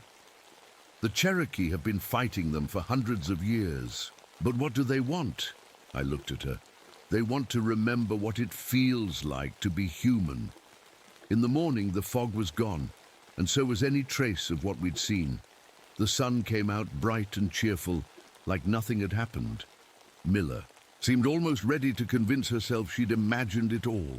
The students were excited to start their first full day of field research. They split into pairs, safety protocol that I'd insisted on. Mark and Sarah would study the eastern ridge. Tim and a quiet kid named Jason would check the rock formations near the river. The other two, Chris and Luis, would map the area around. The old fire tower. Be back before dark, I warned them. No exceptions. Yes, sir, Mark said with a little salute that told me he wasn't taking the warning seriously enough. I decided to follow Sarah and Mark at a distance. What Sarah had said about seeing herself in the trees worried me. The hollow ones sometimes create doubles to lure people away from groups. I stayed about 50 yards behind them, moving quietly through the trees like I'd learned in the jungle. They hiked up toward the ridge, stopping to collect rock samples and take pictures. Around noon I saw it, a figure watching them from behind a large boulder. At first, I thought it was just another student, but then I realized it looked exactly like Sarah. Same clothes, same hair, except its movements were wrong, too fluid, like it had too many joints. I drew my knife and moved closer. The thing didn't notice me. It was focused on the real Sarah. I watched as it mimicked her exactly.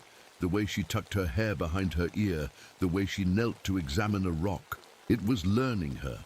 When Mark walked behind a large tree, temporarily blocking Sarah from his view, the fake Sarah stepped forward, ready to take her place.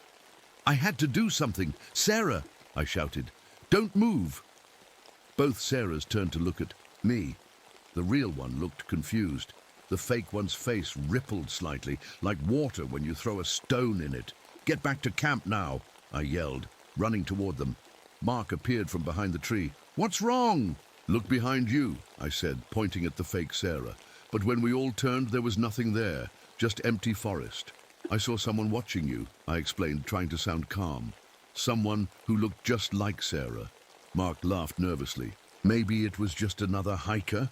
"There are no other hikers in Raven Gorge," I said. "Not this time of year." Sarah was hugging herself, suddenly cold despite the warm day. "I believe you," she said quietly. "I've been feeling like someone's been watching me since we got here." We headed back to camp together. I kept looking over my shoulder, scanning the trees. Just because you can't see the hollow ones doesn't mean they aren't there. When we got back, Miller was talking to Tim and Jason, who had returned early from their research. Jason looked shaken. "Tell Ranger Harrison what you told me," Miller said. Jason swallowed hard. "We were by the river, cataloging the unusual erosion patterns, when I saw something in the water. A face just below the surface, but not like a drowning person. The face was floating by itself, no body attached." "Did it look like anyone you know?" I asked, already guessing the answer. He nodded. "It looked like me." Miller's scientific skepticism was crumbling. "I've been measuring temperature variations in the fog," she said. "There are cold spots that move independently against all normal weather patterns, and they seem to follow us."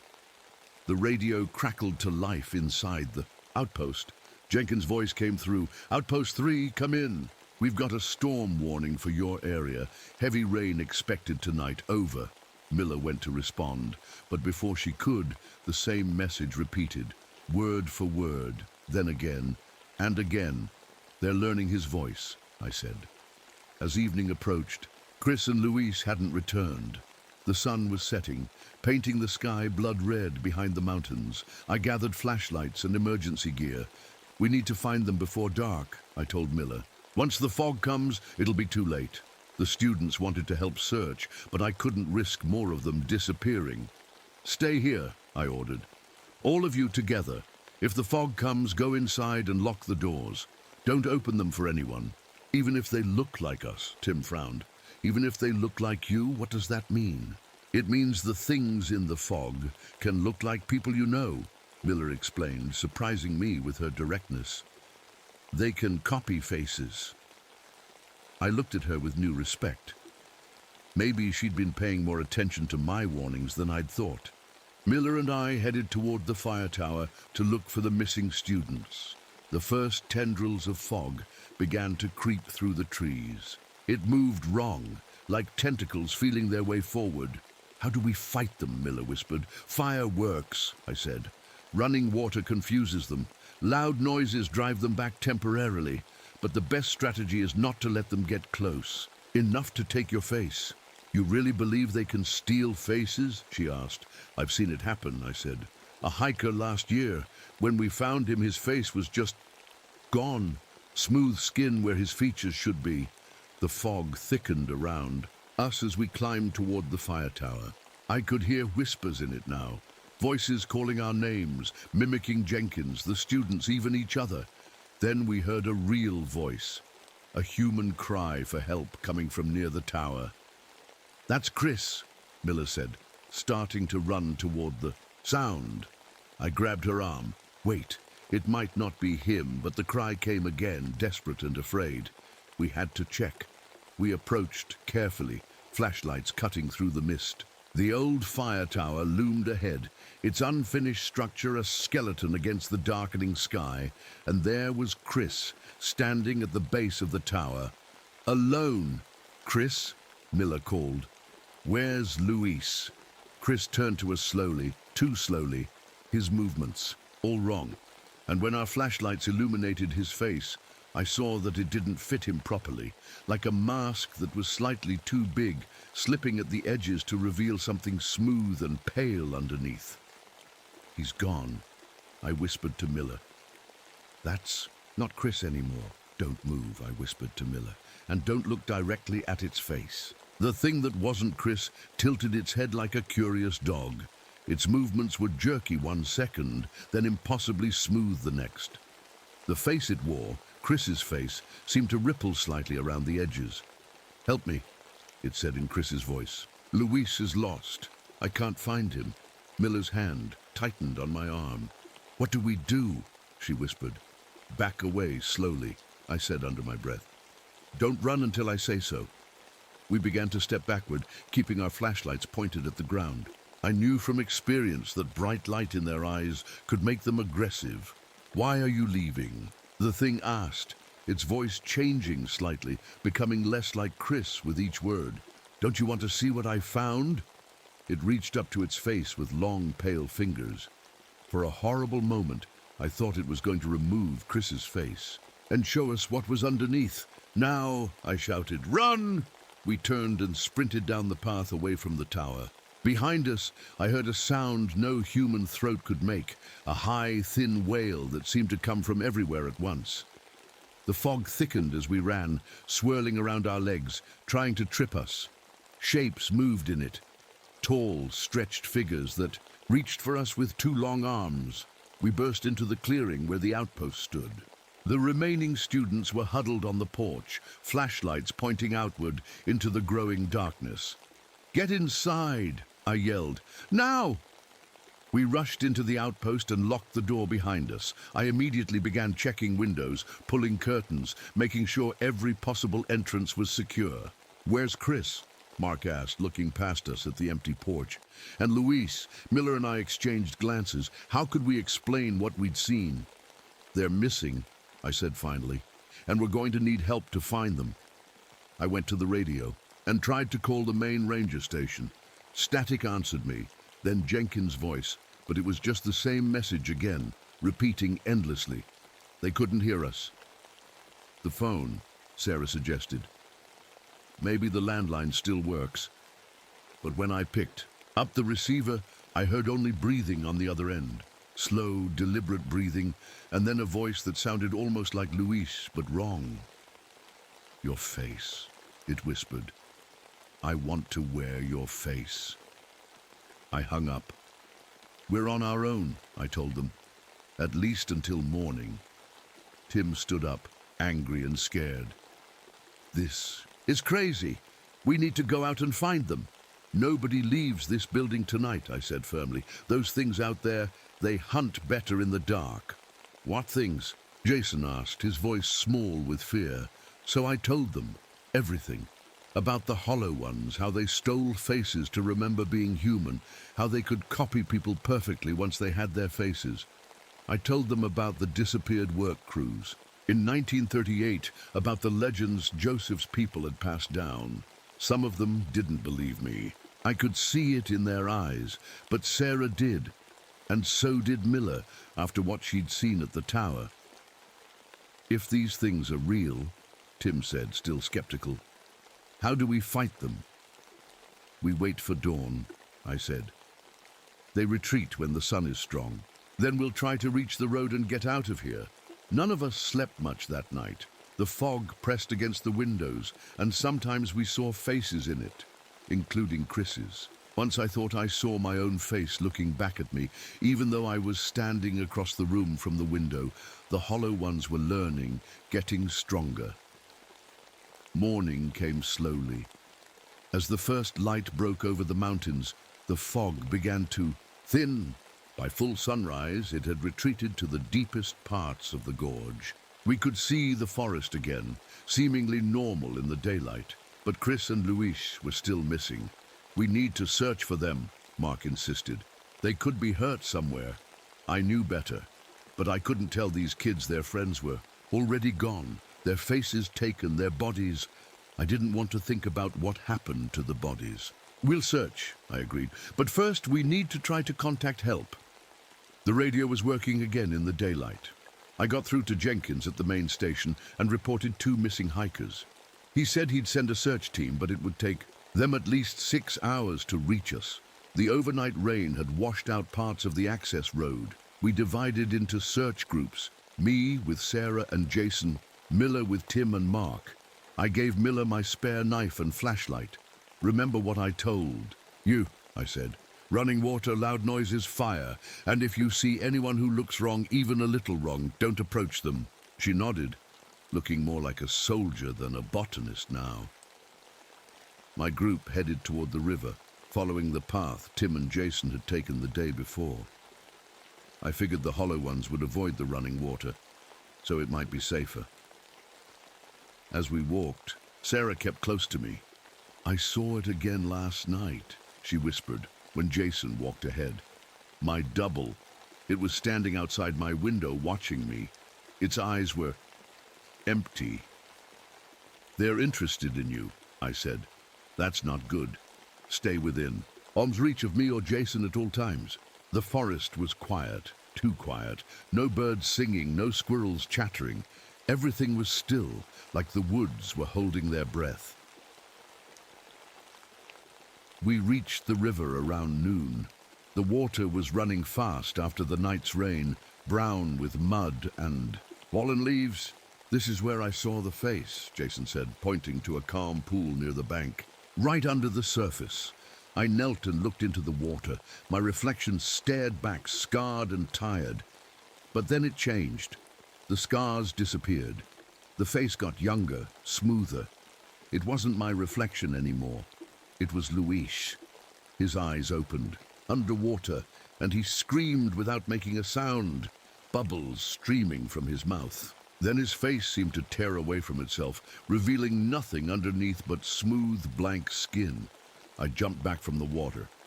We need to go now. What did you see? Sarah asked, her voice shaking. Before I could answer, we heard a shout from upstream. It sounded like Tim. We ran toward the sound, following the river's edge.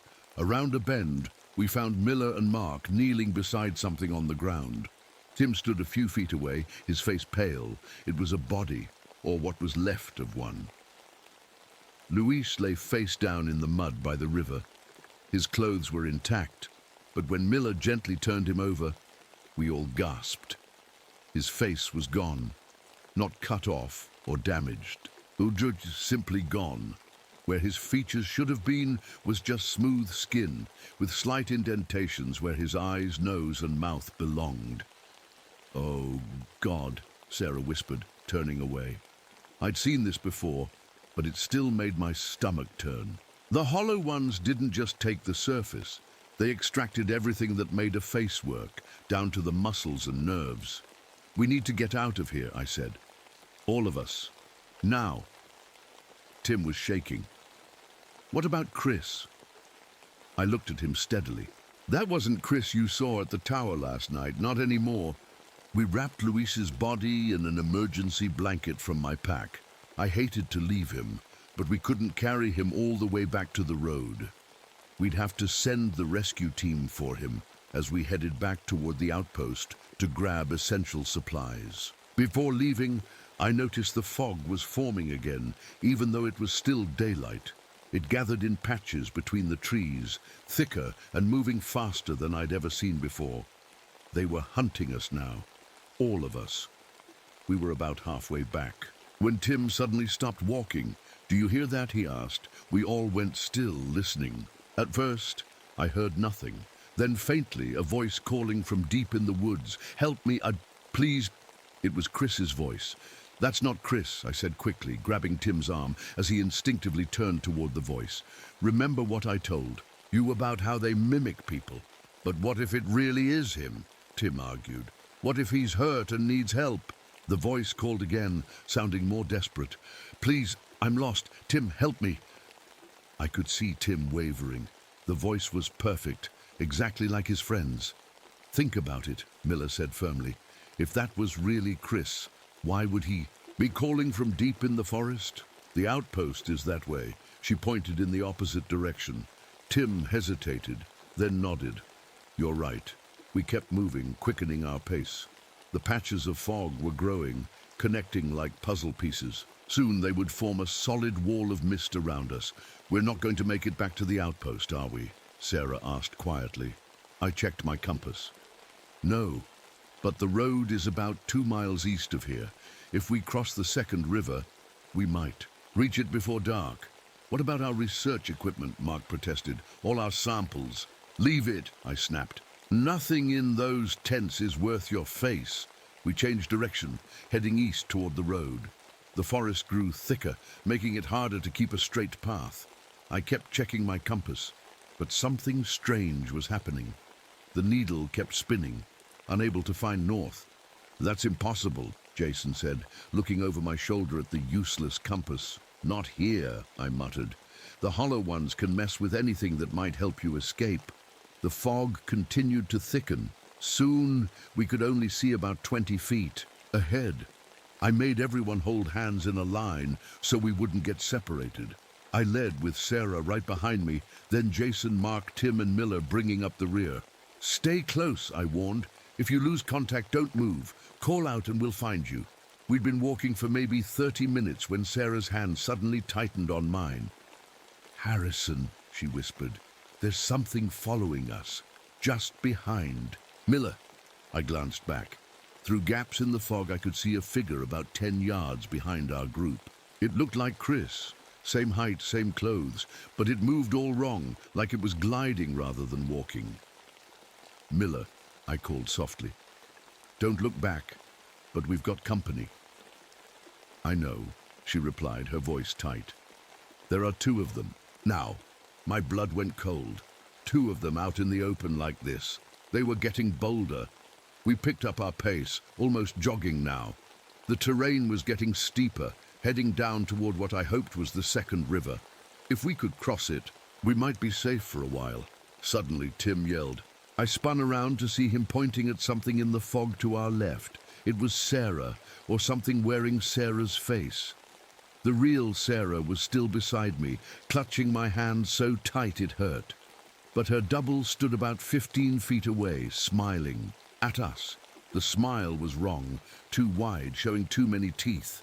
That's me, Sarah stammered, her double's smile stretched even wider. Then, slowly, the thing reached up to its face and pressed its fingers against its cheek. The skin there rippled like water. "Run!" I shouted. "Now!" We sprinted downhill, no longer caring about staying quiet. Behind us, I heard a sound like tearing cloth. And then a high, thin scream that wasn't human. The ground suddenly dropped away. We tumbled down a steep slope, rolling through dead leaves and dirt. I managed to grab a tree trunk to stop my fall and reached out to catch Sarah as she slid past me. When we finally stopped falling, I did a quick count. 5 of us. We'd all made it. We were in a small ravine. Ahead, I could hear the sound of rushing water. The second river. We were close. "Everyone okay?" I asked. 4 nods. Tim had a cut on his forehead, and Jason's arm was scraped badly, but nothing serious. "Those weren't people," Mark said, his voice shaking. "What I saw when that thing smiled—" "Save it," I cut him off. "River's just ahead. We need to cross it before they catch up." We hurried toward the sound of water. The fog was thinner in the ravine, giving us better visibility. The river came into view, swollen from the rain, the water brown and fast. "It's too deep to wade," Miller observed. "We'll have to find a place to cross." We followed the riverbank downstream, looking for a fallen tree or narrow spot. The fog stayed back from the water's edge, as if afraid to touch it. "There!" Jason pointed to a fallen pine tree that made a natural bridge across the river. It wasn't ideal. The trunk was narrow and slippery with moss, but it was our best option. I went first, testing it with my weight. It held. "One at a time," I called back. "Go slow and stay low." Sarah came next, then Jason.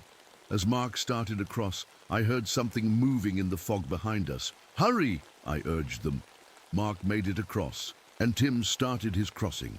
He was halfway when a figure emerged from the fog on the far bank. It was Chris again, or the thing wearing his face. Tim froze on the log, staring at what looked like his friend. "Don't stop," I shouted. "It's not him!" The Chris thing smiled, and its face began to shift. The features seemed to melt and reform, becoming Tim's face instead of Chris's. A perfect copy, down to the fresh cut on the forehead. Tim made a strangled sound and scrambled the rest of the way across the log. Miller was the last to cross, moving quickly despite the danger of slipping. As soon as she reached our side, I took out my knife and began hacking at the log where it rested on our bank. The others caught on and found rocks and sticks to help. Together, we managed to dislodge the fallen tree. It slid into the rushing water and was swept downstream. On the far bank, the Tim copy watched us with an expression of curiosity. Then two more figures emerged from the fog to stand beside it, one wearing Chris's face, the other wearing Sarah's. "Why are there so many?" Miller whispered. "Full moon," I reminded her. "Joseph warned us they'd be hungry." We turned away from the river and continued east, moving as fast as we could through the unfamiliar forest. The road couldn't be far now, but as evening approached, the fog began to appear on our side of the river too. Not as thick as before, but enough to worry me. Somehow, they had crossed the water. "That's not possible," I muttered. "They can't cross running water. Not when they're wearing faces." "Maybe they took the faces off to cross," Miller suggested, "then put them back on." The thought made my skin crawl. We reached a small clearing as the daylight was fading. In the distance, through the trees, I could see what looked like the straight line of the road. "We're close," I told the others. "Less than half a mile now." That's when Tim cried out and fell to his knees, clutching his head. We gathered around him, asking what was wrong. "I can hear them," he gasped. "In my head, Chris is calling me." Sarah stepped back, looking afraid. "Can they do that? Get in our heads?" "I don't know," I admitted. "I've never seen it before." Tim was rocking back and forth now, tears streaming down his face. "He says they have Luis. They have his memories. They know everything he knew." Mark knelt beside his friend, trying to comfort him. I looked at Miller, not sure what to do. This was new territory even for me. Then Tim went still, completely still, like a statue. Slowly, he raised his head and looked at us with empty eyes. "They're coming," he said in a flat voice that wasn't his own. "All of them. They want your faces. They want to remember." Then he blinked and was himself again, looking confused and terrified. What happened? What did I say?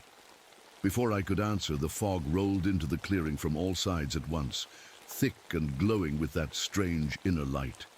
And in it I could see them, dozens of hollow ones, some wearing faces I recognized, others with nothing but smooth, blank skin where features should be. They had us surrounded. "Back to back," I shouted, pulling everyone into a tight circle. "Don't let them grab you." The hollow ones moved through the fog like ghosts, their bodies too tall and thin to be human. Some had faces. Chris, Luis, faces of hikers who'd gone missing over the years. Others were blank, just smooth skin stretched over skulls. "What do we do?" Sarah cried, pressing against my back. I pulled out my lighter and a can of bug spray from my pack. "Fire," I said. "They hate fire." I flicked the lighter and sprayed the bug spray through the flame, creating a makeshift flamethrower. A jet of fire shot out about 3 feet, and the nearest hollow ones recoiled, making that high-pitched wailing sound. "The road's that way," I said, pointing east. "When I make an opening run, don't stop for anything." Miller had caught on. She pulled out her own lighter and a small bottle of alcohol-based hand sanitizer. Not as good as my setup, but it would work. "On 3, I said. 1, 2, 3. We both created jets of flame, sweeping them in wide arcs. The hollow ones backed away, their faceless heads tilting in what might have been pain or confusion. "Go!" I yelled. We ran toward the road, staying tight together. I kept flaming the creatures. That got too close. The fog swirled around us, trying to separate us, but we fought through it. Then I heard Tim scream. I turned to see one of the hollow ones had grabbed his arm. Its fingers were too long, wrapping twice around his wrist. It had Chris's face, but the skin was slipping, showing the smooth blankness underneath. I lunged back and blasted it with flame. It let go of Tim and retreated, the borrowed face bubbling from the heat. We ran again, crashing through bushes and jumping over fallen logs. The road was just ahead. I could see the gravel surface now, but as we burst out of the tree line, my heart sank. The road was there, but no cars, no help, just empty gravel stretching in both directions. Which way to the ranger station? Mark gasped. South, I said, pointing right. About 5 miles. 5 miles of open road with the hollow ones right behind us. We'd never make it before full dark. There's a maintenance shed about half a mile down, Miller said. Joseph uses it sometimes. It might have supplies. It was our best option. We started running down the road. Behind us, the hollow ones hung back at the tree line. The open road seemed to make them cautious. We reached the maintenance shed just as the sun was setting. It was a small metal building with a padlocked door. Joseph gave me the combination, Miller said, working the lock with shaking fingers. We piled inside and slammed the door shut. The shed was small but solid with no windows. Metal tools hung on the walls, shovels, axes, picks. A gas-powered generator sat in one corner next to cans of fuel. Block the door, I ordered, and Mark and Jason pushed a heavy workbench against it. We caught our breath, checking each other for injuries. Tim's wrist had deep bruises where the hollow one had grabbed him, but otherwise we were okay. I clicked on a battery-powered lantern I found on a shelf. We need a plan, I said. What about the phone? Sarah suggested. Does this place have one? There was an old wall-mounted phone. I picked up the receiver, not expecting anything, but to my surprise there was a dial tone. I called the main ranger station. Jenkins answered. Harrison, where the hell are you? I've got a search team halfway to your position. We're at the maintenance shed on the North Road, I said quickly. We have one confirmed casualty and another missing student. We need immediate evacuation. What happened? No time to explain. Just get us out of here. And Jenkins, come heavily. Armed. There was a pause. Armed? What's going on up there, Harrison? Before I could answer, the line went dead. Then the receiver began to emit a sound, not a dial tone, but a soft, wet breathing. I slammed it down. They cut the line, I told the others, but Jenkins knows where we are. Help is coming. How long? Miller asked. I checked my watch. 2, maybe 3 hours if they hurry. Will we last that long? Sarah's voice was small and frightened. Outside, the fog was gathering, thicker than I'd ever seen it. It pressed against the door and the small vents near the roof. Shapes moved in it, circling the shed. They can't get in, I assured everyone. Not as long as we keep the door secured. But even as I said it, I noticed something disturbing. The metal walls of the shed were beginning to change. Tiny bumps were forming, pushing inward like something was pressing from outside. What is that? Jason whispered, pointing at the bulging metal. They're trying to find a way in, I said. The bumps grew, becoming fingers that were somehow pushing through solid metal, not breaking it, passing through it, like the metal was turning to liquid wherever they touched. Joseph said they can pass through solid objects, I said, but only when they're not wearing faces. So those are the ones we haven't seen yet, Miller realized. The ones without stolen faces. I looked around for weapons. The tools would work as a last resort, but I needed something more effective. Then I remembered Joseph's stories. Copper, I said suddenly. They hate copper and loud noises. I scanned the shed and spotted a coil of copper wire on a shelf. Perfect. I grabbed the wire and began unspooling it. We need to create a barrier. Run this wire around the inside perimeter of the shed. The others helped me, working quickly. As we placed the copper wire along the walls, the pushing fingers seemed to hesitate, then withdraw. It's working, Sarah said. But our relief was short-lived. A loud bang on the roof made us all jump, then another and another. They were on top of the shed now. They're looking for a way in, I said. The copper won't cover everything. Tim was staring at a corner of the ceiling where the metal was beginning to bulge downward. We need noise, I reminded everyone. Loud, discordant sounds. Mark grabbed some of the metal tools and began banging them together. Jason and Sarah joined in, creating a terrible racket. The bulging stopped temporarily. We can't keep this up all night, Miller said over the noise. She was right. We needed a better plan. I looked at the generator in the corner, then at the gas cans beside it. We're going to boost the generator, I said. Hook it up to some lights outside. They hate bright light almost as much as fire. While the others kept making noise, Miller and I worked on the generator. We found some outdoor work lights on a shelf and ran extension cords through a small vent. We placed the lights facing outward around the shed. Ready? I asked when everything was set up. Miller nodded and pulled the starter cord. The generator roared to life, and the powerful lights clicked on, illuminating the fog outside. Through the vent, I could see the hollow ones retreating from the sudden brightness. Their bodies looked even more wrong in the harsh light. Too tall, too thin, moving in ways that shouldn't be possible.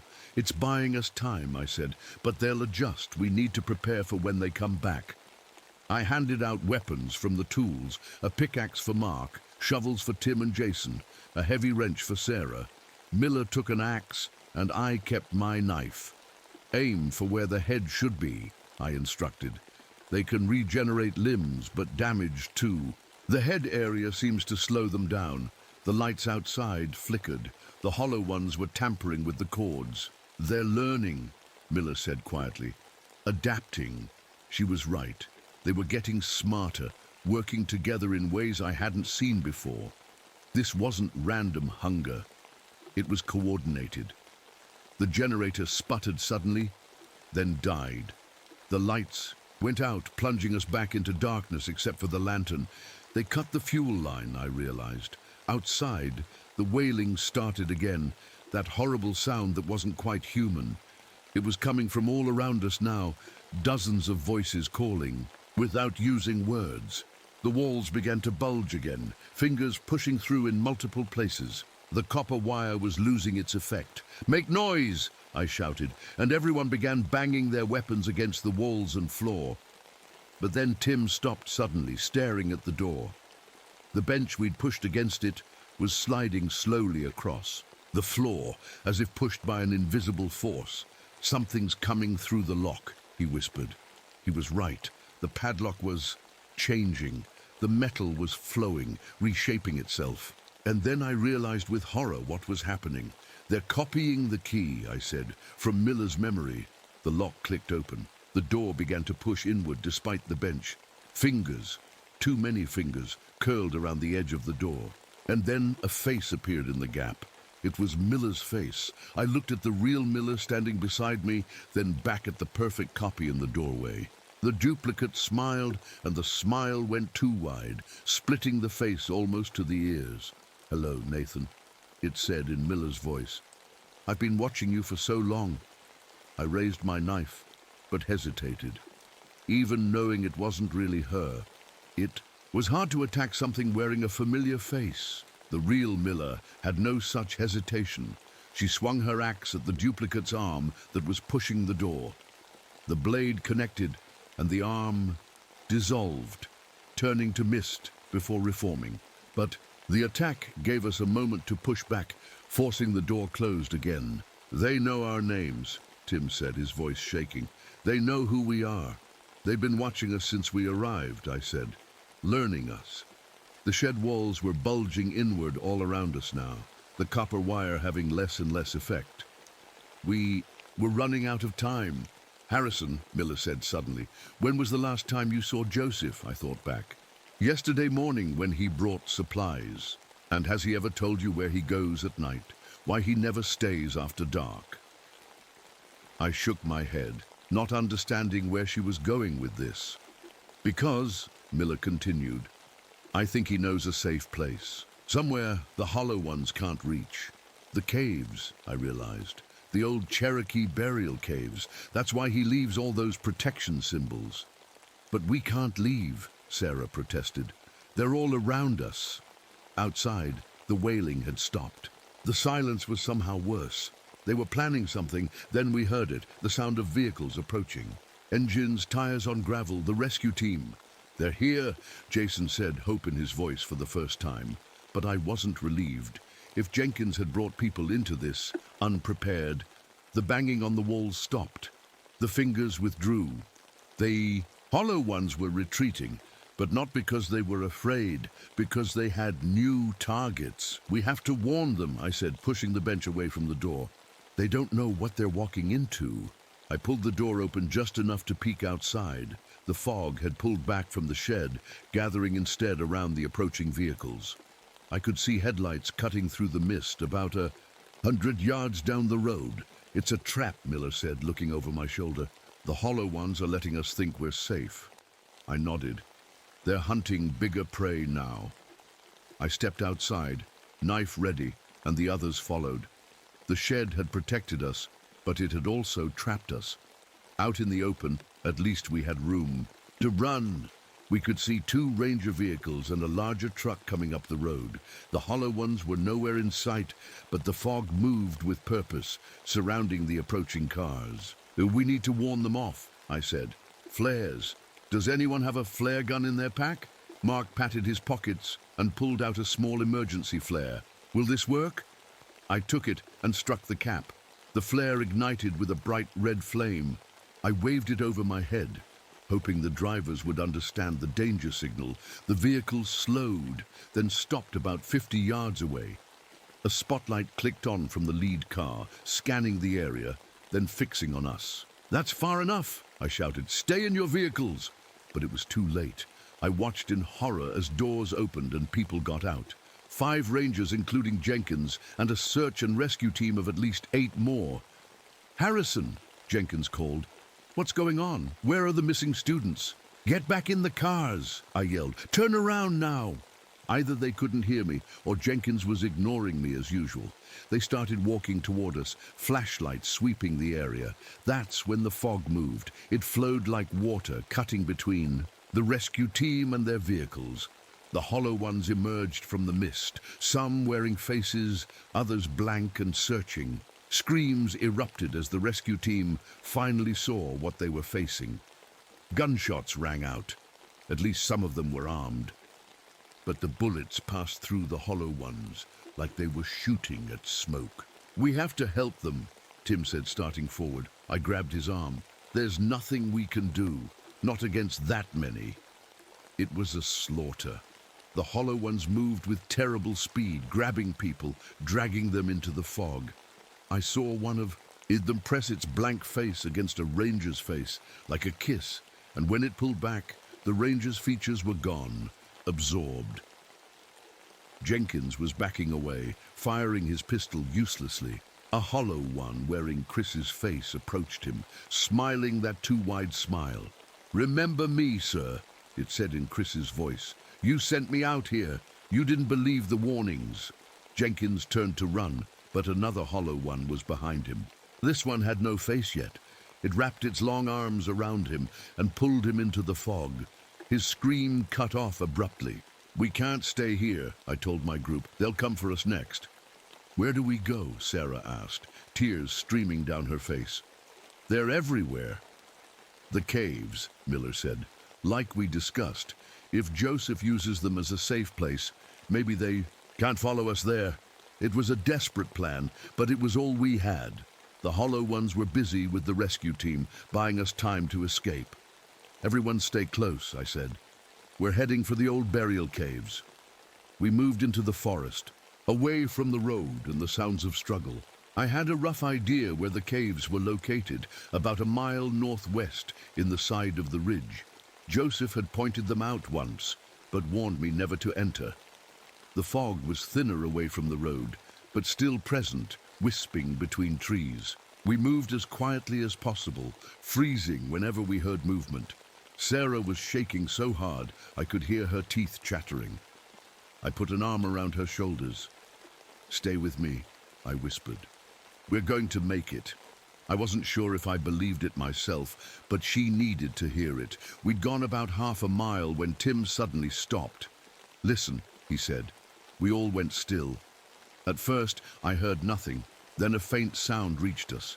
A rhythmic thumping like a drum. "What is that?" Jason asked. "Joseph," Miller said. "It has to be." We altered our course, moving toward the sound. It grew louder as we approached. Definitely a drum, accompanied now by a low, chanting voice. We crested a small rise and saw light ahead. Firelight, flickering against rock walls. The entrance to the caves. Joseph sat cross-legged before. The entrance, a small drum between his knees. He looked up as we approached, not surprised to see us. "I have been calling you," he said simply. "The Hollow Ones are feeding tonight." "The rescue team," I said. "They're all dead or taken." Joseph nodded sadly. "The cycle continues, just as it did in 38, just as it always does when people refuse to listen." "We listened," Miller said. "That's why we're still alive." Joseph stood up. He looked older than ever, the firelight deepening the lines on his face. "The caves will shelter you," he said, "but only until dawn. After that, you must leave this place and never return." "What about the Hollow Ones?" Mark asked. "They're everywhere now.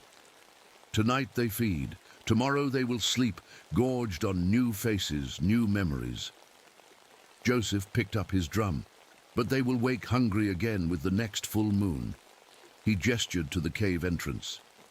"Inside, you will find symbols painted on the walls. Stay within their protection. Do not touch them. Do not cross them."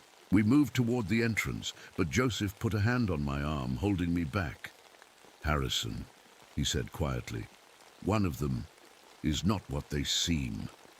My blood went cold. "What do you mean?"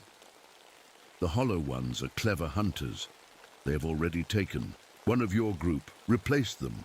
Watch for signs, movements that don't match, knowledge they shouldn't have." I looked at the others, already entering the cave. Miller, Mark, Sarah, Tim, Jason. They all looked normal, acted normal. "How could I tell? How do I know which one?" I whispered. Joseph just shook his head. "You will know when the time comes." He handed me a small leather pouch. "Burning herbs. They will show you what is hidden." I tucked the pouch into my pocket and followed the others into the cave. Joseph remained outside, his drum starting again, a steady heartbeat rhythm. The cave was larger than it appeared from outside.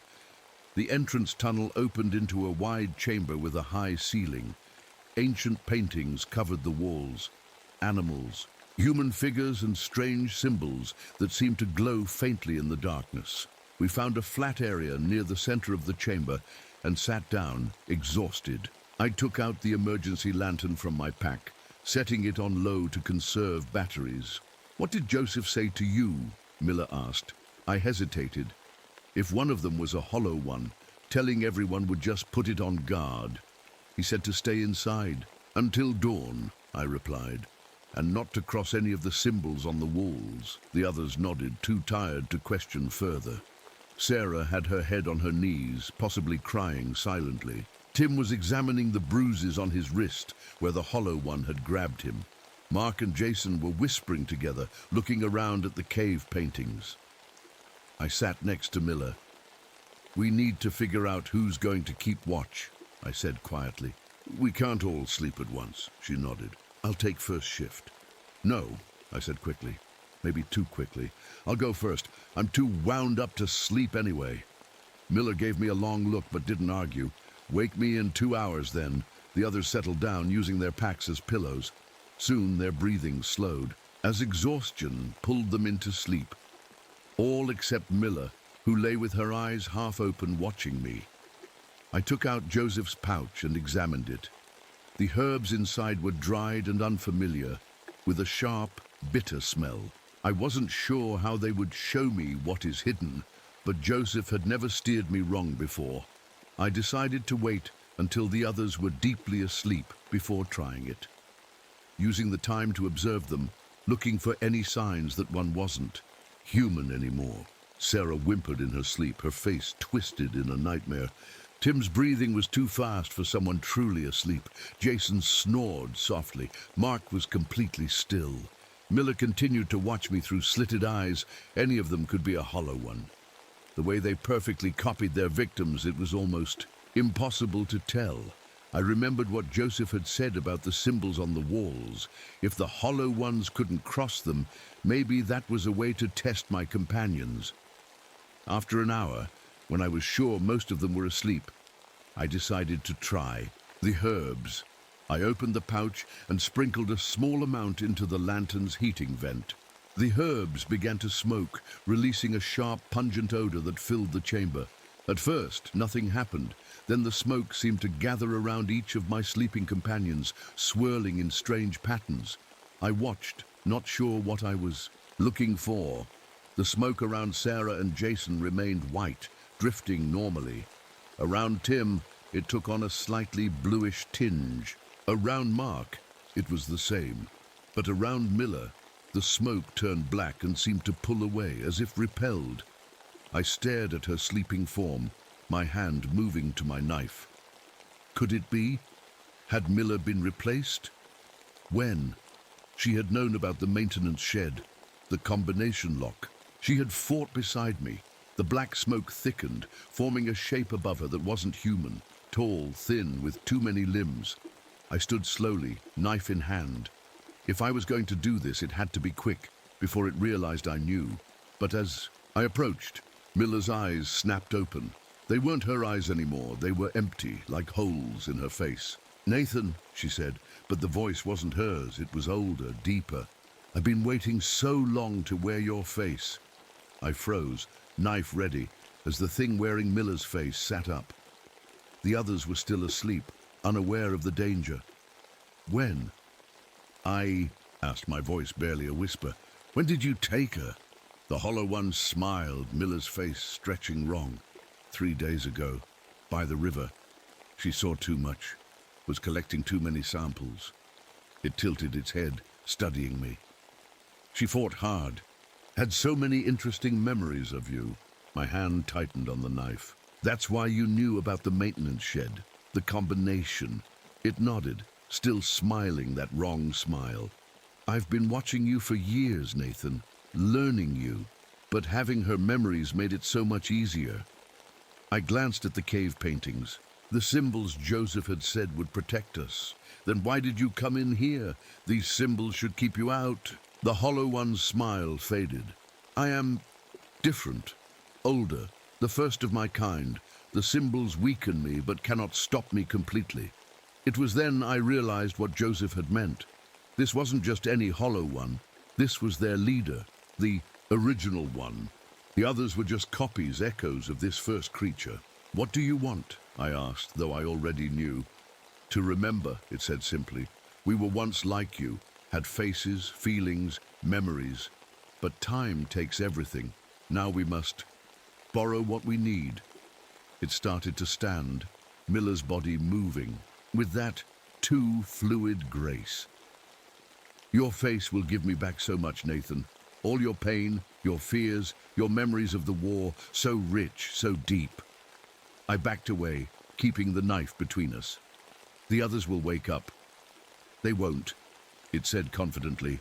"The air in here, I've changed it. They'll sleep until it's done." I looked around desperately. The symbols on the walls glowed faintly, and I noticed the hollow one was careful not to touch any of them.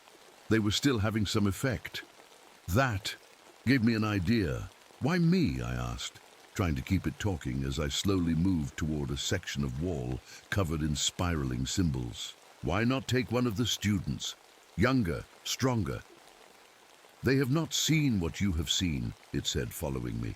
"Not suffered as you have suffered. Shallow lives make shallow memories. I need depth." It was getting closer, Miller's hands. Now changed, fingers too long, stretching toward me. "In Vietnam," I said, "I learned something important about ambushes." It paused, curious. "What was that?" "Sometimes," I said, "you have to be the bait." I lunged forward suddenly, not at the Hollow one, but past it. I grabbed Sarah's arm and yanked her awake. "Run!" I shouted. "Wake up, it's Miller!" Sarah screamed, startling the others into consciousness. The hollow one hissed, a sound no human throat could make. "Get behind the symbols," I ordered, pushing Sarah toward the wall with the spiraling paintings. The others scrambled up in confusion, but they had survived this long by listening to me. Mark and Jason backed toward the wall.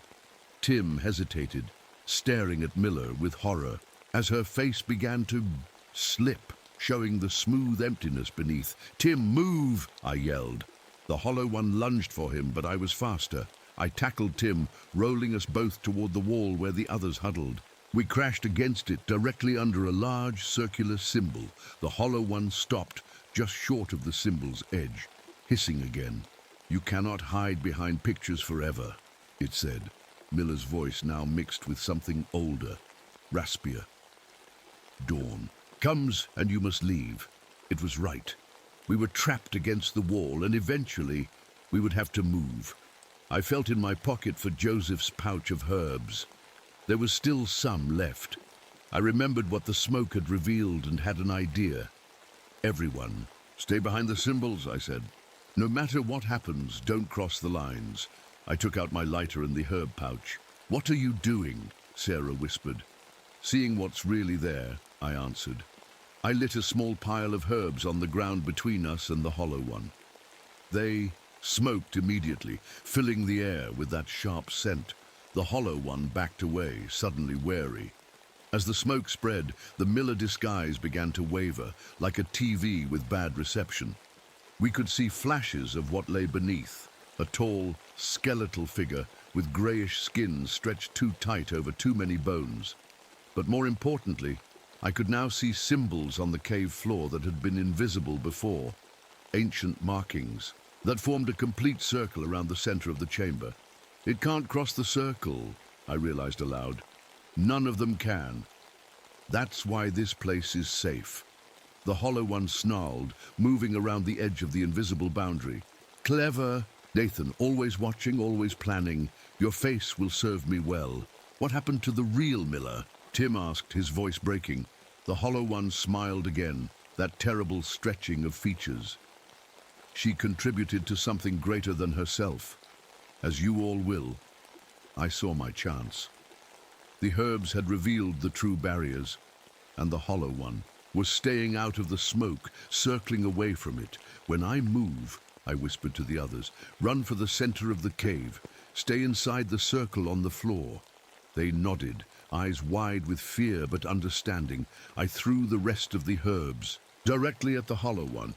It shrieked as the smoke enveloped it, temporarily revealing its true form, a nightmare of stretched limbs and empty face holes. "Now!" I shouted. We bolted from the wall, running for the center of the chamber. The hollow one clawed at the smoke, around it, trying to maintain its disguise. We reached the center and huddled there, making sure to stay within the circle of symbols, now visible in the smoky air. The hollow one paced around us, furious but unable to cross the boundary. "You think you've won?" it hissed. "Dawn comes. You must leave eventually, and outside, my children are waiting. So many now, with so many new faces." It was right. We were safe for now, but we couldn't stay here forever. "What do we do?" Sarah whispered. I looked around at my small group, 4 terrified students who had trusted me to keep them safe. I couldn't let them down now. "We fight," I said simply. The hollow one laughed with Miller's mouth, the sound all wrong. "With what, your little knife? Your burning herbs?" I remembered what Joseph had told me about the hollow one's weaknesses: fire, copper, loud, discordant sounds. "Tim," I said quietly, "your phone, the metal back is copper, isn't it?" He nodded, confused but pulling out his phone. The back panel was indeed copper-colored. "And Mark, you're a drummer, right? You mentioned playing in a band." Mark nodded. "Yeah, but I don't exactly have my drum kit here." I looked around the cave. "But Joseph does, or at least a small one." I pointed to a corner of the cave where several items were carefully arranged. A small drum, rattles made of turtle shells, and other traditional instruments. Jason, your lighter. Sarah, there's a can of bug spray in my pack. Get them. Understanding dawned on their faces.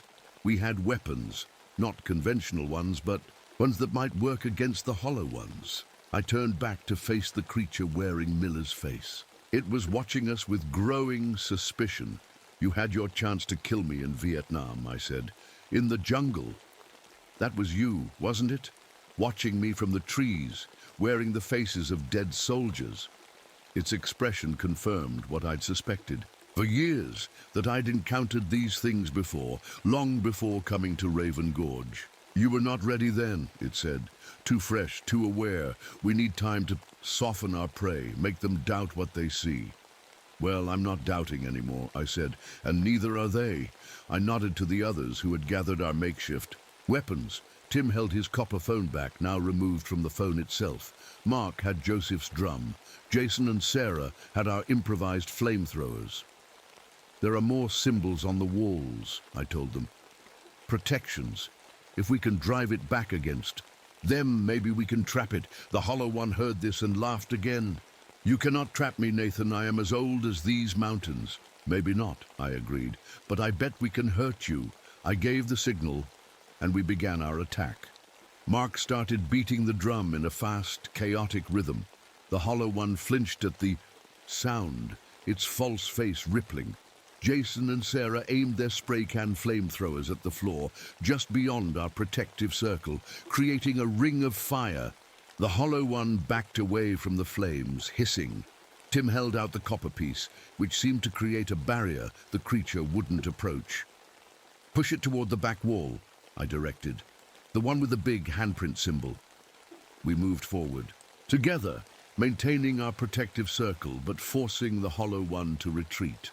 It snarled and changed tactics, trying to look like Miller again, to appear harmless. Nathan, please, it said in her voice, sounding scared and human. It's me. The thing is gone. You're hurting me. For a moment, I faltered. It looked so much like her, sounded so much like her. Don't listen, Sarah shouted. It's trying to trick you. She was right. I steeled myself and pressed forward with the others, driving the creature back step by step. As we forced it closer to the wall with the handprint, something strange began to happen. The symbol started to glow brighter, pulsing like a heartbeat. The Hollow One seemed to sense the danger, suddenly desperate to get away. What's happening? Jason asked. I think, I said, watching in awe, we're waking up the old protection, the one that was meant to trap them in the first place. The Hollow One's disguise was failing completely now. Miller's features melted away, revealing the true horror beneath. A gaunt, elongated form with translucent skin and shadowy organs visible underneath. Where the face should be was nothing but smooth, pale tissue with slight indentations. You cannot, it said, its voice now ancient and dry. The ritual was never completed. The settlers interrupted it. That's when I understood what Joseph had been trying to tell me all along.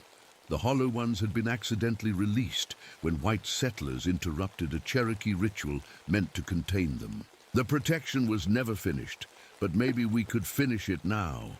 The handprint symbol pulsed with light, growing brighter as the Hollow One backed toward it. The creature was truly terrified now, all pretense of being Miller gone.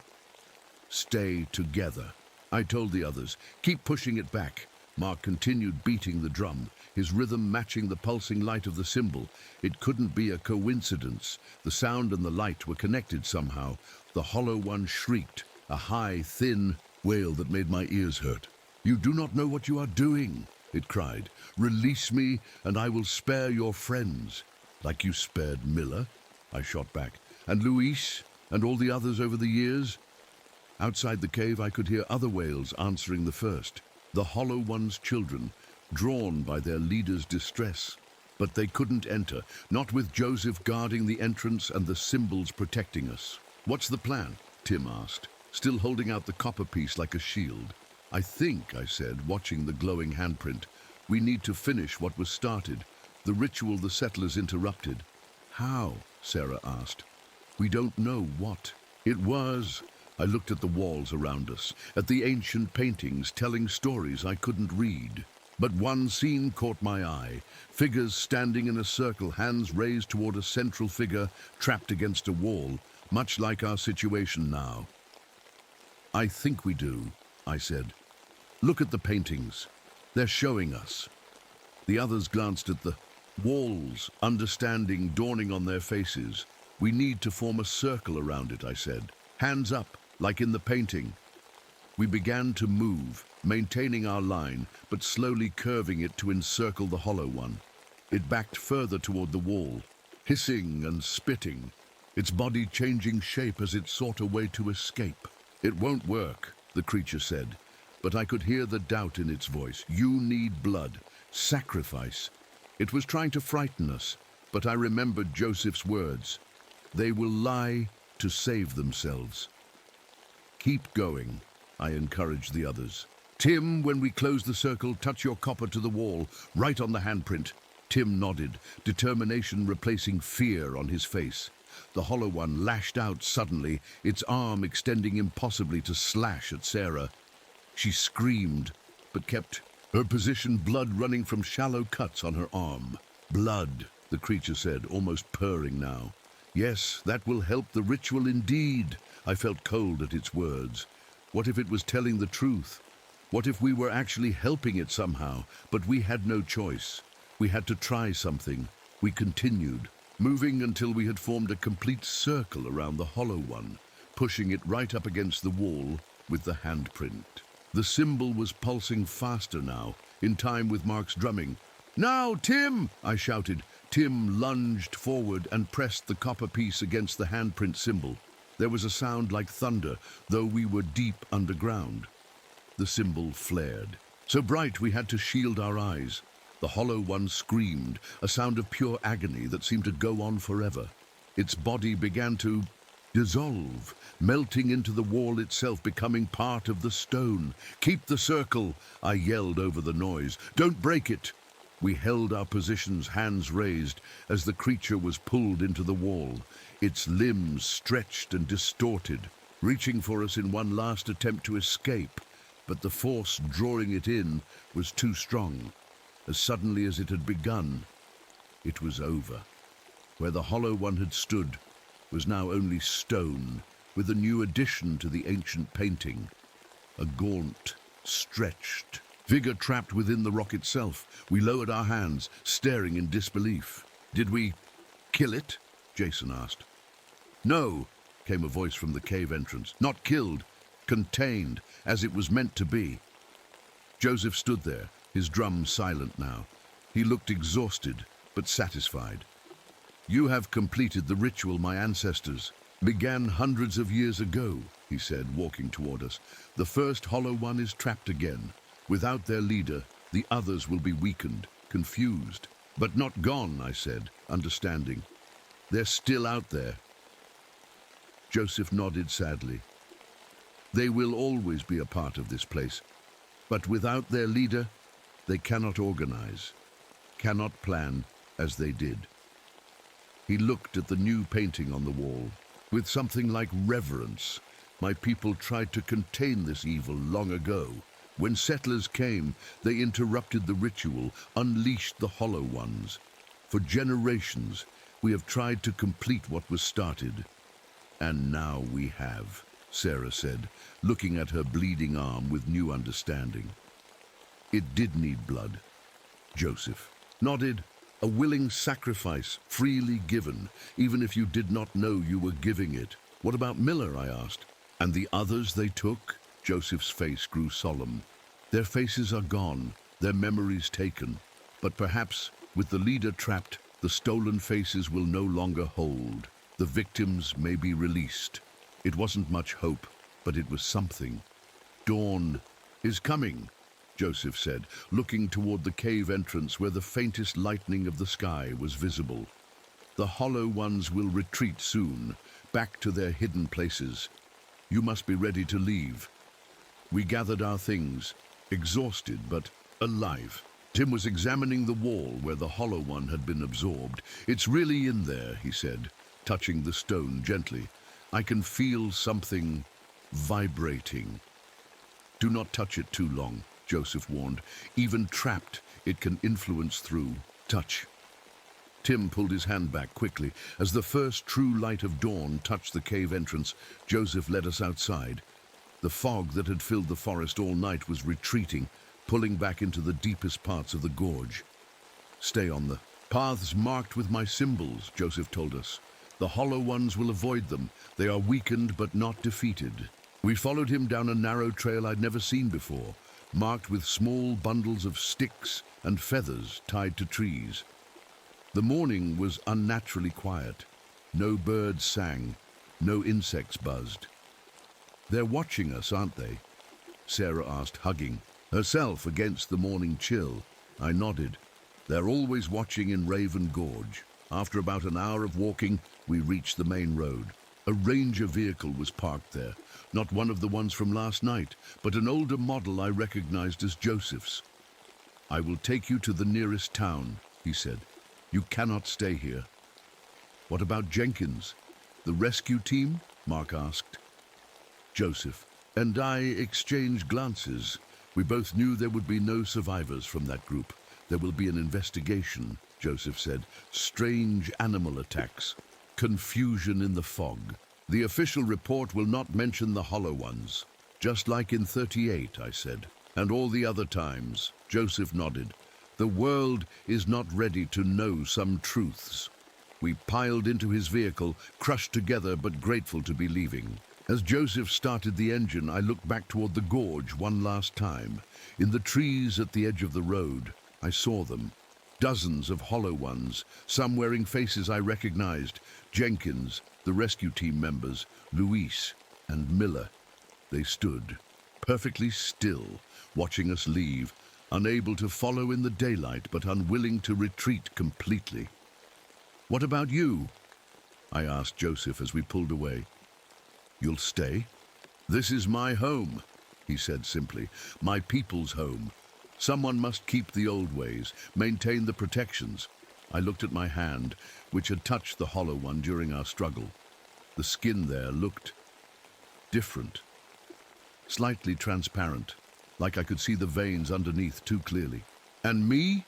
I asked quietly, so the students couldn't hear. What happens to someone who fought them too closely? Joseph's eyes met mine in the rearview mirror. Change, he said, but not like them. You have seen the other side but remained human. That makes you a guardian now, like me. I wasn't sure what that meant, but I knew I couldn't leave Raven Gorge forever. Not when I now understood what lived there. Not when I might be able to help stop it. As we drove down the mountain, leaving the fog and the hollow ones behind, I thought about Miller. About how I hadn't noticed she'd been replaced. About how the thing wearing her face had watched me, learned me, waited for its chance. I would come back. I would find a way to free her, if anything of her remained to be freed. And I would learn everything Joseph knew about fighting the hollow ones, because I knew now they weren't just in Raven Gorge. They were spreading, moving through the mountains like the fog that concealed them, learning, growing, hunting, and someone needed to stand against them. 3 months after Raven Gorge, I was living in a small cabin just outside Cherokee, North Carolina. Joseph had found it for me, close enough to the gorge to keep watch, far enough to be safe at night. The official report called it a wilderness tragedy. The newspapers said a bear attack killed Luis. Chris was still missing. They would never find him. The rescue team, including Jenkins, apparently died when their vehicle slid off the road in heavy fog. A terrible accident. No one mentioned faces stolen in the night. No one talked about the hollow ones. Sarah, Mark, Tim, and Jason made it home safely. They tried to tell the truth at first, but no one believed them. Eventually, they stopped trying. Tim called me once a week, though. He was the only one who couldn't let it go. I understood why. The skin on my right hand had changed completely now. When I held it up to the light, I could see through it, bones and veins visible beneath translucent flesh. Joseph said it was the mark of someone who had touched the other side and survived. a guardian's mark. I spent my days learning from Joseph, the old stories, the protections, the ways to fight the hollow ones. At night, I wrote everything in my journal, mapping the hollow ones' territories, tracking their movements. They were spreading, just as I'd feared. Sometimes, when the fog rolled through the valleys, I saw familiar faces watching me from the tree line. Jenkins, Luis, Chris, and Miller. Her hollow one appeared most often, standing just beyond the protection, symbols Joseph had placed around my cabin, watching me with those empty eyes behind her stolen face. "She is drawn to you," Joseph explained one night as we watched her from the porch. "The hollow ones remember those they hunt, even without their leader to guide them." "Can she be saved?" I asked, though I already knew the answer. Joseph shook his head. "Her face is gone, but perhaps her spirit can find peace if we trap the one wearing it." That became my mission, finding a way to trap Miller's hollow one and the others like it. Joseph taught me how to create the symbols, how to mix the herbs that revealed their true forms, how to forge copper into weapons they couldn't touch. I made progress, slowly. Each full moon, I would venture to the edge of Raven Gorge, setting traps for the wandering hollow ones. Sometimes I caught the weaker ones, binding them to trees or rocks with copper wire and symbols. Not killing them, they couldn't be killed, but containing them. One night, a month ago, I got a call from Tim. His voice was shaking. "Harrison," he said, "I saw myself today in a crowd, my exact double watching me." My blood went cold. "Where are you?" "Atlanta. 200 miles from Raven Gorge." They were spreading faster than I thought. "Don't approach it," I told him. "I'm coming to you." I packed my truck with everything Joseph had taught me to make. Protection symbols, copper weapons, burning herbs, the tools of a guardian. As I left my cabin that night, Miller's hollow one stood in the driveway, blocking my path. She tilted her head, studying me with those empty eyes behind her stolen face. "I'm coming for you," I told it. "I'm going to free her." For just a moment, something flickered across Miller's face, not the hollow one's expression, but something deeper trapped beneath. A flash of recognition, of Miller herself still in there somewhere. Then it was gone, and the hollow one retreated into the fog. I drove through the night to reach Tim, knowing this was just the beginning. The hollow ones were moving beyond their ancient hunting grounds, learning new territories, finding new faces to steal. But now they had someone hunting them too. Last week I found a small town in Tennessee where 5 people had mysteriously lost their facial features in a single night. The police blamed some unknown chemical exposure. I knew better. Yesterday, cameras at a shopping mall in North Carolina captured a strange glitch. Dozens of people whose faces wouldn't register on the facial recognition system.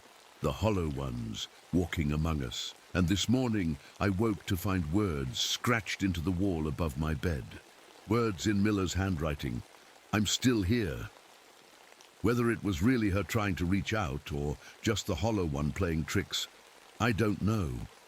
But I choose to believe she's fighting, somewhere deep inside the creature wearing her face.